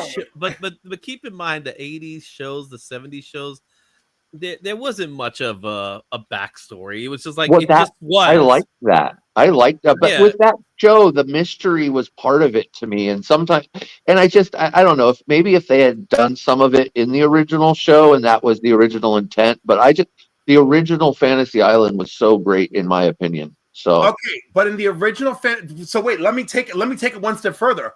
The lore is tied to episodes of the original Fantasy Island, including Ricardo Montalban versus the Devil. Right. So that is the first time that we start to hear of the lore of the island, and this series literally picked up from there and ran with it. So I watched it and I really liked her as being the head figure of that island. I don't know what to call him, but I liked that. I just didn't need explanation 40 years later. That was my big thing where I was like, well, this is maybe trying a little too hard is what it felt like. But to me, it was all about like, you never knew what was going to happen. And you knew you were going to get like 3 TV shows in one. And that was basically it. Like, that's all. But I'm simple. So. I don't even remember the guy flying the plane on Fantasy Island. Oh, wait, the new guy flying the plane. Yes, I liked him very much. Yes, very much. I was very happy with his inclusion. Yes. But overall, I think I did enjoy that movie. But you know how that is. It's all of us have those hang-ups about our nostalgia where we're like, nope, don't touch that. It's funny. If you do it and I'm entertained, I'm fine. And in this case, I was entertained. I was good. And if you do it and you're just a total train wreck, I'm just pissed that you even tried. Right. That's it. TM had a question. I have a question. Is there any show you can't watch due to a cast member or creative that has done something terrible? Let me tell you, unfortunately, the one that really bothers me is The Cosby Show. I have a very hard time looking at Bill Cosby. I really like the show. Yeah, that one's rough because it just doesn't feel the same, especially knowing the type of person that he was at that time. Well, no, he was professing to be. Let's be honest. He was professing to be this type of so he was professing to be the exact opposite of who he eventually was. And that's the part that makes it really hard. Of course, that's the way almost all of them are. Yeah. But I agree on that. It's funny you guys say that because I just got like someone just put a comment in a image I put on Instagram. Like we're talking about months ago of the Frank Miller documentary, and it just so happens to be a photo of Frank Miller with Neil Gaiman. Yeah. And this guy's like, so I wrote the comments like, hey, 2 legends, and of course at that time that's what it was, right? And it says, I don't see 2 legends. How dare you say that? I was like, dude, this was like how long ago? Well, I think there's celebrity has always had the dark side. Okay. Celebrities always had people that abused people, whether it's spouses or whatever, or drugs, alcohol, all sorts of different things. It's for me, it's really about divorcing the person from the art. Because like with like Cosby Show, and I agree that that's probably like the most difficult to rewatch any his career really, but Yeah. But there's there's I don't know, there's a lot of stuff where, I was gonna say it takes away from the rest of the people that made that piece of art. Yeah. But let's be honest. Yeah, with but something like most the of them Cosby are Show, just workers contracted that are going to go to another job, just It- like it- the show in the got case- canceled anyway. in the But case like, of is the that Cosby 70s Show, show? But is that 70s show like completely null and void because of No. Danny Masterson? no, it's Like not. that's No, it's but so the for me- ranch is. The ranch. Yeah, well, I killed it. divorced Danny Masterson from Stephen Hyde. It's Yep. like I'm able But- to do that, but it's But Tate, to your point, that 70s show is still available to watch. They No, made right. they made that 90s so's show, which is Cosby the Show. So's the Cosby Show, though. the Cosby Show. Cosby It's Show's kind of not hard to shown find it. anywhere that I've You seen. can't really Really? find the Cosby Show. No. Amazon was streaming it recently. I'm not sure if they still I know are. it was somewhere recently because I almost So watched in it. this- I was like, But in the difference between that 70s show and the Cosby Show, yeah, Masterson is a character in the show, right? But he's not the main character, right? And it is awkward watching it now, right? In that way, but I your don't point fuck, to that point that you mentioned in the Cosby Show, he's the lead, and Yeah. he is but he's that the guy 70s that show you're is a- that that you're 70s watching. You know what I mean? But that 70s show's an ensemble cast. There really isn't a lead. There And if isn't. you watch that a- 70s show, there's some. To Izzy's point, even I find it much easier to divorce the character of Hyde from Danny Masterson, Yeah. because again, it's an ensemble show and it's not really all about him. Versus Yeah. the Cosby Show, where it's so Yeah. much focus on him. It's And him. then, of It's his course, show. yeah, he's espousing hypocrisy when you're watching, so it just becomes uncomfortable. And there are pages on Facebook that are dedicated to the best moments of Claire Huxtable, and it's fantastic. Well, it's like watching Naked Gun movies. Can you watch the Naked Gun movies with OJ on them and not have a problem with No. it? I could watch the Naked Gun movies Yeah, all and day. again, those movies are not barely all in the about movie, so 5 it's minutes. the same. And I like hearing that, Cliff, that somebody's doing like the Claire Huxtable moments, like because She was to great. me that's a real big disservice to Cosby You're Show. And I muted, said, Will. and like I said, I also find it kind of weird to try to watch that show, but that show had a great ensemble cast that is kind of like some of it may be lost because of that. I find it weird because it's something that I go back and forth in my own head about, Yeah. And No, as do I. You know, and it's really it's just hard because like he has just been so outed, right? For what he really is. For me, it's Seventh Heaven. Seventh Heaven. I don't know if anybody else has watched it, but I can't watch that and know like he's the priest on the show and bringing in kids and stuff. It seems icky to me now. When I it think comes to Vlogs has books been and stuff, dying to it's much speak easier. for like forever. Boggs, talk. No, you're He's muted. muted. We can't even hear you. We don't have any sound. We can't hear you. Now look at his face. He's like, wait a minute. That's why nobody's been paying you attention, because we can't hear I'm you. heading off, guys. Take it I'll easy, let Zars. someone else jump take in. care, Zars. Have a Zars. great Bye, rest of Zars. your weekend, brother. Vlogs, Take it easy, mate. your microphone's off for some reason. You might have to reload in. Can you guys hear me now? Yeah, we can hear you. Now we can hear you. So Okay. what do you want to say? Okay, it's not funny. First of all, Kevin. What's not funny? Spacey- You? I or- can't watch anything Kevin Spacey anymore. Huh? Kevin Okay. Spacey, he has trouble watching. That's Well, fine. then- Oh, yeah, I agree. I was going to say that too. I have trouble watching with Kevin Spacey in general. Yeah. But see, Listen, there's he's a great actor. He did several great films, you know, and a few terrible films. Does that and change also his several terrible things. So But you know, can you watch Kevin Spacey in 7?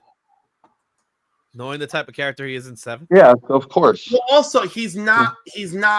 The movie's not about him that much. No, but right? I'm saying knowing the type of character he is in It Seven. doesn't. No, it doesn't even phase because it's just like I said before. If it was very focused on him, it's harder. House you of know? Cards is, So for it's example. like, and it's just harder if it's a heavy focus. I can even watch The Usual Suspects, because there's plenty going on without him, even though he's our narrator, basically.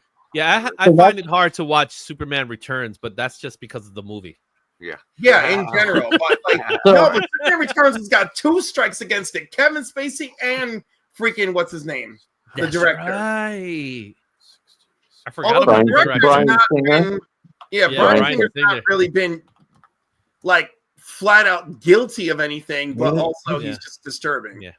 And Papa, I don't know. I think he's how I feel about blacklisted, the isn't he? Benoit situation. He is blacklisted. Yeah.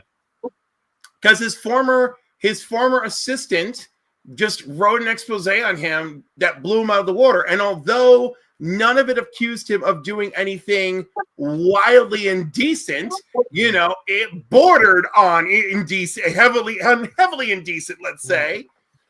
Yeah. Well, Well, that's been speculation that's why Marvel hasn't been going with Rich. What's up, everybody? What's going on, Rich? Rich, you made it in. So Finally. So Papa, my whole thought on that, Chris Benoit thing, he went through something. That's how I look at the Benoit situation. I think it sucked what happened to him, of course, but he was going through stuff. Sucked even more what happened to his family. Yeah, of course, I agree. It was mad not. at me? Is he just asking? Why would I be mad at you? I don't know. Voxies, I'm never mad at you, bro. Okay. I know you get mad at me plenty, but that doesn't bother me so much. No, I love you, man. So I don't know. I have a hard time, and I think also because it's the era that I was raised in, and maybe some of you guys as well, is that people trying to erase or cancel the history, like even because, so I have a hard time with it, and I'm just that's kind of why I brought it up because I wanted input. I've never actually. It's great. Cancel culture is one of those situations where it's like, I get what you're trying to do, but it also takes away from history. History is written by the winner, as they say, right? So you know how much stuff has been erased that we don't know about? Right. Yeah. Tons. Yeah. Yeah, well, it's funny because there's a lot of things because I look at it too. Like I rewatched Cheers recently, and Cheers has never been spoken about in this arena, right? They have some of the most homophobic. They have like 2 episodes that are the most homophobic half hours of TV I've ever seen in my life. But it's just I find it odd what people pick and choose to go after. And I guess a lot of the stuff we're talking about is more like Masterson is more a recent revelation, and Kevin Spacey and stuff like this.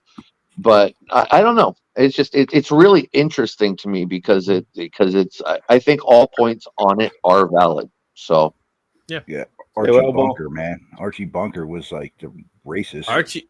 Yeah, but that Archie Bunker, I think it was done on purpose, wasn't it? But it was. Why was it accepted? It was. My dad said it was. Yeah, my dad says it was a mask that needed to be ripped off, and that's why that show. Because he calls it the greatest show ever made because of its historical significance. Yeah, it was. And Archie was the reverse of what the actor was. Yes, very much. Absolutely. Very much so. Oh, and most of those episodes, that character was presented that way, then he was always confronted with situations then that caused him to have to re-examine or rethink elements of what the belief structure was. So that was it was a teaching thing as well. It wasn't just a I remember that episode. A hateful show. And similarly, Blazing Saddles. Yeah, it's actually pretty funny. His purpose was to show you, be so overt and in your face, to show you how stupid this is. How stupid it was the absurdity of it was the absurdity of the world using that word in general, and treating people that way. Yeah, that there's certain things, and I understand people taking stuff out of context, but quit trying to erase our past. Right. It was a They different always time. want to do that. They're gonna. It was a always wanna do different time. It was a different place. It was things were our morals were maybe a little looser, but I'm not You saying kids I have want to fun. go back to that. I'm just saying that it was So- what it was. Just for fun, let's put Vogs in the big seat. There you go, Yeah, Vogs. Your turn. Mhm. Figures it's his turn and he's not there. Well, see, yeah, I think You can't see him. yeah, what we're hitting. Sledge just said it too. I think what we're hitting on is that, yeah, those were racist on purpose. They were racist for a reason. Yeah. Because there are people in Hollywood, and like to this day, everyone said a liberal Hollywood. Guess what? That's what they were doing then. So, all right.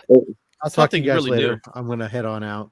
Take it easy, Let Rob. somebody else have, Take care, somebody else Rob. have my chair. Take care, Rob. And just for hold on, before I go, I have to just for Spidey. I have to here I go. Another one. Quick What's question that? for you. You have to leave first. I was going to, but he just called my name as I was leaving. Did you ever, When you call my name, it's sorry. did you ever land a Tails 52 yet, or not yet? Oh, bye. No, that's 57. First Black Widow. Oh, yeah, 50. It just came on Thursday. It came back refurbished though. So I gotta be on the hunt for it again. Right. Yeah, because I don't want to. It came back like a 2.0 purple with color touch. Like, I think I just landed one today. It's probably like a 2025. Yeah, solid. It's intact. The cover's not split. Staples are there. It just has like a 2-inch by 3-inch chunk of the cover missing, unfortunately. on the back or front cover. Front, Wow, that fucking sucks. but it was cheap. Yeah. man. Well, that's it. cheap for Mine that was book cheap anyway. too, but it turned out to be refurbished once I got it graded. So I'll be on the look. I'll keep it on my it'll be on my back burner for That sounds something good. to keep my eye out for another one at some point. Certified pre-owned comic. Are you trying to say? It's a placeholder. Rich, That's I right. saw It literally is right now. Placeholder. Rich, I saw your Instagram video. You were lined up for like what was it? Was it a signing or something? Dude, that was the biggest line for a signing event I've ever been in. Even Really? worse than New York City Comic Con waiting for Chris Claremont. Wow. It Who was were bad. you waiting for? I've seen some of his that are like that because people bring short boxes full of books. No, it's Chris Claremont. That's Chris Claremont. Trust me, it's Chris. Yeah. Who were you waiting It's Chris. for? It's not the box. I said no. I said it's a. I was. You didn't let me finish. Oh, okay. I said people bring short boxes full of comics to him, and then he sits there and talks forever with everyone Well, while he he's does at this it, thing- and he doesn't sign while he's talking. He stops to talk. Everybody gets at least 10 minutes. Oh Well, my yeah, god. Yeah, his Minimum. lines are there's a huge. reason why he's got his name on almost more books than anyone else. Right. All right. Now, So who was Goodbye. the signing event? See you, Take Rob. care, brother. Another one. There you go. He left before now for the video. Yeah, he did. He must have hit it and then hit the X real quick. no, I just dropped to the Hey, backstage. guys, serious and then I'll leave because it's for me to leave because I have admin is like a 3-step process. Smoke. There you Another one. Hey, guys. Question. Who's Chris Claremont? Oh, You're funny. TM? Now you gotta ATM. kick him out. Yeah, TM, you're TM, funny. No, you have to. I can say that now because MadSpidey's not here. He would have kicked me out. Rich, So in case you want to know, he's like Marv Wolfman, but for Marvel. so Rich, who were you waiting for? Fair, the but signing I don't. That come on, are you gonna tell me no? event? I can't hear you. Well, but did We're Marv talking over Wolfman sign? No, I don't know if he signed as much as Chris has, but Yeah, He's Marv fine. He's Wolfman- fine quite a bit, but he's much easier to go to. Yeah, Marv Wolfman's is easy. Marv Wolfman's one of those guys. When you see him in conventions, you wonder why he doesn't have a bigger line.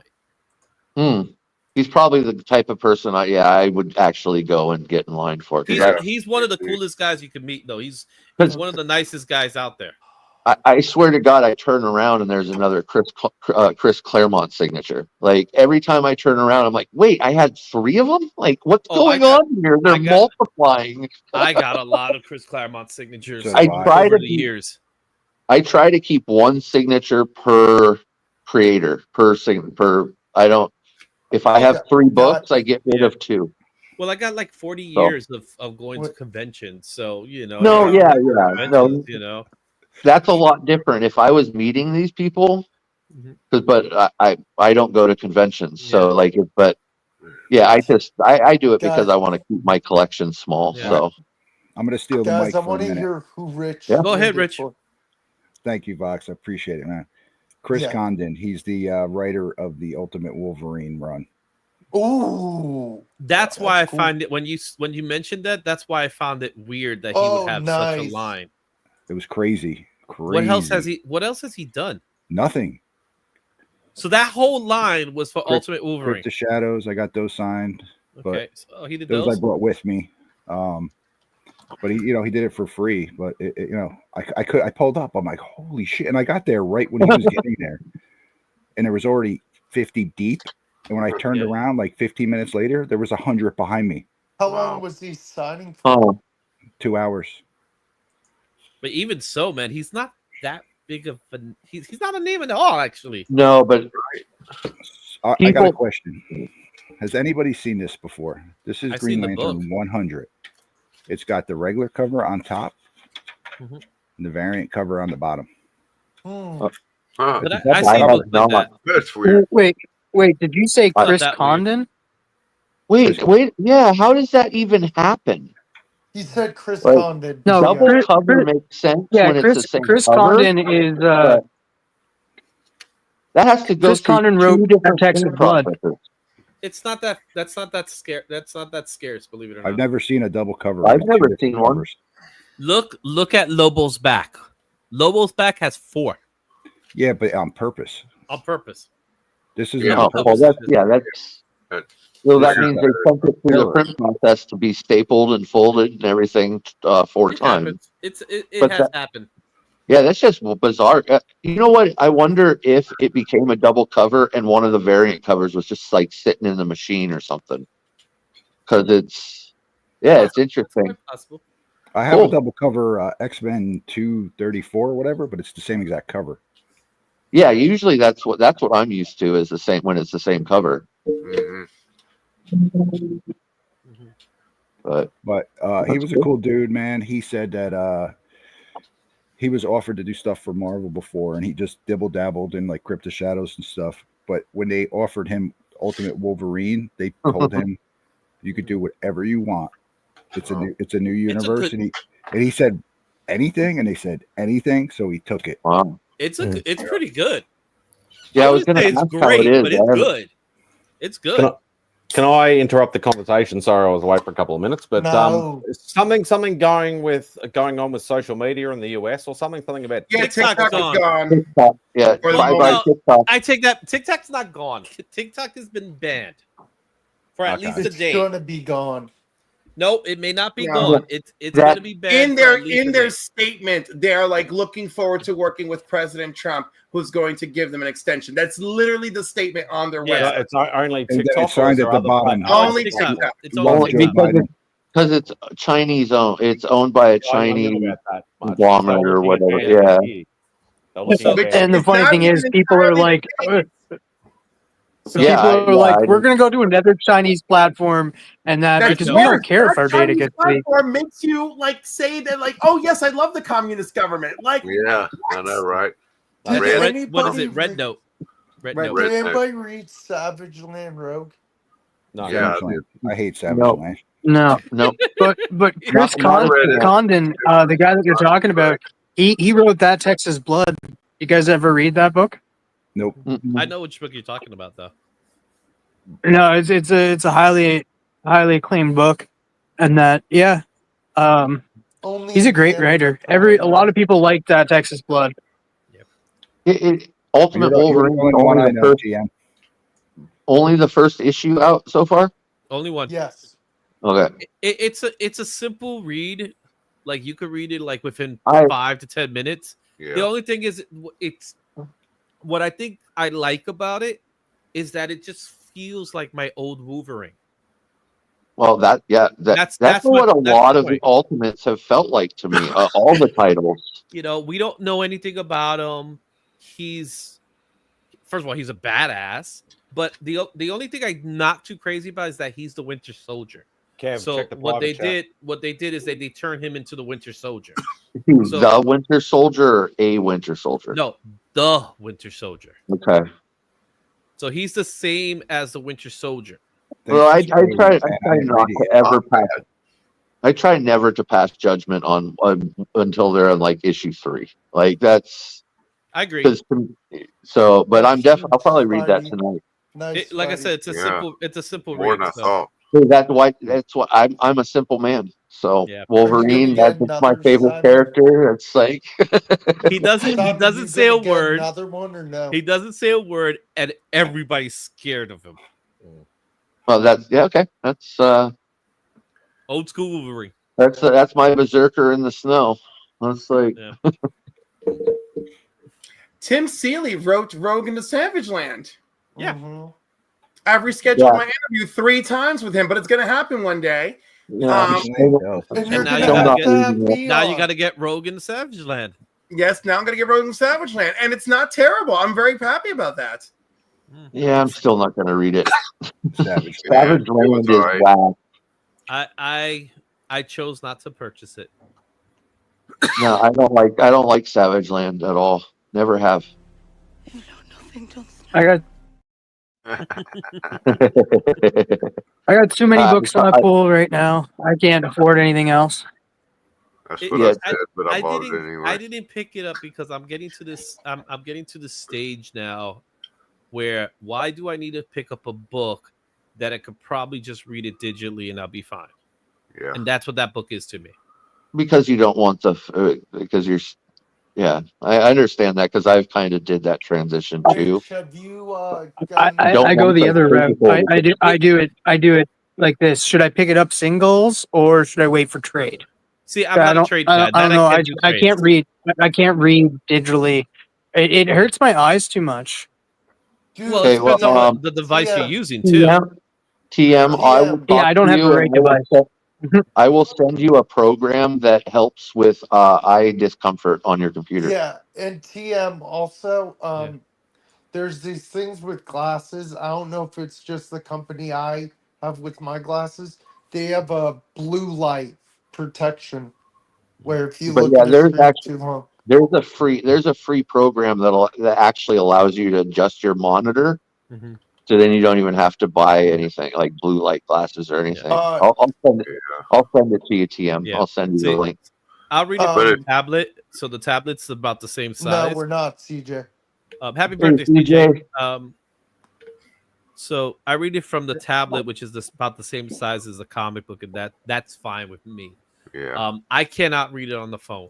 That's either. impossible. Oh, That- no. I read 20 comics the other night on the phone when I was at the hospital for a while, and I there were pages I couldn't read because I couldn't zoom in and I couldn't see that tiny. I haven't seen CJ in a while, man.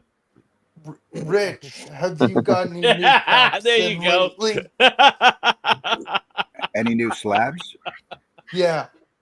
I got 17 back from CGC a couple weeks ago. Wow. Oh shit! Nice. And I guarantee you that all 17 of those are Marvel, aren't they? Rich. No, there was one DC in there.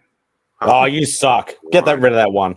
It was, Oh my god, I'm shocked. Like, color me. Like, I'm freaking baffled. First Jaime Reyes I got graded. Okay, cool. First, the Blue Beetle. Yeah. Yeah. Cool. Yeah. I got Which one? Infinity Crisis 3? Is it 3 or 4? I don't remember. 3. Wouldn't it be 3? I thought 3 was 4. a cameo. 4 was the first full. It's 4. I thought it was 4. I could 3 be is a wrong. cameo, and he's not Blue Beetle in it. No, he's just Hyman. Hyman. Hyman. He's Heimlich maneuver before. I got a Jessica Jones first alias number 1. It came back in 98. I was stoked. We've already talked about the Kickstarter. You know what? I like that. So Rich, Love we're Jessica seeing Jones. each other next week or what? Is that next week already? That's next week, man. No shit. Yeah. What's next week, Rhode Island? Next week it Garden State is Comic Garden Fest. State Winterfest. Oh, In Jersey. Yeah. Jersey. That's Cliff, the you one in the going? barn. That's the barn. Yeah. So if any, just for CJ, if anyone's looking for something else to watch on Tuesday the 21st, we'll welcome you over at Insomniacs, and we'll be talking all about The Shift. So I haven't seen CJ in a while, man. I miss CJ. As weird as that sounds. You missed me. I see him. I think Popping up a little bit. Cliff, you going too? he's Winterfest? been here and there. If you're Yeah. here and there and everywhere. Oh shit! think Now it's the gummy bears stuck in my head again. Uh-huh.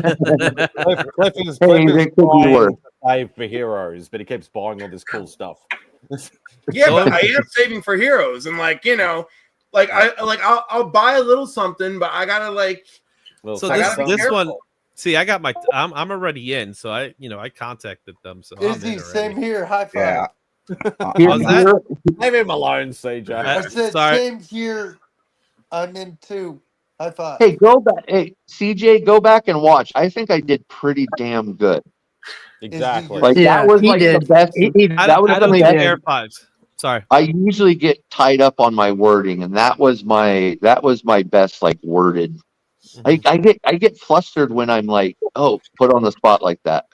You goes back did to my- great, and that there was a lot of information that you mean like told that? about it, and that. So like, yeah, you did it great.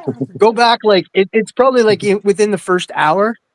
Do it again. I will see CJ when we go to sign off. I'll do or when I sign off, whatever. I'll do another Izzy, little you're stuck shortened with me spiel. for 3 days this year. Oh no, Or I'm not. you can Because CJ, I'm just gonna you can- avoid you.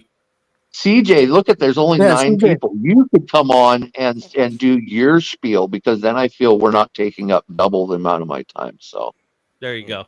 Yeah, but then he'll take up. Yeah, all you're nine being of it. called out. You're being called out, CJ. You've been gone for a while. What Do you what kind guys of see promotion have you Papa's done, Dick? comment?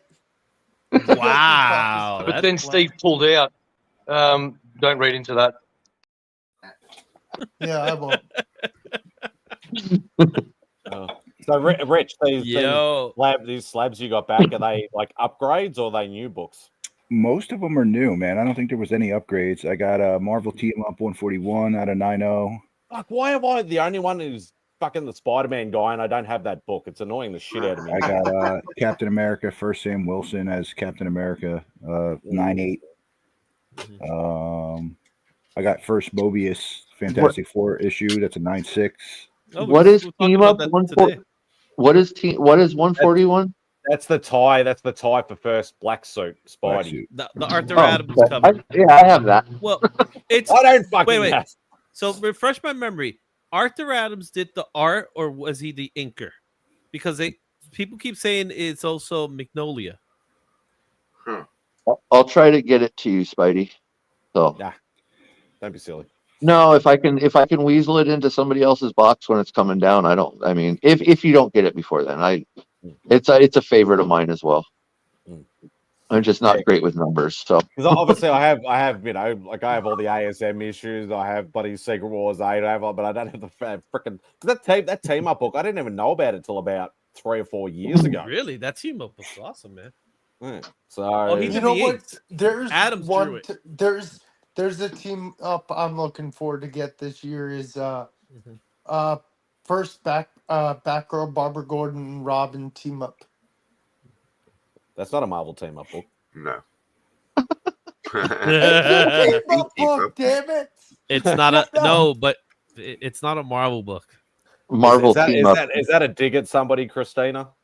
Well, He they never, just did. Boggs never Detroit. said Marvel team up. He said there's a team up book. I want. know. And here Give- comes give the Cliff. young man a Cliff break. being Papa, big brother Cliff. My feelings are hurt, Cliff. They were my feelings. Okay. Yeah. Don't worry, when he's gone, we'll take care of it. Who, me? I bet it's about me. So You had to poke the bear, didn't you? bloody. I knew he'd come on. I knew he would. Bloody had to poke the bear. Listen, fuck you. You tell me. Fuck you. Hi, CJ. Just because I haven't been around doesn't mean I'm not around. I'm always around. And just like that, I don't miss him anymore. Hey, you know what, CJ? I'm glad I said what I said because it got you on here. That was what I wanted. I wanted you to come on here. So mission accomplished. Hello, Listen, YouTube Jesus. I've been popping my head in here and there. Oh, okay? he's been popping his head, all right. That's right. I've been popping my head. Big pop. So I call it. I'll be back. I'll be back in full freaking bore. That's right. We're using we're going back to full bore. We don't use that enough in our dialogue. You know what, CJ? Can I tell you something? What? After Tate explained the whole Kickstarter and broke it down for us earlier today, I thought to myself, you know what? The way he broke it down, you know what? I'm going to back this project now. Well, I wasn't going to before, but now I am. No, I'm just kidding. I was going to back it all along. I told everybody they should back it in spite of me. Tate's quite an articulate individual. He knows how to talk about it. Oh my.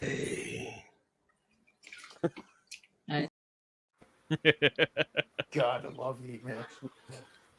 You know, listen, I'm freaking super pumped about this project.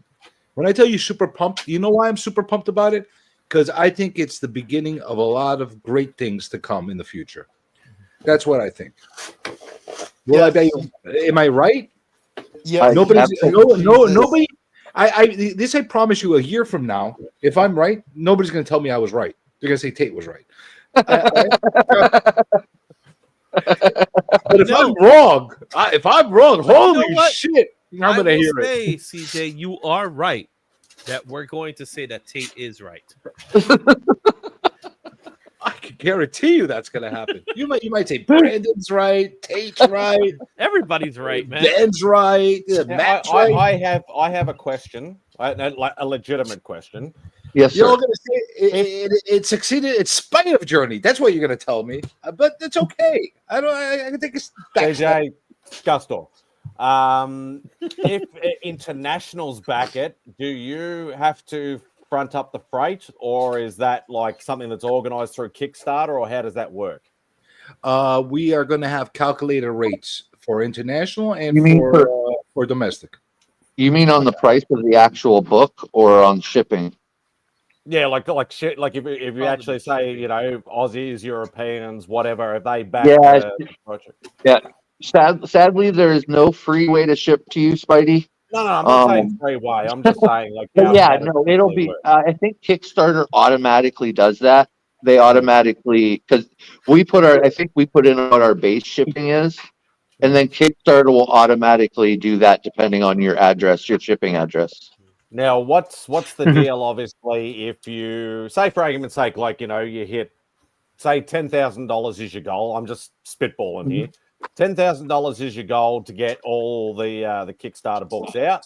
But what if like half of them are international? That's not going to equate because the shipping is going to be greater. No. Aren't you handling the shipping? The shipping doesn't. The shipping isn't included in the overall goal.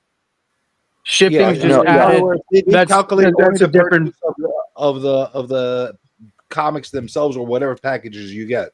The shipping or taxes, whatever. Some states charge the taxes automatically.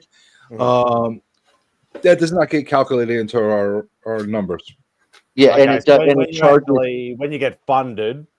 That means then the shipping charges will then get charged out to ship. They put the shipping amount in like a separate account. That doesn't account towards the goal. Okay. And also, Spidey, I don't know if you've ever backed anything before, but not when you back something, the money doesn't get taken out of your account right away. The only time that it gets taken out of your account if they reach when it's funded. What I will say is this. What I will say is this: we're going to offer like big bundles with like multiple issues of each ones. If there's a couple of Australians or a couple of blokes over in England or something like that that like mutually all want this stuff, what I suggest to them is get one of the bundles, and then I could ship it all to one place and reduce the shipping considerably for everybody, and then they could split it out whatever it is that they want. We could make Simon our Australian distributor. Are you sure you want that to happen? Wouldn't be the first time. Wouldn't be the first time, and it won't be the last time. I'm just thinking, because does Aussie still have his Venom? No. I'm holding it to ransom. No, but I'm saying if there's five people that want to get a copy each, it might make, and they're all close to each other and they see each other, it might make the best. And there's different ways. We can definitely, with people we know for sure, we can definitely work out things to, and even if there's a couple people down in Australia that we don't know, maybe that gets shipped with yours and you put it in the post, or whatever. Yeah. But we'll figure it out. I think that I do know Kickstarter, because I do know like Canadian people that are backers, it does convert everything. Yeah. So I was gonna say because that's the only thing, because I haven't backed a Kickstarter for I don't know, probably 10 years. But it was a one from the US, but I couldn't remember how the shipping worked, and I thought it was another good excuse if I do back the Shift project that CJ finally might send me the prize winning that he owes me from 3 years ago. Possibly. I thought I'd get that in because I know and Papa then would have said it. There is some Kickstarters too that they won't go everywhere. Like in the world, like they set their things to say like, hey, we're only going to ship in the United States, or we're going to only ship in the United States and Canada. So like it all makes sense. Just some people just don't want to ship internationally. Yeah, because I have no problem. They just don't think it's worth it. We thought about this, and we debated about what we're gonna do with international back and forth, and how you call it. We're gonna make sure that we put in whatever is necessary to make it as affordable as anybody can send out international. We're gonna use pirate ship. We're gonna do everything again to bring the cost down as low as humanly possible on that. And the other thing is we did offer a digital edition. Like if there's anybody that wants to support and just read a copy of it, just to say that they supported it, we're going to have a lower cost copy of a digital edition. That way they could actually see what we're doing, and they don't have to worry about all the extra expenses. I'm definitely getting physical. And if you buy physical, you'll get a link to the PDF. So listen, you can get physical with Tate. He wasn't referring to the comic. You can get physical with Tate all you want. You keep your Maple Leaf away from me. I know this is I know this is getting a little ahead of yourselves, but like, do you guys like if you're successful and you end up getting like funded and then you reach a stretch goal, do you have anything that you guys are offering? Yeah, we're gonna put a whole bunch. Any of ideas? We're actually gonna. We have talked about we're gonna be including a ton of really cool stretch goals. Obviously, you're gonna get like the traditional type of stretch goals that like people usually see, like a print. You're gonna get an opportunity to get. This is not my saying that I got outvoted on this, but there will be. You're welcome. You're welcome, everyone. I'm not a fan, but he tried to veto the stickers, but I get to meet YouTube Jesus. So there will be some stickers going out, prints. If you get the higher goals, we're going to be including some cooler stuff, like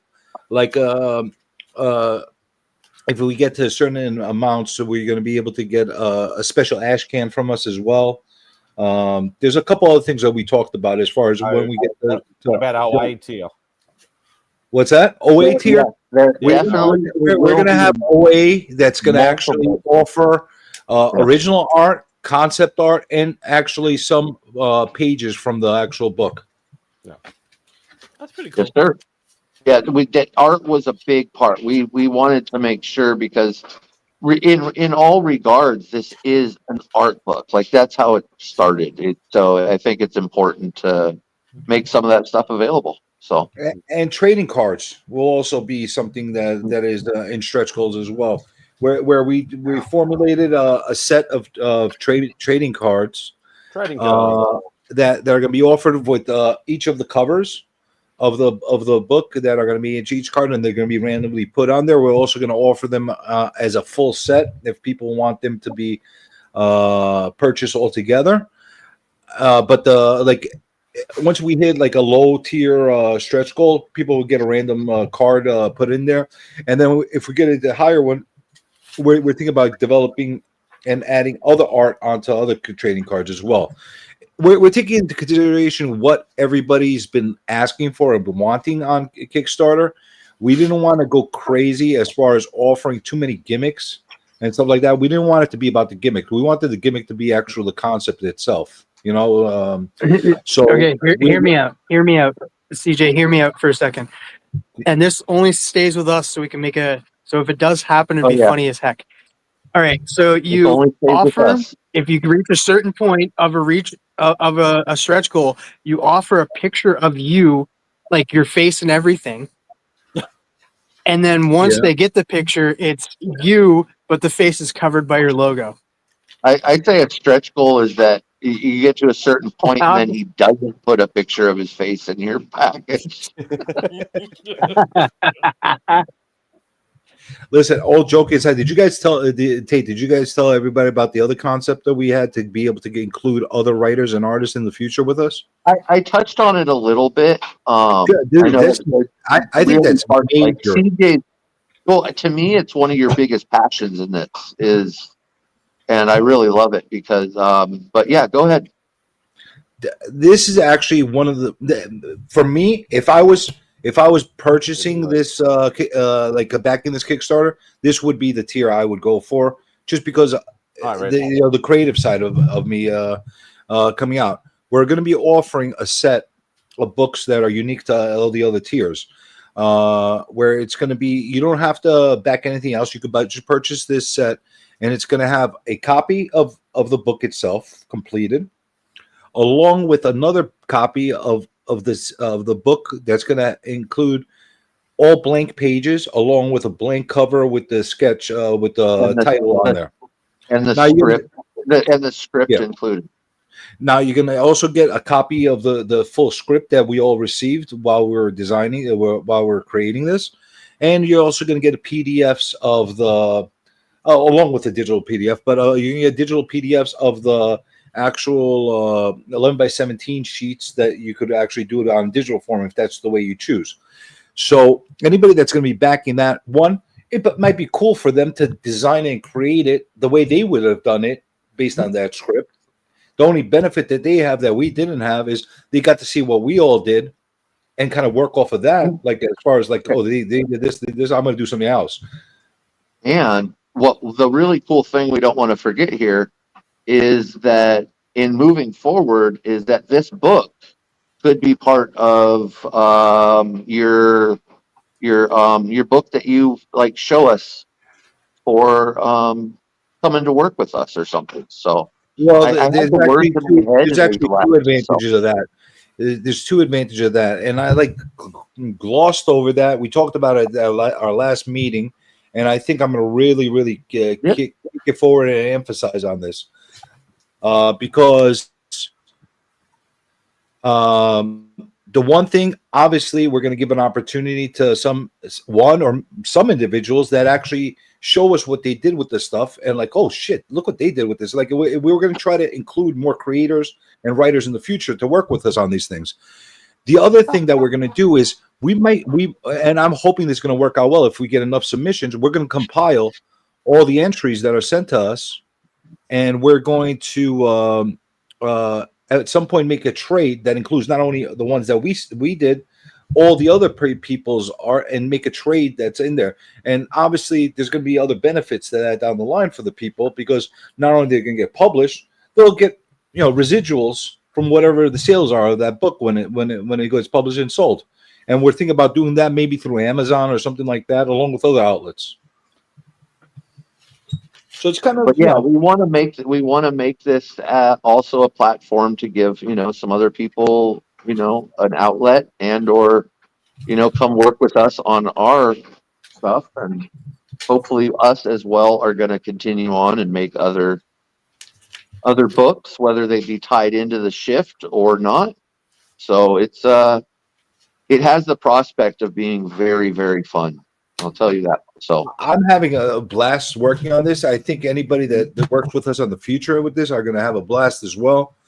We've already got multiple artists, some that are pretty recognizable and published artists that are kind of really intrigued by this and kind of want to work with us in the future on a future issue. So that's kind of cool too. But so I want to say I think CJ, you kind of skirted around it. We tried to put a call out and have people submit sequential art for this book.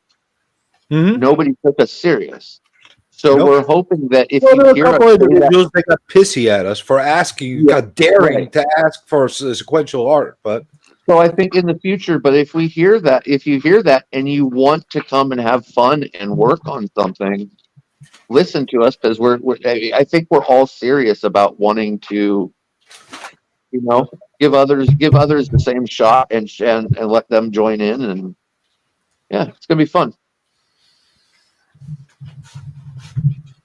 Huh? Yeah, TM, that's freaking great, dude. Yeah, I mean, there's going to be definitely opportunities for all aspects of comic creation. We've discussed a lot of opportunities to do a lot of variations of this. I mean, the book itself, the initial goal of this issue is, one, to create a proof of concept for everybody and put it out there, this is what we're working on. Second is to make a second issue, including different storyline with different artists on there, or some same artists with additions in there.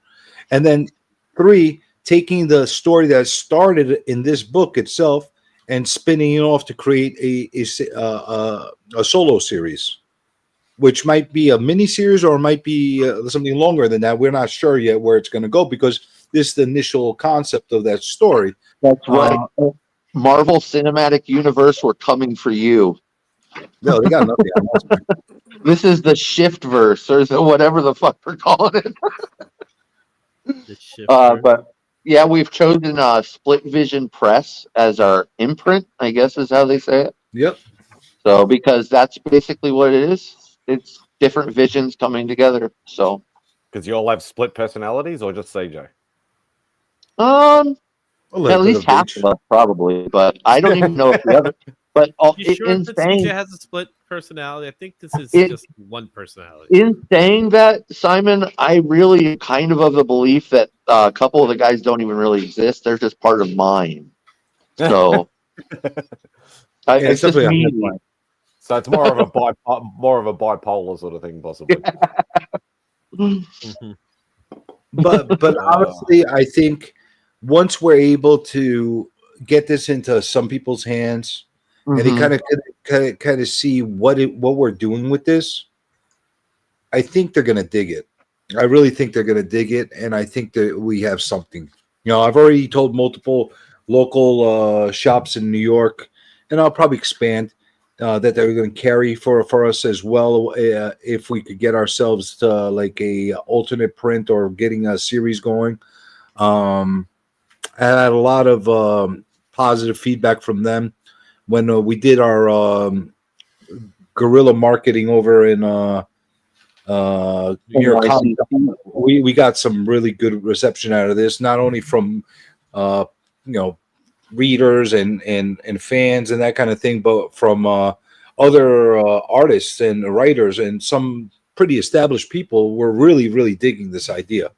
So I got very positive thinking going forward on this. I'm happy for you guys. I really am. Thank you, Vogs. Because I can't draw. You heard that level of sarcasm that came out. No, you know what though? hey, Vogs, keep at your drawing for one thing, because you can draw. Drawing so? takes many, many years of practice. Like, Well, in my drawings. I'm going to tell you between something the else, lines. Bob. So I'm going to tell you something else, and you'll probably dig this. There's other ideas that are looming in the background that are related to what we're doing right now, that are going to give opportunities to people like yourself that are like just getting yourself into the art movement and putting stuff together. That's going to give you fun stuff to be able to work on. I don't want to put it out right now because somebody's going to steal our fucking idea, and I haven't copyrighted it yet. But once we get to that point, I think you're going to really dig what we're going to be offering everybody, and that's going to be stuff. No, for sure. I'm going to be. That's going to be a whole community thing. I spent quite a little bit of money this month, but once February 1 hits, I'm definitely pledging it for sure. Hey, Well, but no, hey, that's not what I'm talking about. It's all about stuff after the Kickstarter. We're going to keep it going. You're going to see stuff that we're going to keep the community active. There may very well be a place for you at some point in the near future. Like we have these things that we're talking about and stuff, but it's something that will unfold the way it unfolds, and I think it's kind of the way that this project happened, and I think so. It's good for us to just feel free to reach out to me. Yeah, and there are and anybody out there that can't, I mean, pledge or support it. There are other ways that you can help if you want to. Like, so it's sharing it or saying, "Hey, Grandma, you might like this book over here. Wait till you see CJ's version."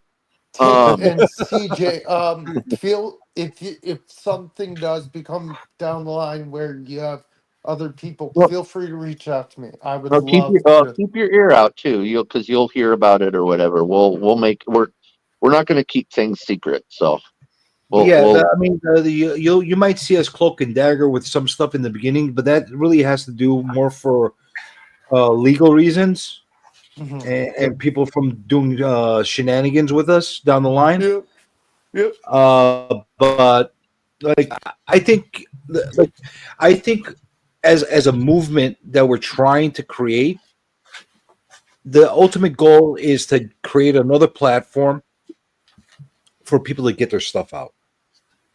Just get your stuff out. Like if you got some talent and you got some aspirations to do something more with your talent, we want to create a platform that gives you an opportunity to be seen. I love it. Yeah, and so you know what?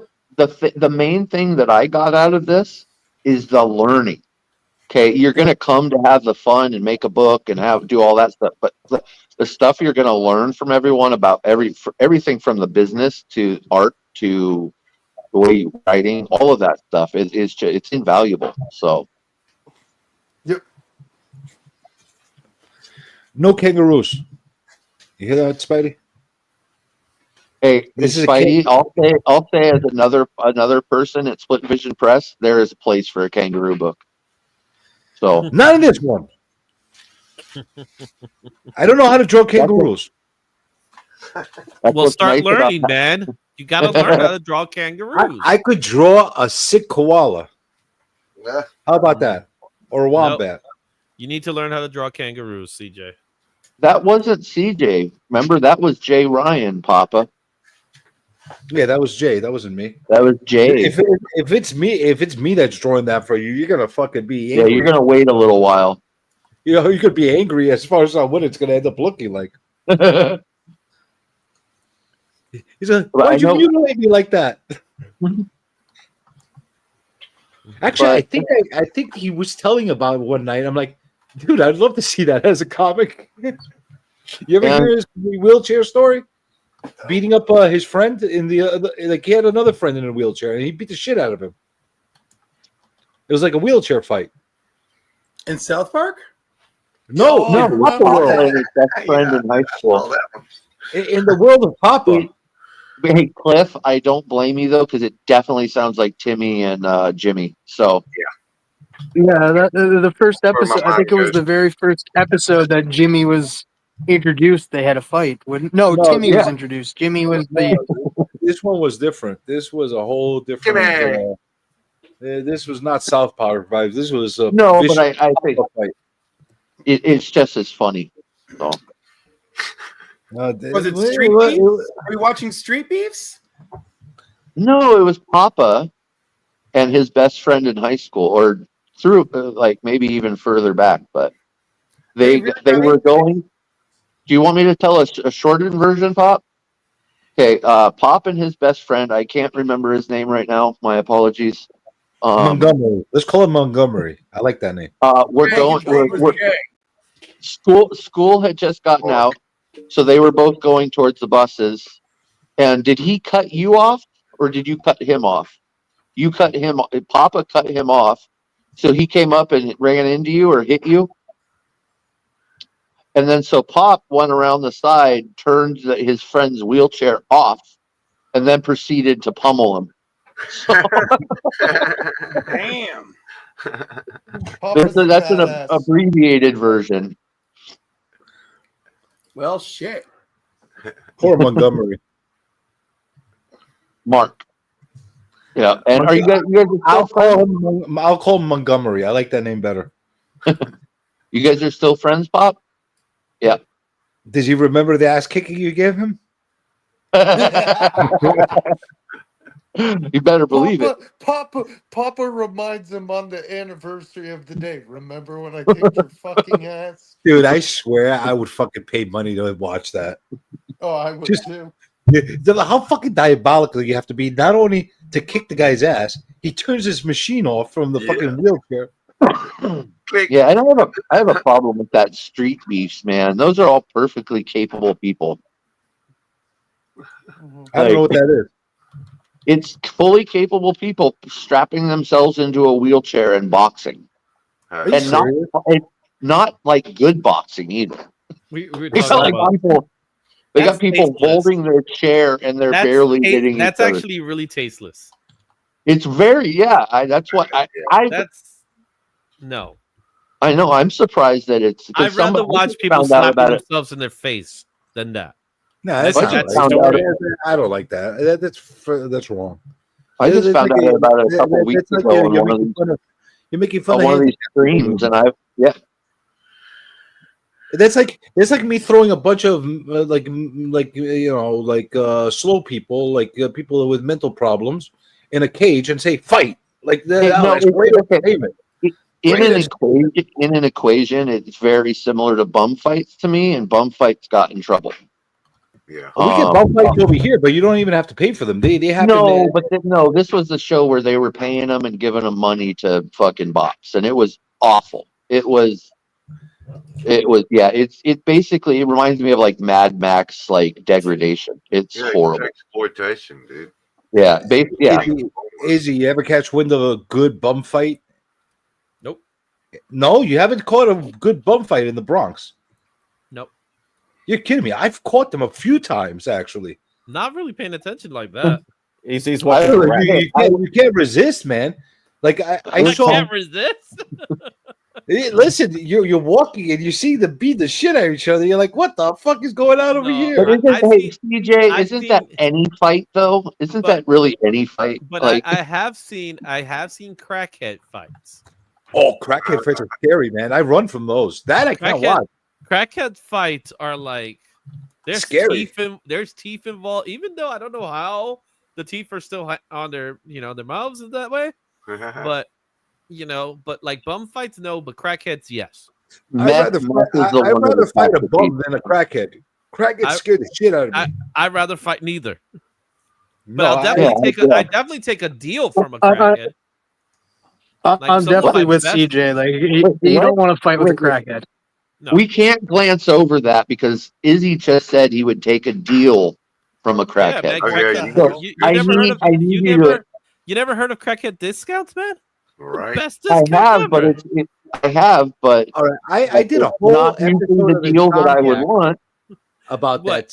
You never bought a PlayStation from a crackhead? They're awesome. No, I would not enable the fucking crackhead by buying his stolen goods. The ones I had last night, they like I always say, it's like a sour dick slap to your mouth. Exactly. I mean, yeah, you got the best part about said that, right? Wait, Spidey? the best part of a crackhead discount is that you still bargain with the discount that they're giving you. I know, So right? you try to buy a PlayStation for $20. They're trying to sell it to you for $20, and you say, "I'll give you 15." Dude, I used to have $2 Larry that lived in my neighborhood. This guy sold everything for $2. You want a Buick? $2. $2. You want a Panasonic TV? $2. You want a Benzie box? $2. Everything was $2. You want his sister? $2. Everything. $2. The worst part is seeing people say, "Hey, do you think you could get me?" Like, obviously, I said PlayStation, but you think you could get me a GameCube or an Xbox? And the crackhead looks at him like, "Okay, give me about an hour." And he'll come back an hour with the Xbox. $2. $2. Dude, he used to come give you $1.50. Dude, he used to run up and down the street. I want to watch CJ and $2. Can we get CJ and Izzy to fight? Like, I'd pay for that. No, who? You and CJ. Oh, hell no, man. I'll kill Why would him, but no. What? Oh, man, what is going? Wait, did you just say you'd kill me? Yeah, I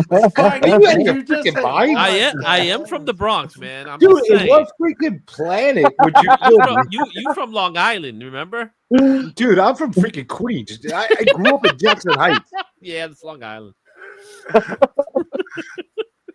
See what I mean? That's already entertaining. What planet? What fantasy world would you kick my ass in? Where is it? I say it again that at Heroes Con they need to rent out a gym, and there just needs to be a couple fights. Although sadly, CJ, I think you're going to be featured in most of them. So got my switchblade ready to go. Oh, we're using weapons, huh? What? We're not. That's cheating. You know what? I'll grab my girlfriend's dildo and I'll beat you to death with it. All right. We're getting into So you admit she needs something. That's a perfect time to play that clip. That's a perfect time to play that clip. Don't read into that. So you openly admit that she needs something. She needs a lot of things. Papa's betting money on Izzy. That's not a knife. That's a knife. To be fair, I believe I should have played that one. I believe in that one, Spidey. I do believe you do have knives like that, right? even with all the bluster, for some reason, I just think CJ would have one dirtier move that would win. For some reason, dude, he pulled out his little freaking bitty nail Yeah, clip. but That's the one that's available at the moment. I would give him such a dick kick. He'd fall down, and then I'll dance all around him while he's crying in agony and pain. Yeah, sure. Dude, I have no problem kicking you in the nuts. I'll kick you twice. You see, that's the first problem. The first problem is that's what you're going to go for. You see, that's what everybody thinks. If Izzy doesn't have nuts. Wait, whoa. That would throw me off. If he doesn't have nuts and I kick him in the groin, that's low blow there, low blow. Yeah, man. He's a Baltinian. Hey, man, I'm just saying. All I'm saying is that you see, that's the first move you're gonna make. So I'm expecting you to make that first move. And so the fact that you're expecting that and you go to cover your you're gonna go to cover your pee-pee. No, I'm gonna poke you in the eye. No, with my two fingers. I'm not gonna even tell you how to do it. This was the easiest manipulation I've done in a long time. Like, I don't have to say what I'm gonna do because I have my moves already set up. Guys, it's like that fight scene from Anchorman. Okay, not the hair. Don't touch the hair. Oh man. Dude, I'd have Papa with me, and while you're, I will put you on the floor, and then I'll have Papa run you over back and forth with his fucking wheelchair on your head, and you'll be done. No, I walk things up to the line, and Papa comes along and fucking pushes it right across. You see, that's the thing. I'll have Papa on my side, and his wheels are gonna have spikes on them. What are you talking about? Hey, yeah, you know what, He's CJ? gonna I'll have give the you the spike. same advice I've always used: is stairs. Dude, There's just Papa one will betray stairs. you. No, it's over. Stairs. Right, Yeah, Papa? if he goes if he goes up the stairs, then it's over. No, he said no. Because I got five. There is no if. Ready. There is no Oh, if. look at Papa got his knife ready. There is no. There is no if. I'll salute to that one. Dude, I'm gonna get into a fight with Izzy, and he's gonna fucking start jumping out like he's in fucking. When you're a jet, you're a jet. He's gonna fucking do a whole musical But in you front thought of we're me. doing dance? We're gonna be in dance number or something like that. It's West Side Yeah, Story. I'm like, That's what us Puerto Ricans do. We just dance and fight. Dude, you're gonna confuse me. You're gonna confuse me so fucking much. I'm gonna lose the fight just out of confusion. It's gonna be a new musical called Dancing with Knives. You're welcome. No, let's not forget Izzy would be the guy Izzy doesn't from like musicals. It's what I Izzy do. would go. He'd be the guy from Eight Crazy Nuts. Bum diddy bitty bitty bum. Are you calling him a Oompa Loompa? Dude, did you hear what Mark just called you? He called you an Oompa Loompa. No, it's called Eight Crazy Nights. He just called you bum daddy ding ding ding ding. There's worse things out tonight than vampires.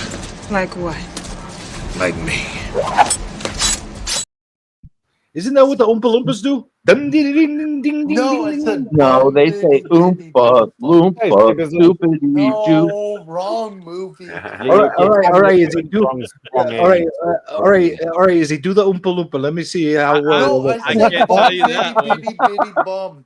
It's from Bum bitty Eight dum Crazy dum dum Nights. bum bum. Have you guys seen Eight Crazy Nights? Hey, Katie. That Adam Sandler movie?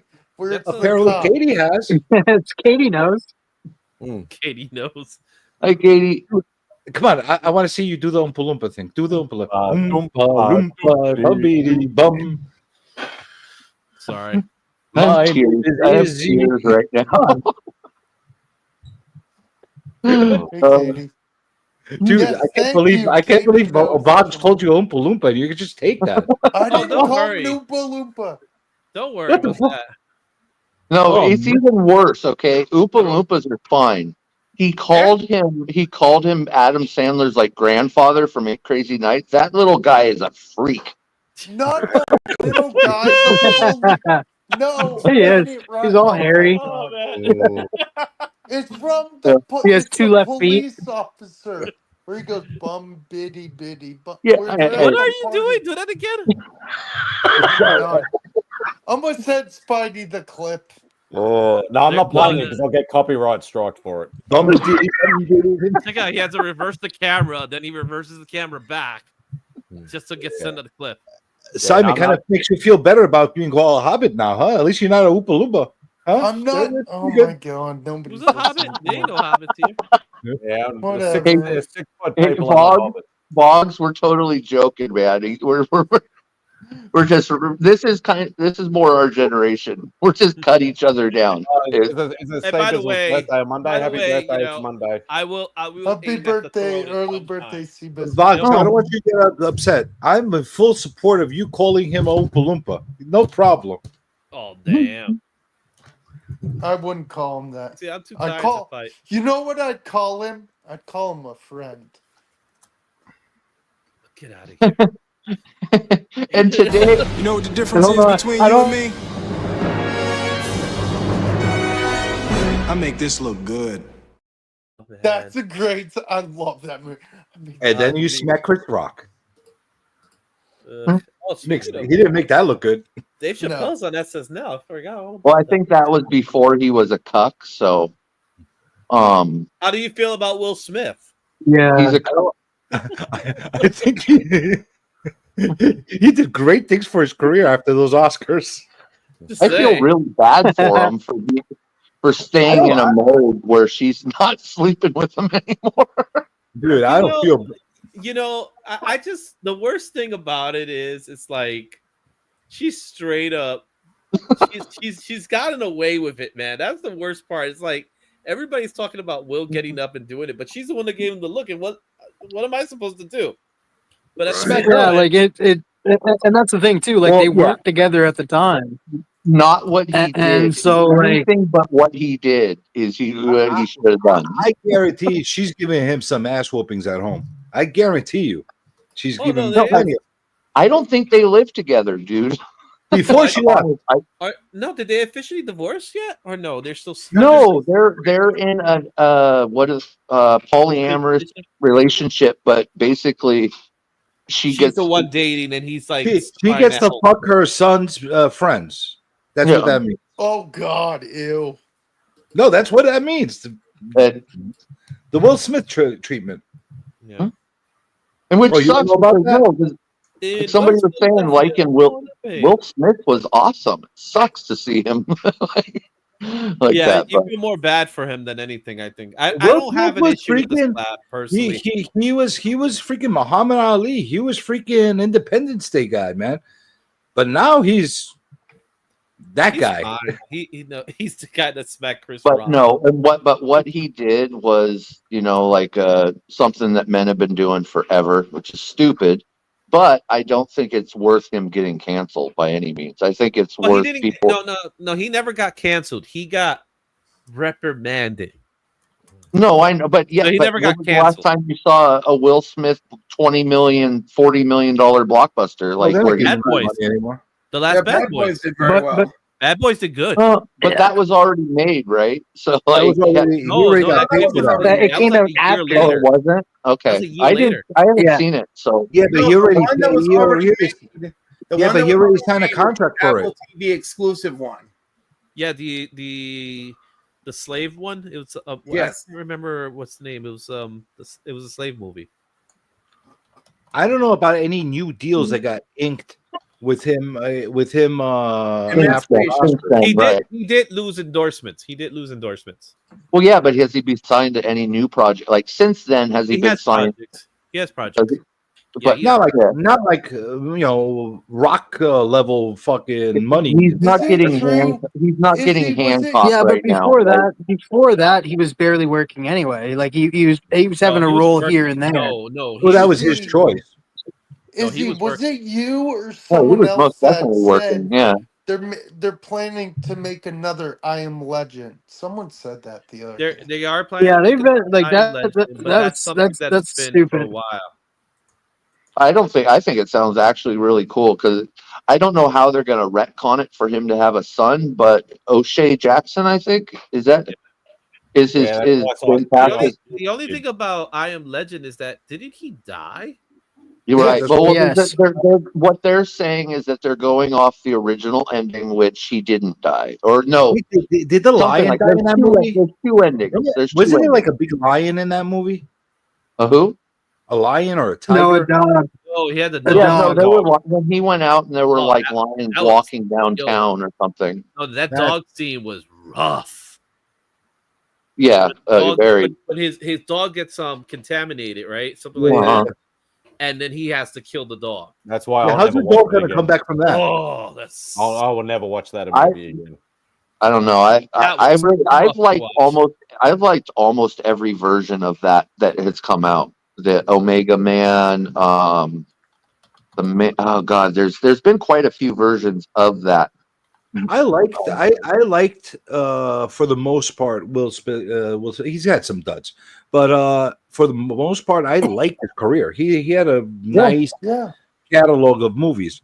It's just most definitely he cheapened himself by doing that at the Oscars. That's what I think it is. I think and honestly, I don't even blame like the whole canceling thing. You shouldn't be canceling him. Who they should be canceling is the fucking Oscars for not having fucking security there to protect fucking Chris Rock. Yeah, that was. I don't think they expected something like that to happen. Well, no, they didn't expect it, but you have. Dude, they let him something like sit. that. They let him sit through the entire event, the rest of the event, and go get an award, and then give him the lifetime achievement or whatever. No, he won the best actor. Yeah. Award. That is the most disrespectful Yeah, he had a thing I've speech. ever He had a seen speech, by and anybody. also he was at the after party, dancing and having a great time. So what happened in the Oscars after So. that's watch out. Oh boy, here we go. It's Bo! It's All right, boys. my new. They're It's all my moving out new. You It's magnificent Australian creature. How are you? Hey, he's mine too. So Whoa, what's going on here? he's my Did dude. you just hear That's that? my friend. He just called said you a it. creep. Cliff and Logs are fighting over Bo. I mean, But then Steve pulled out. Don't read into that. There's a lot of Hey, I know insults that flying over guy. here. See, I love a man who knows about pulling out. Okay, Bo What's up, is Bo? it, Wow. and Spidey's Well, not hi, jealous, guys. so it's okay. Hello, he Bo. said not to read into it. How, Yeah. Oh, I'll read into Oh, everything. how are you, He sir? reads into it. He reads out to it. He reads wherever inside to it. He goes into it. He comes out of it. You know, it's just it's all. It's all You over sound for like a him. man. You sound like a man who's had some experience. I was going to No, say that was yeah, that's definitely a voice of experience. I'm just some guy here that's just living his life, waiting to cut somebody. I'm just a guy being a guy as a married guy who collects comics. Listen, Oompa Loompa man, you keep your nail cutters to yourself, right? Oh, you keep coming out here. Come out of Long Island, and we'll find out. Hey, don't be mad at me, upstate boy. You're upstate man. No. That's Cliff. Cliff's the upstate man. You're fake. You're fake Boros. You're upstate. Oh, you're like please. You're, We're you're borderline Yonkers. We're literally the Bronx. Okay. Duh. The Bronx. It's the. I always thought it was called Boogie Down. No, that's when we have fun. Izzy. We boogie down drawings. Izzy. Go Yankees. Dude, man, you're in the wrong time period for that right now. Yeah, no. Boo. A little too early, Vox. Yeah, a little. Give it at least 2 more months. Why do we care so much about sports? Good question. What's your problem? What's your problem with Queens? You don't have to You don't have to be into sports to hate the Yankees. What's my problem with Queens? I don't have a problem with Queens. You apparently have a problem with Queens. Queens is fantastic. I once dated a crazy ex-girlfriend from Queens, but that's about it. Listen, I've dated freaking crazy ass girlfriends from Bronx. I don't hold that against the Bronx. I'm not saying anything about that. No, we tried this with New Jersey. He couldn't. We tried this with New Jersey. He couldn't justify it. Oh no, I still hate New Jersey. Queens, I don't have a problem with. But he's not from Queens. He's from Long Island. I'm not from Long Island. Yeah, Queens is actually on. You said you're from Long Island. I remember that day. When? That day. You made that up out of your head. No, it was that day. Yeah, imagine that. He never said that. I lived in Long Island for a few years. You see, you said it right there. You're from Long Island. You said it. You just openly admitted it. to live somewhere for a few years. You're from Long Island. It's not from Long. First of all, I don't live there now. Sorry, you walked into a existing feud that I started. Sorry. First of all, I don't live there now, and I didn't grow up there. You grew up there? No. You just said you grew up there. I grew up in freaking Jackson Heights in Astoria. No, I don't believe that. Well, you're wrong. Then you don't know too many Greeks. Because where else do you think the Greeks are going to fucking grow up? Astoria. The stutter came in. Did you hear that? You're wrong. You're wrong. A little nervousness there, right there.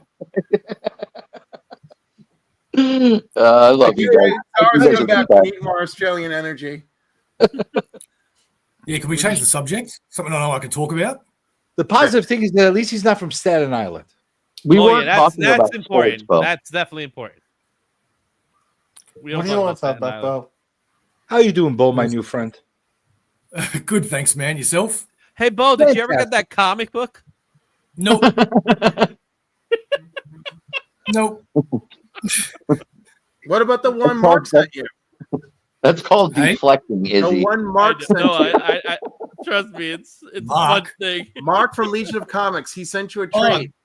Yes, I got that a while ago. Yeah, Trouble. Mm-hmm. Yeah, yeah. Any day now, you'll get the comic book. I think Spidey's holding it ransom for some reason. There's nothing from stopping you from coming and getting it. Actually, what suburb are you in, Spidey? You got suburbs in Australia? Doncaster East. What the hell does a suburb look like in Australia? It's about 20, or drive-wise, probably about 20 minutes from you. I thought it was just because I'm moving.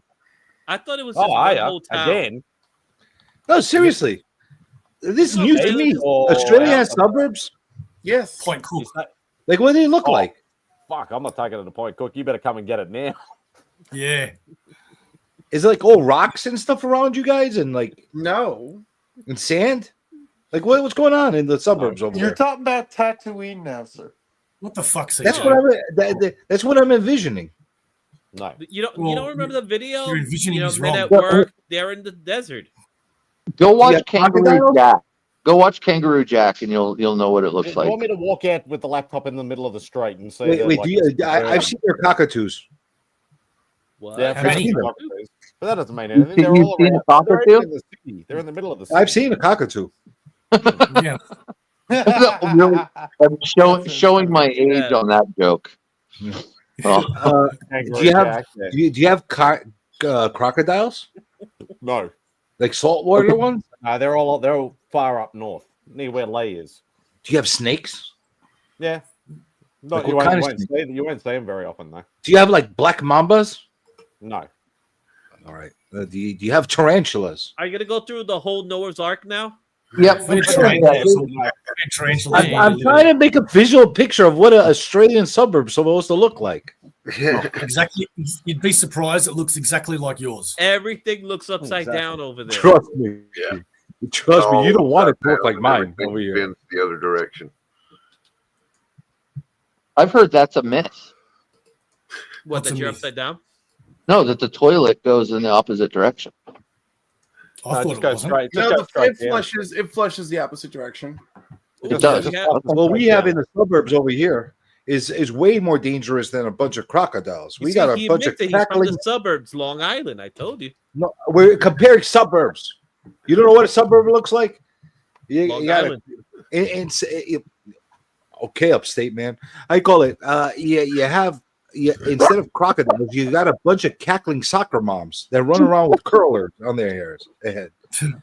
Suburban And they streets. look- See, there's even something called a road here. See? So now we Holy want shit. There's grass and there's some trees and there's Hey, Yo, we're it's on the scene. Hey guys, we're Actually, on like the my scene with neighborhood. We're on the scene with Simon. I Simon, Oh, there's a snake. Oh, there's a spider. I Oh, want there's a crocodile. Simon to go to the bathroom and flush the toilet. We would like to see Oh my how the toilet flushes. No, I Is want that- like was that a green screen? I want a Saturday afternoon show of Spidey walking around the street just narrating. I've seen him with a cockatoo. For some reason, I just envision Wayne's World just popping out of nowhere over there. So you're saying it looks like it's like Wisconsin. It's Looks like Dude, how great would Aurora, it be? Illinois.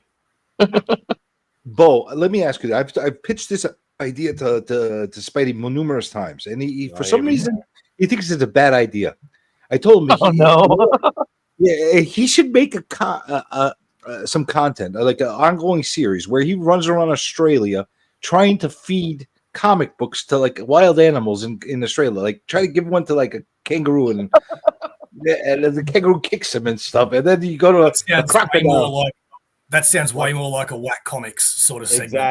Exactly. Yeah, at least afraid. But Simon, he's a burly man, so I think he could do it. He could pull it off. He could fight a crocodile. Animals don't scare me. It's just that anything that you want to do it, I literally would have to travel a long time to get to. Dude, how great would it be? He goes and like taps a crocodile in the head. And he goes, "Oh, look, he's angry," and tries to feed him the comic book. He's like, why did he sound Yeah, I don't think you'd be doing You that. always sound British. Well, yeah, I'm gonna risk my life here. Yeah, I mean, I'll be Actually, you're walking lucky around like this for the rest of my life. You're lucky it didn't sound Indian. Think about the views. Think Pretty about the much he views wants you'll it- get. He wants a comic book version of the crocodile. You have a very stereotypical bad conception of what Australia looks like. I'm trying to say. I thought it was wonderful. I love that. That's what I love about Well, Australia. how about Hang on. But I'm gonna say so. Okay, Bo. In all the time you've lived, have you lived in Melbourne your whole entire life? Yeah. Yeah. How many times have you seen a snake? Never. Exactly. I've seen one. I've seen two, and that's only because I was actually walking like more rural The bushland worst, areas. the worst things I will ever see is a spider. That's it. What you do to those snakes? The snakes are They're in the usually bushes like and either shit. they're either really hidden or they're closer to like bushland areas, rural areas. You're ruining my picture of Australia right now. True, I but anytime you want to see a kangaroo or anything that's typically Australian, you just need to go to the zoo. You're not going to see them around. What about emu? No. Emu. Emu. No, there was the great emu war, which is one of the best stories ever told. Isn't that the insurance guy? Dude, emus are vicious animals, man. They'll kick your ass. Aggressive insurance. Emus are not Emus actually are that fine. bad. I told you, it's like Emus are cassowaries. There you go. There's a fight. Put Izzy in a room with an emu. Let's see what happens there. Cassowary. Not only that, but the I'll show him a cassowaries picture of make you. Passes right up. He might fall in love with cassowaries make a horrific sound before they run you over. Like cassowaries will rip you to shreds. I would pay to watch Izzy fight an emu. Yeah.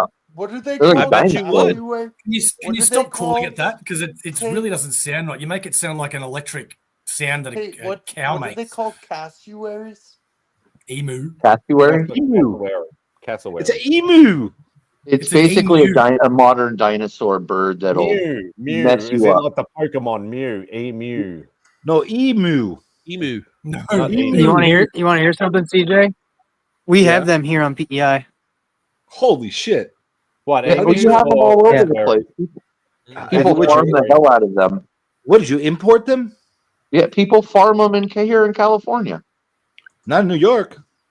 The rats. Oh, will eat yeah, them. they do. Yeah, they do. Make jerky out of them. Dude, I've never seen one emu here. Go upstate. So go up to visit Izzy sometime. And No, you'll no, see you got to 'em. visit Cliff. He's from upstate. All right, Cliff, tell us all about your emus. It's really cool when they step too. Never. Cliff has other No, animals. He has like so when they buffaloes running step- around and shit. He's got like When they mongooses step, they make a and- loud bumping noise. I know what else makes a loud bumping Yeah, noise. it's wild. You could take the same idea that I just gave Spidey, and you go feed moose comic books and Oh, eat, fuck, what no. else you got? Apparently you have moose, so No, feed them. Polar bears. Hell You no. know what's scarier than an emu, though? One Yeah, sec. upstate It is they have an ostrich. We have buffalo. ostriches here too. Why don't you go One feed a sec. comic to a gun? CJ. CJ. And with that, me, I'm out of here. Izzy. Take care, Izzy. CJ. Moose or meese charge. Meese. What a meese? Meese. The fuck is a meese head or meese? I don't think meese is the plural. It's Meese is not. two It's moose. Oh, that was fantastic. Meese is two No, it pieces. is meese. I'm pretty sure. What the? It's not fucking meese. No, What's a no. meese? Plural of moose is moose. There is no real plural of moose. Plural. But no, I love it. I liked somebody actually using it. It was great. So apparently they have meese in upstate as well. Let's look it up. Am I wrong? Dude, I've never heard somebody call something a meese. The plural of moose is moose. What the Yep. hell? That's No, it's one of those. It's one of those things you hear other people use it and stuff because a goose is geese, so it makes sense. It's the plural No. of moose, meese. Not to my ears. Yeah, And it's not like guys- mouse. Like the plural for mouse is mice. Moose is moose. Yeah. And the plural for fish Yeah, is moose not is fish. moose. Fish is fishes. Fishy. No, Fishies. there's no such word as fishes. Fishy, It's fishy, fishy, fishy. Fishies. Where's the little fishies? You gotta get little fishies. Yeah. With fish, it depends on the tense because it can be just fish. There are fish in the pond. Yeah, it's not talking about fishes. one. Fishy, You fishy, don't fishy. say there are fishes in the pond. You say there are. No, it's not. Wouldn't it be fish? Wouldn't it be fish? Fishies.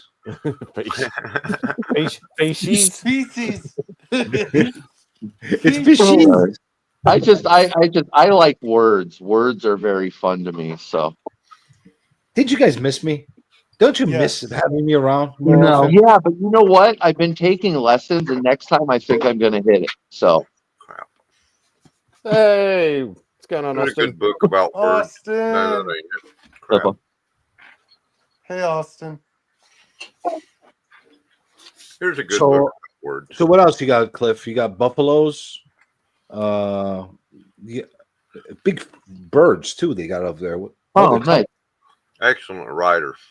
Does it Really good does it at actually book does it about actually the have the history like of the words. right spelling for like color with the U Mace? and actually No, aluminium, not aluminum? No.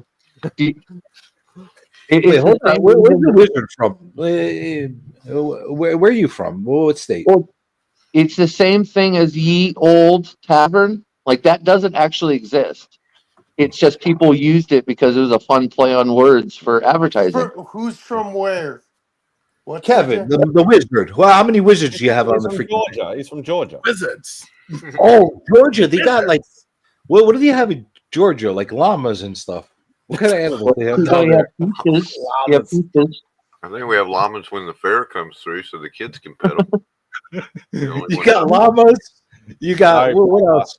They got Mongoose? alligators We got or alligators. crocodiles, whichever one it is we have here. Because even after Rob gave me the lecture, I can't remember. It felt like that. That is the correct crocodiles spelling in of Florida. No, it's all out of laziness back when they used to spell. Alligators are boring. They- Everybody has an alligator. Freaking talk to Louisiana about that. No, yeah, but only the U.S. and one very tiny place in China. That's what we learned from Rome. With a U. Spelt correctly, proper English. What about Nicaragua? I bet you Nicaragua has alligators. No, if you want to say spelled correctly, get rid of the U and make all the U's V's. Wait, hold on. Are you trying to tell me Nicaragua doesn't have alligators? They don't. I have no I idea. bet you they do. No, they have other species, but right? Wasn't that what it was, Simon? Yeah, it was everywhere. It's only alligators are only in Alligators North are only in the America, North southeastern America and United China. States and Well, one little everybody spot else in has China. crocodiles. Well, I'll tell you something you probably don't know. Colombia has hippopotamuses. Yeah. Okay. Did you know that? You mean hippopotamuses? Yes. Yes. Hippopotamuses. That's it. Those two. Well, there's another weird word because for hippopotamus, is it hippopotami? Yeah, hippopotami is the plural. Yeah, so it's another totally Did you different. know play that on they the have? word. Right. Did you know that they had hippopotamuses? This because English is so screwed up. It's That so is- messed up, man. But that's what make any sense. I think that's what makes it interesting to me too. Octopi. Wait, answer the question, people. Did you guys know that they had those down there? It doesn't surprise me because a lot of animals I think are in certain parts of the world are really in other parts. So, Well, they don't 'cause belong there. Those our are nature- oh, those No, are a snake cow is a dugong. those are No, the African sea breed. cow oh, okay. Thank you, Austin. Thank you for getting to the point. Story is Escobar had gotten a dozen hippopotamus. Hippopotami. Yes, he got a dozen of them. CJ, do you know what a quokka is? That's not a nice way to talk about. I have shown him pictures of them. Yeah. A what? What is it? A quokka. You've seen it before, Tate. That cute little thing that I told you is only on like one island in Australia in the west. Oh yeah. Are you gonna let me finish my Pablo No. Escobar story? Continue, CJ. So he brought them there because he was a maniac and he loved to have wild animals all over his property. And then when he got busted and killed, they let his hippopotami all over the place. And they went into the river and they terrorized the river and they ate everything that was in the river. So Colombia has a hippopotamus problem. So, And they so live they're there. like an invasive species. Yeah, he created an that invasive species of hippopotamus. That's funny as hell. Hey, I love Spidey, stuff like what's that. Is what makes life worth living, man. what's- That's What's that creature called? The falling what? Bears? Oh, a drop bear. Drop it. Are those real? No. So Well- my goal in life, my looks goal in life is basically like Yeah, they Wally. are VOD. You have to walk around with a pink and purple umbrella the entire time you're in Australia. And they'll get you, man. They'll get you. my goal in life is to become wealthy enough to purchase a couple dozen of hippopotamuses and let them loose in the East River here in New York and Don't start, Dave. and invade all the rats and eat all the rats here, and we will be beautiful here. That's what we need over here. Yeah, you know what I want to do just because of oh God, what's the name of that movie? I I can't even want think the of the dodo movie. bird back. No, just No. keep go down by hippopotamuses and keep lighting fires. Like the gods must be crazy. Yeah. Hey, Mama J. Oh, great. Thank you very much for the shout out. I greatly appreciate it. Thank you so much. Well, who's Mama J? I don't know her. She's a mainly a Introduce pop vinyl channel. She did her with a couple other people did shout outs for me to get to 800 subscribers. So Yes, Oh, man. very Yeah, nice. very Cool. somebody that's been doing that for a long time. Because back when I did Funkos, she was doing it a long time Sounds ago. like a rapper, Mama J. Yeah, no, I think quite opposite of that actually. From the Yeah. 1980s. she's a friend of Christina's. No, I used to watch some of their live streams or whatever when I was doing Funkos. Well, Christina, if she's a friend of yours, then she's a friend of mine. There you go. Because Christina's awesome. You want to know why Christina's awesome? You want to know why? We know why. Because she Why? promotes everybody and she's the best mod in the business. No, because she thinks I'm awesome. So that automatically makes her awesome. She thinks No, everyone's awesome. That makes her deluded, but yeah, well, apart from Cares that. about everybody. Now you're getting on my wavelengths. She knows I'm joking with that. Flip, I'm surprised you're awake still, but it is the weekend. Yeah, things happen. She's gonna do a feature on a Snoop Dogg song. Sounds like. I hated you. What the fuck are you talking about? No, I thought you hated me. Well, I hated Pop when I first met him. For the longest time because I'd say hi to him and he wouldn't say hi back and stuff. And then one day he gave me a gift. I was like, "What the fuck?" Gave me an A-OK or something. I was like, "I thought Pop hated me." Dude, I couldn't fucking stand Papa when I first met him because I met him back in the days in the old auction things. And the motherfucker, every time I would bid on something, he would bid against me. Yep. Every fucking time. And he didn't even want it half the time. I know he didn't fucking want it. He just wanted me to pay more for it. Every fucking time he did it. And I didn't even know what he looked like at that point. Right. So I'm fucking shitting on him back and forth in the chat, and like, "You motherfucker, making me pay. I'm gonna fix your ass." Then he gets on the fucking on the thing. And he starts cursing at everybody for not wanting his fucking comics. Yeah,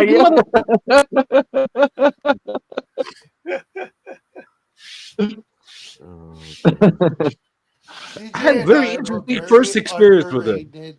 All I remember is the first time going into a stream and somebody in the chat saying it, and then somebody on the panel concurring it that Pop will cut you.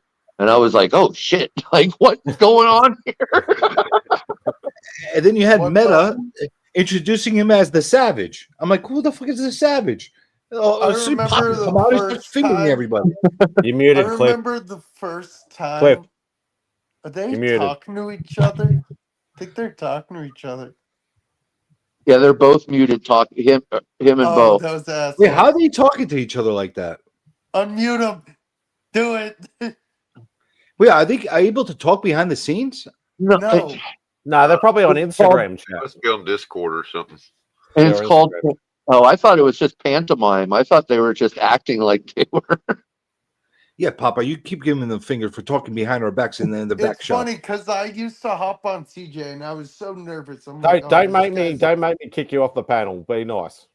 I was gonna be. I was so nervous. I thought CJ was gonna hate me, but CJ and I get along just fine. All right, I'm abandoning you.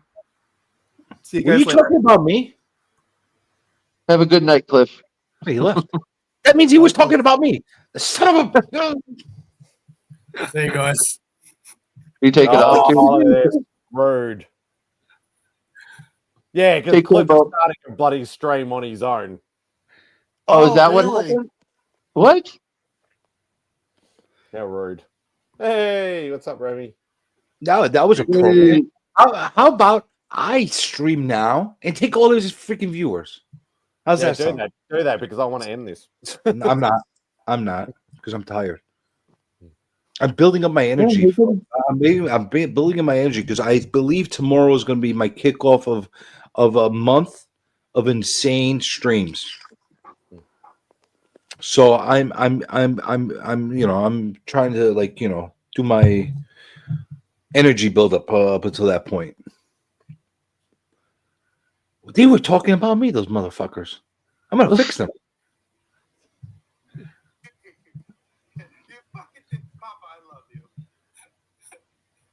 What? Are they watching us as they're streaming? Council Johns, if you want a link, you gotta let me know. It's so funny. They've never actually been to Council Johns. I just want it to happen so bad. I love that Christina. That's kind of fucking rude, isn't it? And Bo's trying to poach Christina. What? Wait, no, that actually is kind of rude, isn't it? Run, Izzy or freaking Cliff summoned me. Love you guys. Boggs, you better not go on that channel because I'm gonna bite your nose if you do that. I'm sorry, Cliff. No one summoned you. No one summoned you, Boggs. You're in the chat and you asked, "Can I join?" If you go on Cliff's channel, if you go on Cliff's channel, when I see you, I'm gonna bite your nose. That's gross. That's right. It would be very gross.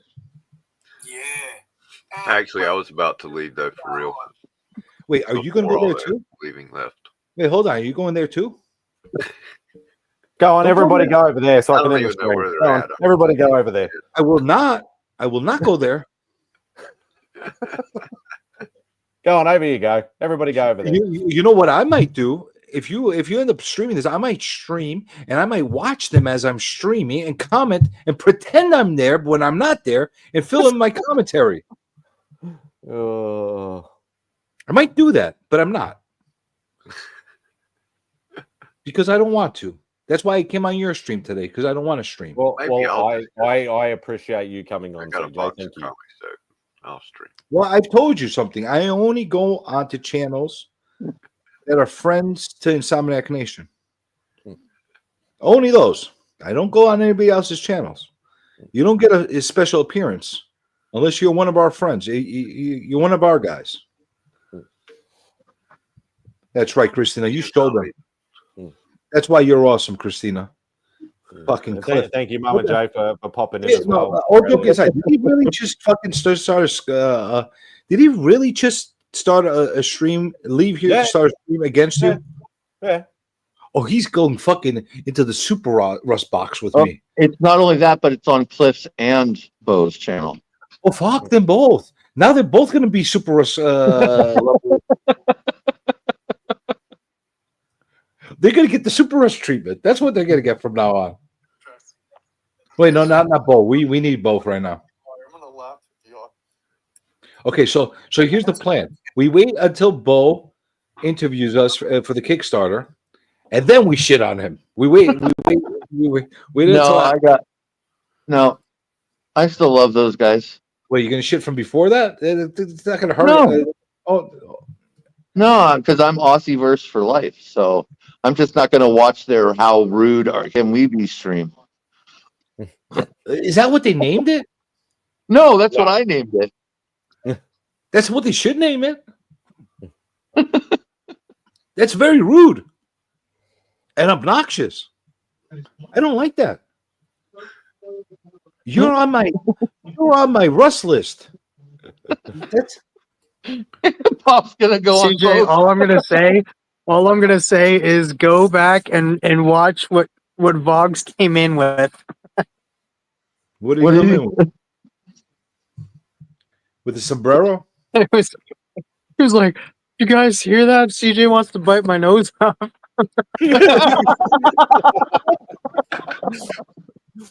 Oh.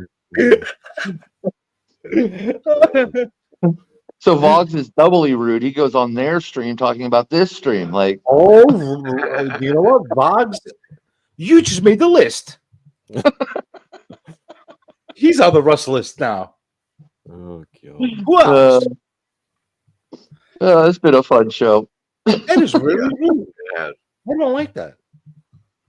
Who's that finger for, Papa? Papa, you know what you should do? You know what? You should go and stream Fortnite. Now they're telling us that there's now Bo is lying and saying we were talking about sports. Bullshit. Cliff doesn't talk sports. I never heard him speak sports in my life. And what's he going to speak? Rugby with him? They don't know sports. In Australia, they have rugby and cricket. What else do you have? Spidey, tell them. Fight. Cricket and rugby. Sports, but yeah. What else do you have? Australian rules football. All right, Australian rugby. Rugby's international, but yeah, we do have rugby. Australian rules football. Yeah, that's only here. I know. Oh, in saying that, there are some like amateur leagues actually in the US. You have kangaroo boxing. I know that. You do have kangaroo boxing. No, we don't. I seen it on TV. Don't lie to me. The TV never lies. That's in the wild. That's not an event. That's just in the wild. Dual streaming. Dude, I've seen a kangaroo. I've seen a kangaroo wreck a guy I didn't think about that. on TV. Yeah, it's in the wild. He kicked the freaking guy's ass. Look at a mean ass kangaroo. Gave me one of my favorite singers. Oh, okay. It'd have to be Keith Urban. Unless you're like a rock chick and you're gonna go like Bon Scott with ACD. Dude, not only did Bo betray the channel, he betrayed a fellow Australian. That's awful. We'll see if he ever gets that book. Did he really come back and say sorry? Yeah. He heard of the nose biting incident with Vaughn. He doesn't want any of that nose biting coming to him. I'll have Papa bite your freaking nose. How's that, Bo? and then run over you. That's right. Papa, show me your teeth. Look at that. He'll fucking chop that nose right off of you, Bo. You don't mess around. Who got me to fight with Izzy? Me. I have no idea who started that. I did. Was that with the Yankees talk? No, well, and I think that came up at some point, but somebody said it was Tate. Tate says like, "Why don't we arrange for you to fight in a match?" And then he's like, "He's like, beautiful. Oh, I'll kick your ass." I'm like, what world are you gonna kick my ass?" Well, okay, I don't believe tons in astrological stuff, but they say us Libras like to cause trouble to fix it. I've never kind of fixed the trouble. I just kind of cause it. So they're half right. Yeah, basically, yeah, and it's about like and it's never it's never anything of great unless I want it to be consequence. But next time I'm at a con that I know Izzy's in, and I spot him from like the corner of my eye, I'm gonna run full speed at him and kick him in the nuts, like while running. Please film it. So we can test it. We can test the theory if he has nuts or not. No, I haven't laughed this much in a while. Well, I haven't been on. It's not just you. I mean, just getting you and Izzy to perk up that much was just. It was so entertaining. Man. It was a bit too easy too. It doesn't take a lot for us to fucking go at each other. That was one of the easiest ones I've ever done. I used to do it with my friends growing up. Sorry to spoil that for you, but you put provoking me and Izzy to get into argument. It's not really like that challenge. No, that was like the serious time ever. Like it was just so easy. Oh god. That's hilarious. How about those sports, guys? How about those sports? Are they talking sports? Yeah, and it's funny because they even said on this stream they're talking about sports, and I'm like, oh, I'm sorry, that was my Bo impression. They're talking about sports. I bet you they're conspiring to use my ideas. Somebody said go. Vogue said go Yankees, and I said boo Yankees. That was the extent of the sports talk. Yeah. And they know I don't like. I'll let people talk about sports, but you know, I generally don't let it go on too long because then it's just, but it bores me. Unless it's kangaroo boxing, I think we all could get into the kangaroo boxing, right? I think that's universal for everybody, even comic book guys like kangaroo boxing. Papa's on with them too. So what? Yeah, Paul. Not right now. He jumped. He said he'll be right back. But. He's doubling it, man. Wait, hold on a second, you diabolical fucker. Are you on here while you're on there? Yes. He was. He's not at the current moment, but he was. Yeah. That's Dave's on there too. He's our inside man. He's our inside man. Wait, Dave's on there. We may have to. Why does that not shock me? Freaking Papa's done that to me in the past, where he jumps off my thing and goes on to Spidey's channel or wherever he was. I'm like, what the fuck? You traitor. 35 cents. We lost Dave. Yep. Yeah, I said we're gonna have to rethink the whole best channel award, man. Right? Okay, I gotta go now. Are you going over there too, Ken? Yeah, go. That's all right. Go over there. Well, you know what? You know I think it's funny. I blame Spidey. I blame you. I blame you, host. He's trying to run everybody off. Well, he wants to go chill. He doesn't want to hang out with us losers anymore. I came here to entertain everybody. You scared everybody off. It's a good excuse to go. I wanted to finish it like an hour ago anyway. Wait, so. Christina said she's coming on. I'm going to end her, Christina. Maybe next time. I'm actually tired. I need to get some rest. And don't forget, it is Sunday afternoon for me. It's not Saturday night for me. So. That is not very gentlemanly if you end before you allow the woman to come on. CJ, you should start a stream. You should start a stream, CJ. I should. Yeah, you can start one if you want. And Christina can come on there, and that'd be a first time for her coming on your channel. And that. There we go. Anyway, that's it. Thanks, everybody. Thanks to the chat. Thanks to all the panel members. Thank you very much, even though some of them are traitors. But we'll bypass that. Don't thank them. Don't thank them. Scusto. Thank you very much to Christina for dropping all the links for everybody, especially the Kickstarter for these awesome guys. Yes. Greatly appreciate that. Did you see the look of repulsion? Hey, Spidey. Spidey. Hold on. Did you see the look of repulsion on Cliff's face when I came on the screen? He's like, oh, fuck my life. This guy's on. All right. Good night. Thanks, yeah, Simon. Fuck my life. See you over there. Yeah. If everybody wants to go support Cliff and that stuff like that, I'm it's not a very nice thing to do, but I'm fine with it. It gives me a chance to go and have a rest. So, but yeah, thanks to everybody who's been on. Take care of yourselves and take it easy.